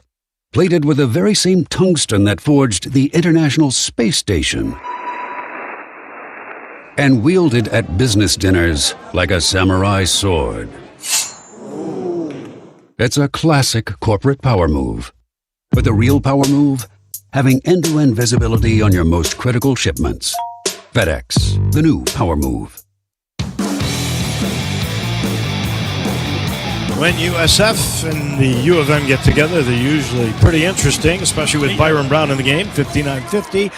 A couple of years ago, no Brown last year, all one-sided, the U of M. Tigers have won 7 of their last 8 with this team, but this one's a struggle. 31-26 with 7:08 to go. The Tigers still down 5, but a score wins the game. Can the Tiger defense now slow down Brown? And Greg Gasson on the sideline, you made this point during the break. You've never seen a defense like the Tigers make so many big plays in a game that they've yielded over 500 yards. It's very strange. Obviously, no defense is going to be perfect. There's going to be plays in which they give up big yardage. But we have seen today the Tigers come up big on defense, get some stops, get the Byron Brown, force him into a bad throw, and then we've seen them get burned for big chunk yardage. As you alluded to, Waldo, over 500, now 501 to be exact, on the board. Right now, they have to bow up. This is their chance to give that offense the ball back with a chance to win the game. They have to come through and not give up any of those big chunk plays and get that defense and get that South Florida offense off the field. You know, this is why you buy a ticket and come to games. You want to see some excitement. You want to see big plays. You've seen big plays on both sides of the ball. Bad things happen, good things happen. You get knocked down, you get back up, and everybody's on their feet and cheering and having. This is what you want to see on falls in football in Memphis. Here's the run-up by Spedick into the wind. This ball will fall short at the 2, but a fair catch called for by Alvin Isaac, and so it'll be Bulls ball at their own 25. You take a look at some totals here. First downs, how about Memphis has out first down USF 25-23. They caught him by going to the short pass. How about this? Tigers now, because of all their double-digit plays, averaging 11.7 per play. USF 10.5. That's hard to believe. Especially after that long, what was it, Yeah, Sam Franklin is in. He's the one that had the 78-yarder. Here's the snap and a play fake to him. And Brown running to his right, throwing. And that ball is caught for a first down by Keyshawn Singleton. That is an unbelievable catch between two Tiger defenders. You couldn't throw the ball better than that. That was a dart. It was a flamethrower. Good for 14. Here's the snap and a handoff, and that's going nowhere. They gave the ball to the running back, and Franklin met Drew Watts in the middle and knocked him down. No gain. It'll be maybe a gain of a yard. Second down and 9 with 6.5 to go in the game, and a 31-26 South Florida lead. The ball just outside the 40-yard line, middle of the field. They send a man in motion to the left side, 2 receivers there. Tigers have 4 in the box. Here's the snap, a play fake. Brown wants to throw, and he's got time, and he lets it go over the middle. Incomplete at the 15-yard line. There was double coverage that Brown threw into. Chris Bracey was back there. He's been a star. It's third down and 9. They were looking for Christian Neptune. Well, Marion Cooper also back there. That ball was on the money. It may have been tipped a little bit, and so the receiver couldn't catch it. It hit his hands, but it was a little long. Good pressure coming up front in Brown's face makes him throw it just a little long. They are 10 of 15 on third down conversions. All right, everybody on their feet now. They, including me, have missed their last couple on third down, and this is third down and long from their own 40-yard line. Tigers with 4 in the box, and here's the snap, and Brown wants to throw. Under pressure, running to his right. He's going to try to run forward. He is going to be shy of the first down. Let's see where they spot it. Did he make it? Oh, he got it to the 49-yard line, and is that a first down? Yes. He put the ball out right at the yard to gain. Heady move, and he gets it. He got 10. Here's the quick snap. Quick throw right side. Ball's caught. And down goes the receiver. Did he catch as soon as he touched it, it's incomplete. What a lick. That's actually a break. It stops the clock with 5:51 to go. So the ball is actually at the USF 49-yard line. It'll be second down and 10 there. That was a punishing blow. Boy, was that read perfectly. And I want to tell you, beautiful play. Here's a quick snap. Brown with the ball. He's caught from behind, back at the 47-yard line, a loss of 2. All right, so now here we go. We got another big third down. The crowd's loving what they're seeing here at the Sim as the Tigers make some substitution on defense. It is third down and 12. The clock is ticking with 5:29 left. Rayon Buell made that stop. 7 tackle for loss. Third and 12, as you said. 5:21 to go, and the clock is a ticking. 2 to the right, 2 to the left. Got to make a stop here. Davenport's the running back. The Tigers 4 in the box and 2 linebackers up close. They start to send the left receiver, the tight end Eccles in motion. Here's the snap. Brown under pressure. Ball's batted down! Incomplete! clock with 5:03 to go. Brumfield and Flaker came in uncontested, knocked the ball down, and the Bulls are going to punt it away with 5:03 to go, and the Tigers down just 5. USF trying to set up a screen pass on that play, but they let the Tigers go too soon. It was a jailbreak coming up right through the middle, right in Brown's face. The ball batted down. Defense hold. Sutton Smith standing at the 15-yard line. Here's Leon, his 4th punt in the game. 3 this half. Here's the snap. He rugby's right. He just gets it off. And it's shanked. Oh, man. It's way wide right. Let's see where they spot this one. Come on, Side ref. judge Come at on, the ref. Keep walking. 30-yard line. And right there is where they will put it down. Tiger football at the 30 with 4:58 to go. A 23-yard punt under pressure. Well, that was a much better call on the spot than that last one, where it looked like they actually gave him an extra 15 yards. But it's now up to the Tiger offense to get the ball, take it down the field, and put it in the end zone. You realize if Spetak hadn't missed that field goal, it'd be a 2-point game. I know. Ifs and buts, though. Here's reality. Let's get after it. DeWosier in the game. The Bulls now load the box. There's 5 down linemen, 2 to the right for the U of M, 1 left from the left hash. Here's the snap and here's the throw. Right flank caught at the 40, brought down at the 41-yard line. That was an underneath pass to Christian Ross, brought down by Tevin Ward. But the U of M gets 11 on the play, and another set of downs with 4:42 to go here in the ball game, down 31-26. Christian Ross got submarined on that tackle, came up a little gimpy. He's got to come in. They put the big tight end Christensen in. 2 receivers left and 1 to the right side.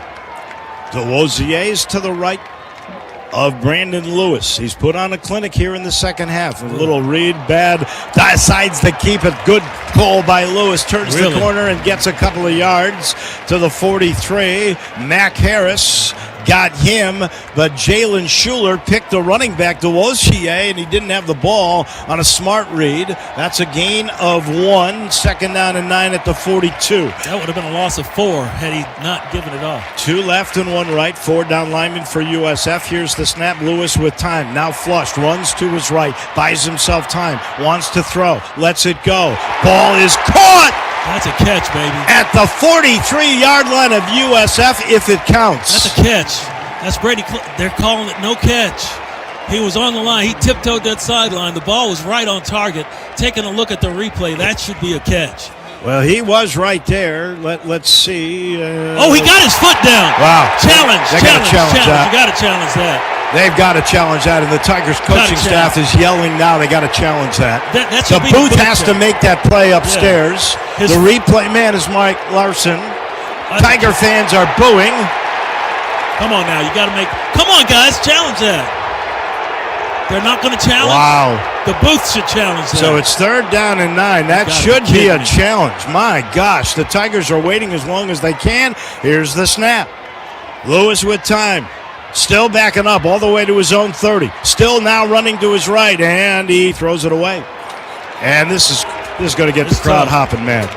That I don't know how the booth does not challenge it. The initial foot was down, but it came up in the air when he made the catch. But he got his other foot down before he hit the ground out of bounds. It looked that way to me, Gaston. What did you see?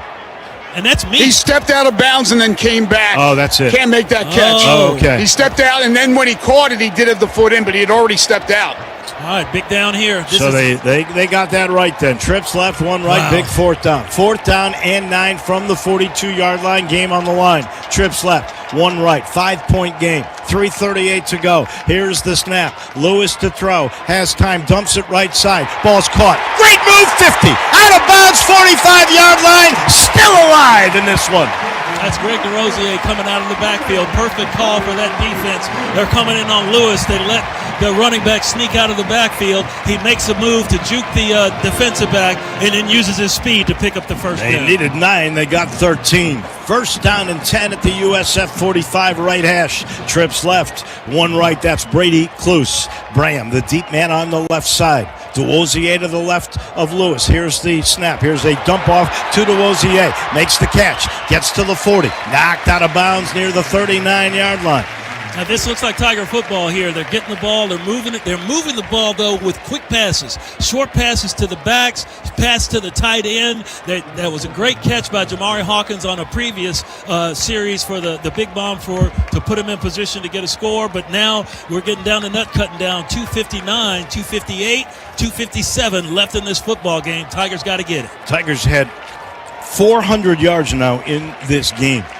They have really come a long way. Twins right, one left. H-back on the left side. Movement by the Tigers, no doubt. Left tackle Chris Adams moved. Not a lot of penalties in this game. Full start. Offense number 61. 5-yard penalty. Second down. That'll be the 6th on the U of M, the 2nd on Chris Adams in the game. I need an Excedrin. Yeah. It'll back it up to the 44. Oh. 2nd down and 9. 2:44 to go in the game. The Tigers have all 3 timeouts plus the 2-minute timeout.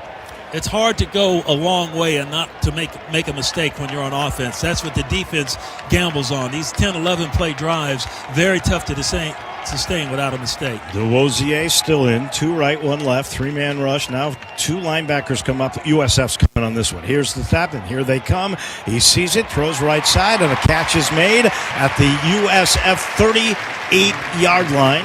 That was a low-line drive and a very good reception that time by Braham. I think Braham's going to be in the league. What do you guys think?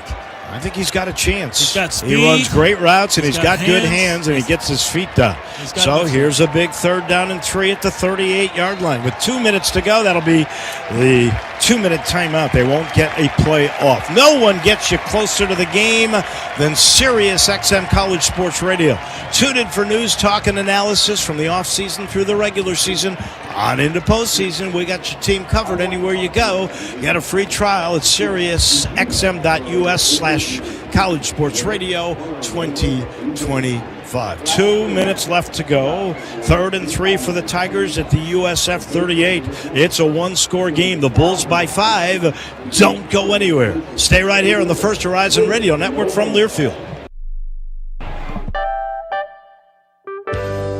Huey's is local, family-owned and operated, and has been making the best burger in Memphis since 1970, also known as the world-famous Huey Burger. We're known for hosting live, local music, offering the best local brews, and taking care of the community that takes such good care of us. Come visit us at any of our 10 locations, 7 days a week. Huey's, serving blues, brews, and burgers for over 50 years. At Valvoline Instant Oil Change, we perform an 18-point maintenance check with every oil change to help make sure you're good to go. And? Yeah, you're good to go. Huh. Wonder why the dealership isn't that easy. Well, we'd let you know if we found something in our check. Oh, great. That was easy.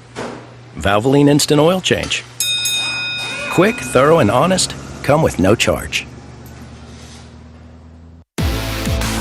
2 minutes to go in what could be a classic here at Simmons Bank Liberty Stadium. 31-26 USF, but the Tigers have a 3rd and 3 at the Bulls 38. The Tigers, who are down 24-14 at the half, had only 121 yards. They now have 412. They have had 291 yards in this second half. Greg Gaston, they got the defense righting the ship. They've made stops. They've forced punts. And look at that offense, almost 300 yards now. That's all you can ask for. That defense on the last drive by South Florida, they got the Bulls off the field. They did their job. Memphis is moving the ball. A lot of dinking and dunking going on, but Lewis has been quite effective with the throws, but also a big difference from what we saw early in this game. He's running the ball. Seems to be running without a hitch in the giddy up. So to have that's been a weapon all season long. That gives them a fighting chance here. They got to be obviously very smart here on a 3rd and 3. If not, it's 4-down territory. But I wouldn't mind if they can get this first down to take a shot with Cortez Braham if he's in a one-on-one situation. That's a good call, Greg. That's definitely one thing to think about. And you know the Bulls are probably thinking about that too. But when you've got Brendan Lewis running the football and throwing the quick passes, plus remember you got Greg DeRosier and Sutton Smith who are capable of taking it to the house from anywhere on the field. A lot of weapons for this Tiger offense if the offensive line can just give them some time to let them do their thing. Well, Brown Lewis, I should say, just may have to use his feet here. The Tigers have 3 timeouts remaining. DeWozier has been catching passes beautifully in the game. The Tigers on the 3rd and short from the 38 of USF have it on the right hash. They got 1 receiver right. They got a triangle of 3 receivers on the left hash. DeWozier at the moment to the right of Lewis. USF rushing 4. The corners up close on the right side. Room on the left side. Here's the snap and Lewis to throw. Right side wide open at the 20. Caught and knocked out of bounds. What a play. It's like, I don't know what South Florida was thinking, but they let the receiver just walk up the sideline, find the crease in the zone, and that pass was right there before anybody knew anything. First down, Memphis, right on the nose of the AutoZone red zone. 15 yards to Bram. He was uncovered pretty much, so it is at the AutoZone red zone on the 20 right hash. Trips left, 1 right. Here's the snap. Lewis, quarterback draw, has some room. Jitterbugs gets to the 15, the 10, and out of bounds near the 5-yard line. Let's see where they say out. Oh, they're going to say out at the 10. Wow. First down and goal at the 10. 1:47 to play in the football game. The Tigers trail it by 31-26 is the score here at Simmons Bank Liberty State. He was inside the 10, it looked like to me on the replay, but that's what they called. Tigers lined up, ready to go. It's at the 10, first and goal, as you say, 1:47 to go, down 5. Here's the snap low. He got it. He gives it off to the running back, and DeWozier met after a gain of 1 near the 9. They're not even going to give him that at the 10, and he got hit hard. He bounces right back up, though. Yeah, there was like a wall of white there that DeRosier had nowhere to go. He tried to hit it up in there as hard as he could, but just too many people there to go. Look for something around Tigers the end. let the clock tick, which is okay. Down to 1:20. Second down and goal at the 10. They overload the left side. 3 receivers there. The ball's on the right hash. Now they got an H-back. Here's the snap and Lewis to throw. Going end zone, back shoulder. Up in the air. The catch is made. Touchdown, Tigers. They've got the lead. They've saved the season for now. Wow, what a great throw. What a great adjustment by the receiver. That's got to be Graham again. Just going up and just grabbing it out of the sky. Perfect pass away from the defense. Right, drops right into the hands of Graham, who cut in front of the defender. Leaping grab. I think he may have gotten both feet down. Now here we go. The all-important 2-point conversion to try to tie this game up. So Graham, the Tigers lead it 32-31. Oh, no, we lead. That's correct. They are going to go for the 2-point conversion to make it a field goal game. I'm thinking back there before. They've got the lead with that Wolf Chase Toyota Tiger touchdown. That's the second catch in the game for Graham. And they go for 2. Lewis in his shotgun on the left hash. Here's the snap. He's rolling to the right side. He's going to run for it. He's going to lean over. Got the ball over. Good. It's a 3-point game. Wow. That's the beauty of having a quarterback that's 226 pounds that can run. And Brendan Lewis, seemingly off his deathbed after the UAB game, getting injured. Runner extended the ball across the goal line before touching the ground. That play is under further review. So Charles Lamantina says touchdown. They're going to check it out. They will check it out with Mark Larson, who is the replay official, so you get another Barbasol review. This is undisputable. 11 plays, 70 yards, 3:51 off the clock. The 10-yard pass to Graham. And we've just seen the replay up here. He clearly, both feet are in the air, and the ball gets over the plane. So it's a 3-point Tiger lead, 34-31. Now, Alex Golish at his quarterback, Byron Brown. They've got 3 timeouts and 1:07 to go in this game. They may look at this for a while because the camera is not exactly on the goal line, and it looks like his knee hits right as the ball is at the double stripe, but the camera is more in the end zone, so you can't get a good look. Well, the sideline camera that we've got, and I'm assuming they've got that view, shows I don't think they can overturn this. He's over. I mean, there it is right there. You can see it right on the scoreboard. Just saw it. Greg Gaston, you're in that corner. What'd you see? I I thought it was good. I thought Jarvo made a great point. It wasn't right directly down the line. And remember, the call was a successful 2-point conversion. I don't think they have enough to overturn this thing. I think it's good. I think it is. From the view I saw, he's got that ball over the line. But we were wrong about one of those replays earlier, so we'll just have to wait for the decision between the replay official and Charles Lamentier. Well, no matter what, the U of M's got the lead. Now, if it's 3 points, you feel a whole lot better, especially with Byron Brown, 3 timeouts. He can move this team. Well, it's up there. It's on the scoreboard now. They'll have to take it off the scoreboard if he didn't make it. But the Tigers do have the lead.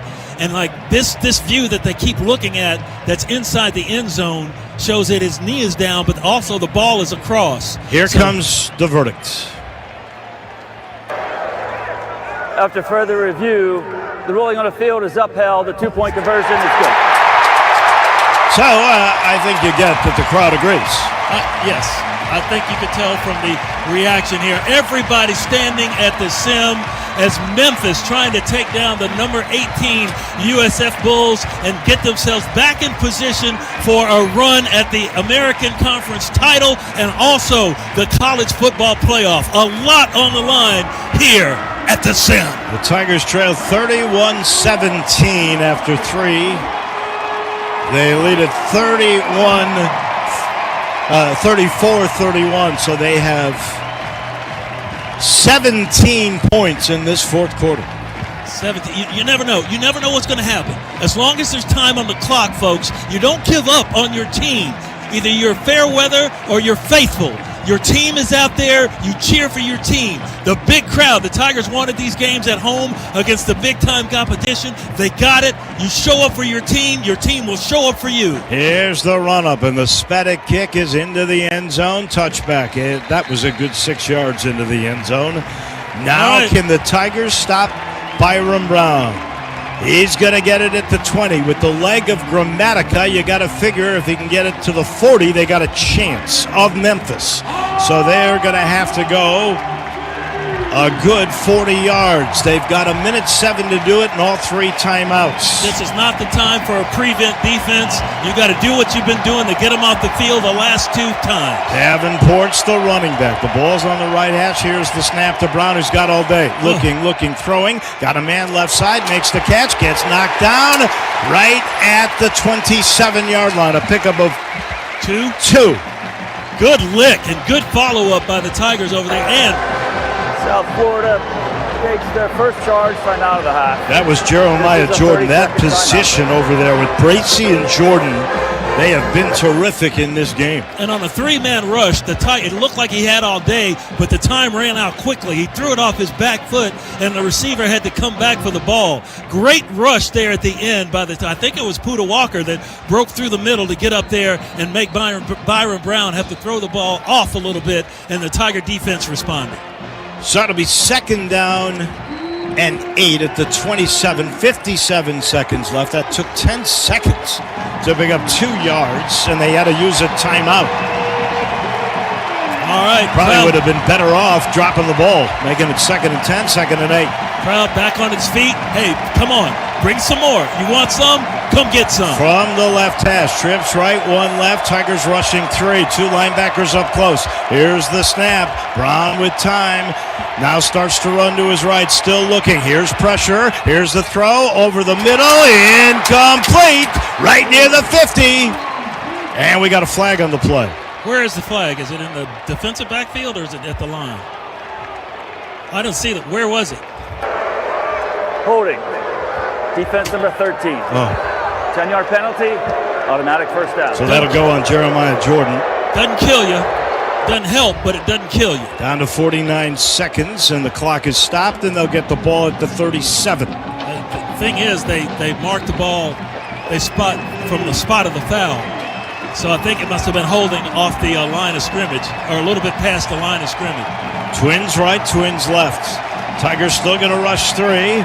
This time the corners on the right side are very close. Tigers look like they're going to blitz. They do. Here's the snap. Everybody's and Brown's under trouble. Running to his right. He's got a man right behind him to the 30, the 35, and out of bounds around the 42. They say the 43, and that'll stop the clock to move the chains. 41 ticks left to go. It's not that fair for a guy that big to be that fast. Of course, I'm sorry he did not get the first. 2nd down and 4, but he got out of bounds to stop the clock. 2nd down and 4. All right, crowd back into it again, but I'm telling you, he had a defensive end and a linebacker coming after him, and he's as big as a linebacker at 235 pounds, but he just really got outside that end and got up the sideline. 41 ticks left to go. Tigers lead 34-31. Now everybody with close coverage. The U of M brings people. Here's the snap and a throw over the middle. Incomplete. It'll stop the clock with 37 to go. It'll be a 3rd down and 4. They were looking for Christian Neptune, and guess who was there? Chris Bracey. Chris Bracey's made, he's got to be the defensive player of the game, I would say, Dave, wouldn't you? He's made a lot of plays in this football game. Big 3rd down here. Big 3rd down. The Tigers are getting pressure with a 3-man rush. Now, they have been rushed. They have brought a linebacker or a defensive back a couple of times on this drive, but they're getting some pressure up the middle on Byron Brown. They're going to rush 4. 3rd down. 4 from the 43. Here's the snap. Brown throwing over the middle. He's got his man Singleton for a 1st down in Tiger territory at the 43-yard line. They're getting close to Gramatica range. It stops the clock with 32 to go, and a timeout is called, the 2nd one by Alex Golish. South Florida takes their 2nd charge timeout. So now they only got 1 left in which to set up Gramatica for a field goal if that's the way they play it. Yeah, what you hate to think about is the fact that they went for 2 earlier and didn't get it, which you'd be up by 4 instead of 3. But still, you're in this football game. You have the lead in this football game after taking the lead early, 7-0 on an interception that led to a Tiger touchdown by Frank Pizan. Then it was all USF pretty much after that. They went in the halftime locker room up by 10, and the Tigers have been battling back. They've finally taken the lead. They've got a 34-31 lead with 32 seconds left, but the ball's on the 43, and you know Grammatica's over there just itching to get on the field and try to swing his leg. So a turnover here would go a long way, huh? 32 ticks to go, down to 1 timeout. 34-31 Tigers, 1st and 10 USF at the Memphis 43 on the right hash. Tiger fans on their feet again, cheering, imploring, begging their defense to get another stop. Trips left side, 1 man right. Here's the clap, and here's the snap, and here's pressure, and Brown throws. Right side has a man near the 37-yard line. It's caught. Clock is continuing to tick down to 22 seconds left to go. Cooper on the tackle on that play. They're back up to the line of scrimmage. Here's the snap. Brown wants to throw. Oh, he's almost sacked from behind. Throws it over the middle. It's caught by Singleton. He's got a 1st down at the 24-yard line. That'll stop the clock with 11 seconds left to go. How much more time will they take chances? Here's the snap, and Brown under center will spike the ball. 10 seconds left. 2nd and 10 at the 24. They're going to take a shot at the end zone and then try to kick a field goal. I don't know how he was able to get that ball off. He was being hit, and he somehow was able to stand in there strong enough to deliver a bullet down the field to pick up those yardage. A good catch. The receiver was hit immediately, downed immediately. They had to rush up and down the football. Can the Tigers make a play here? Can USF make a mistake? Don't give up the touchdown. That's for sure. They're going to throw it in the end zone. 2nd and 10 from the 24. They're going to try to throw it in the end zone for sure because that's the only way to get to 10. Then they'll kick the field goal. Tigers going to blitz. Here comes the snap. Oh, that's Here a hold. Pressure. Brown rolling to the right. They're throwing to the end zone. It's incomplete. There is a flag on the play. 4 seconds are left. You're going to take the hold. You're going to make them kick a long field goal here for sure. They don't have time to throw it again. Kamari Wilson came on a delayed blitz, got held. Holding. Offense number 72. 10-yard penalty. 2nd down. That's on Cole Best. He's their center. That's going to back this ball up to where? I hope they back it up to their 10. Looks like they back it up to the 34. So now they got to kick the field goal. South Florida. And Alex Golish calls his last time out. And it was good coverage downfield, too. So this will be a 52-yarder for Gramatica. His career long, Jarvis career, 52 yards. 52 yards. Let's double check. With Greg Aston, who's down there, the wind, I believe, in the favor of Grammatica, but it's not as gusty as it was earlier. It is big-time win in his favor, at his back. He already has a big leg for a little guy. And let's see if Memphis can get up there and maybe deflect it. He'll probably still try to keep it a little bit low because of the distance. But I'll tell you, Memphis, with that play right there, by putting pressure on, they forced that holding penalty, and those 10 yards could be the difference. Well, his career long is 52. He's 1 of 3 from this distance this year.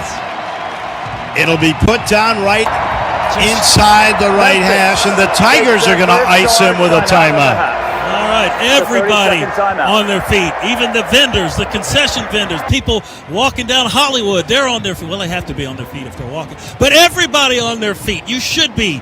This is college football. This is what you want, and it's right here in front of you. Man.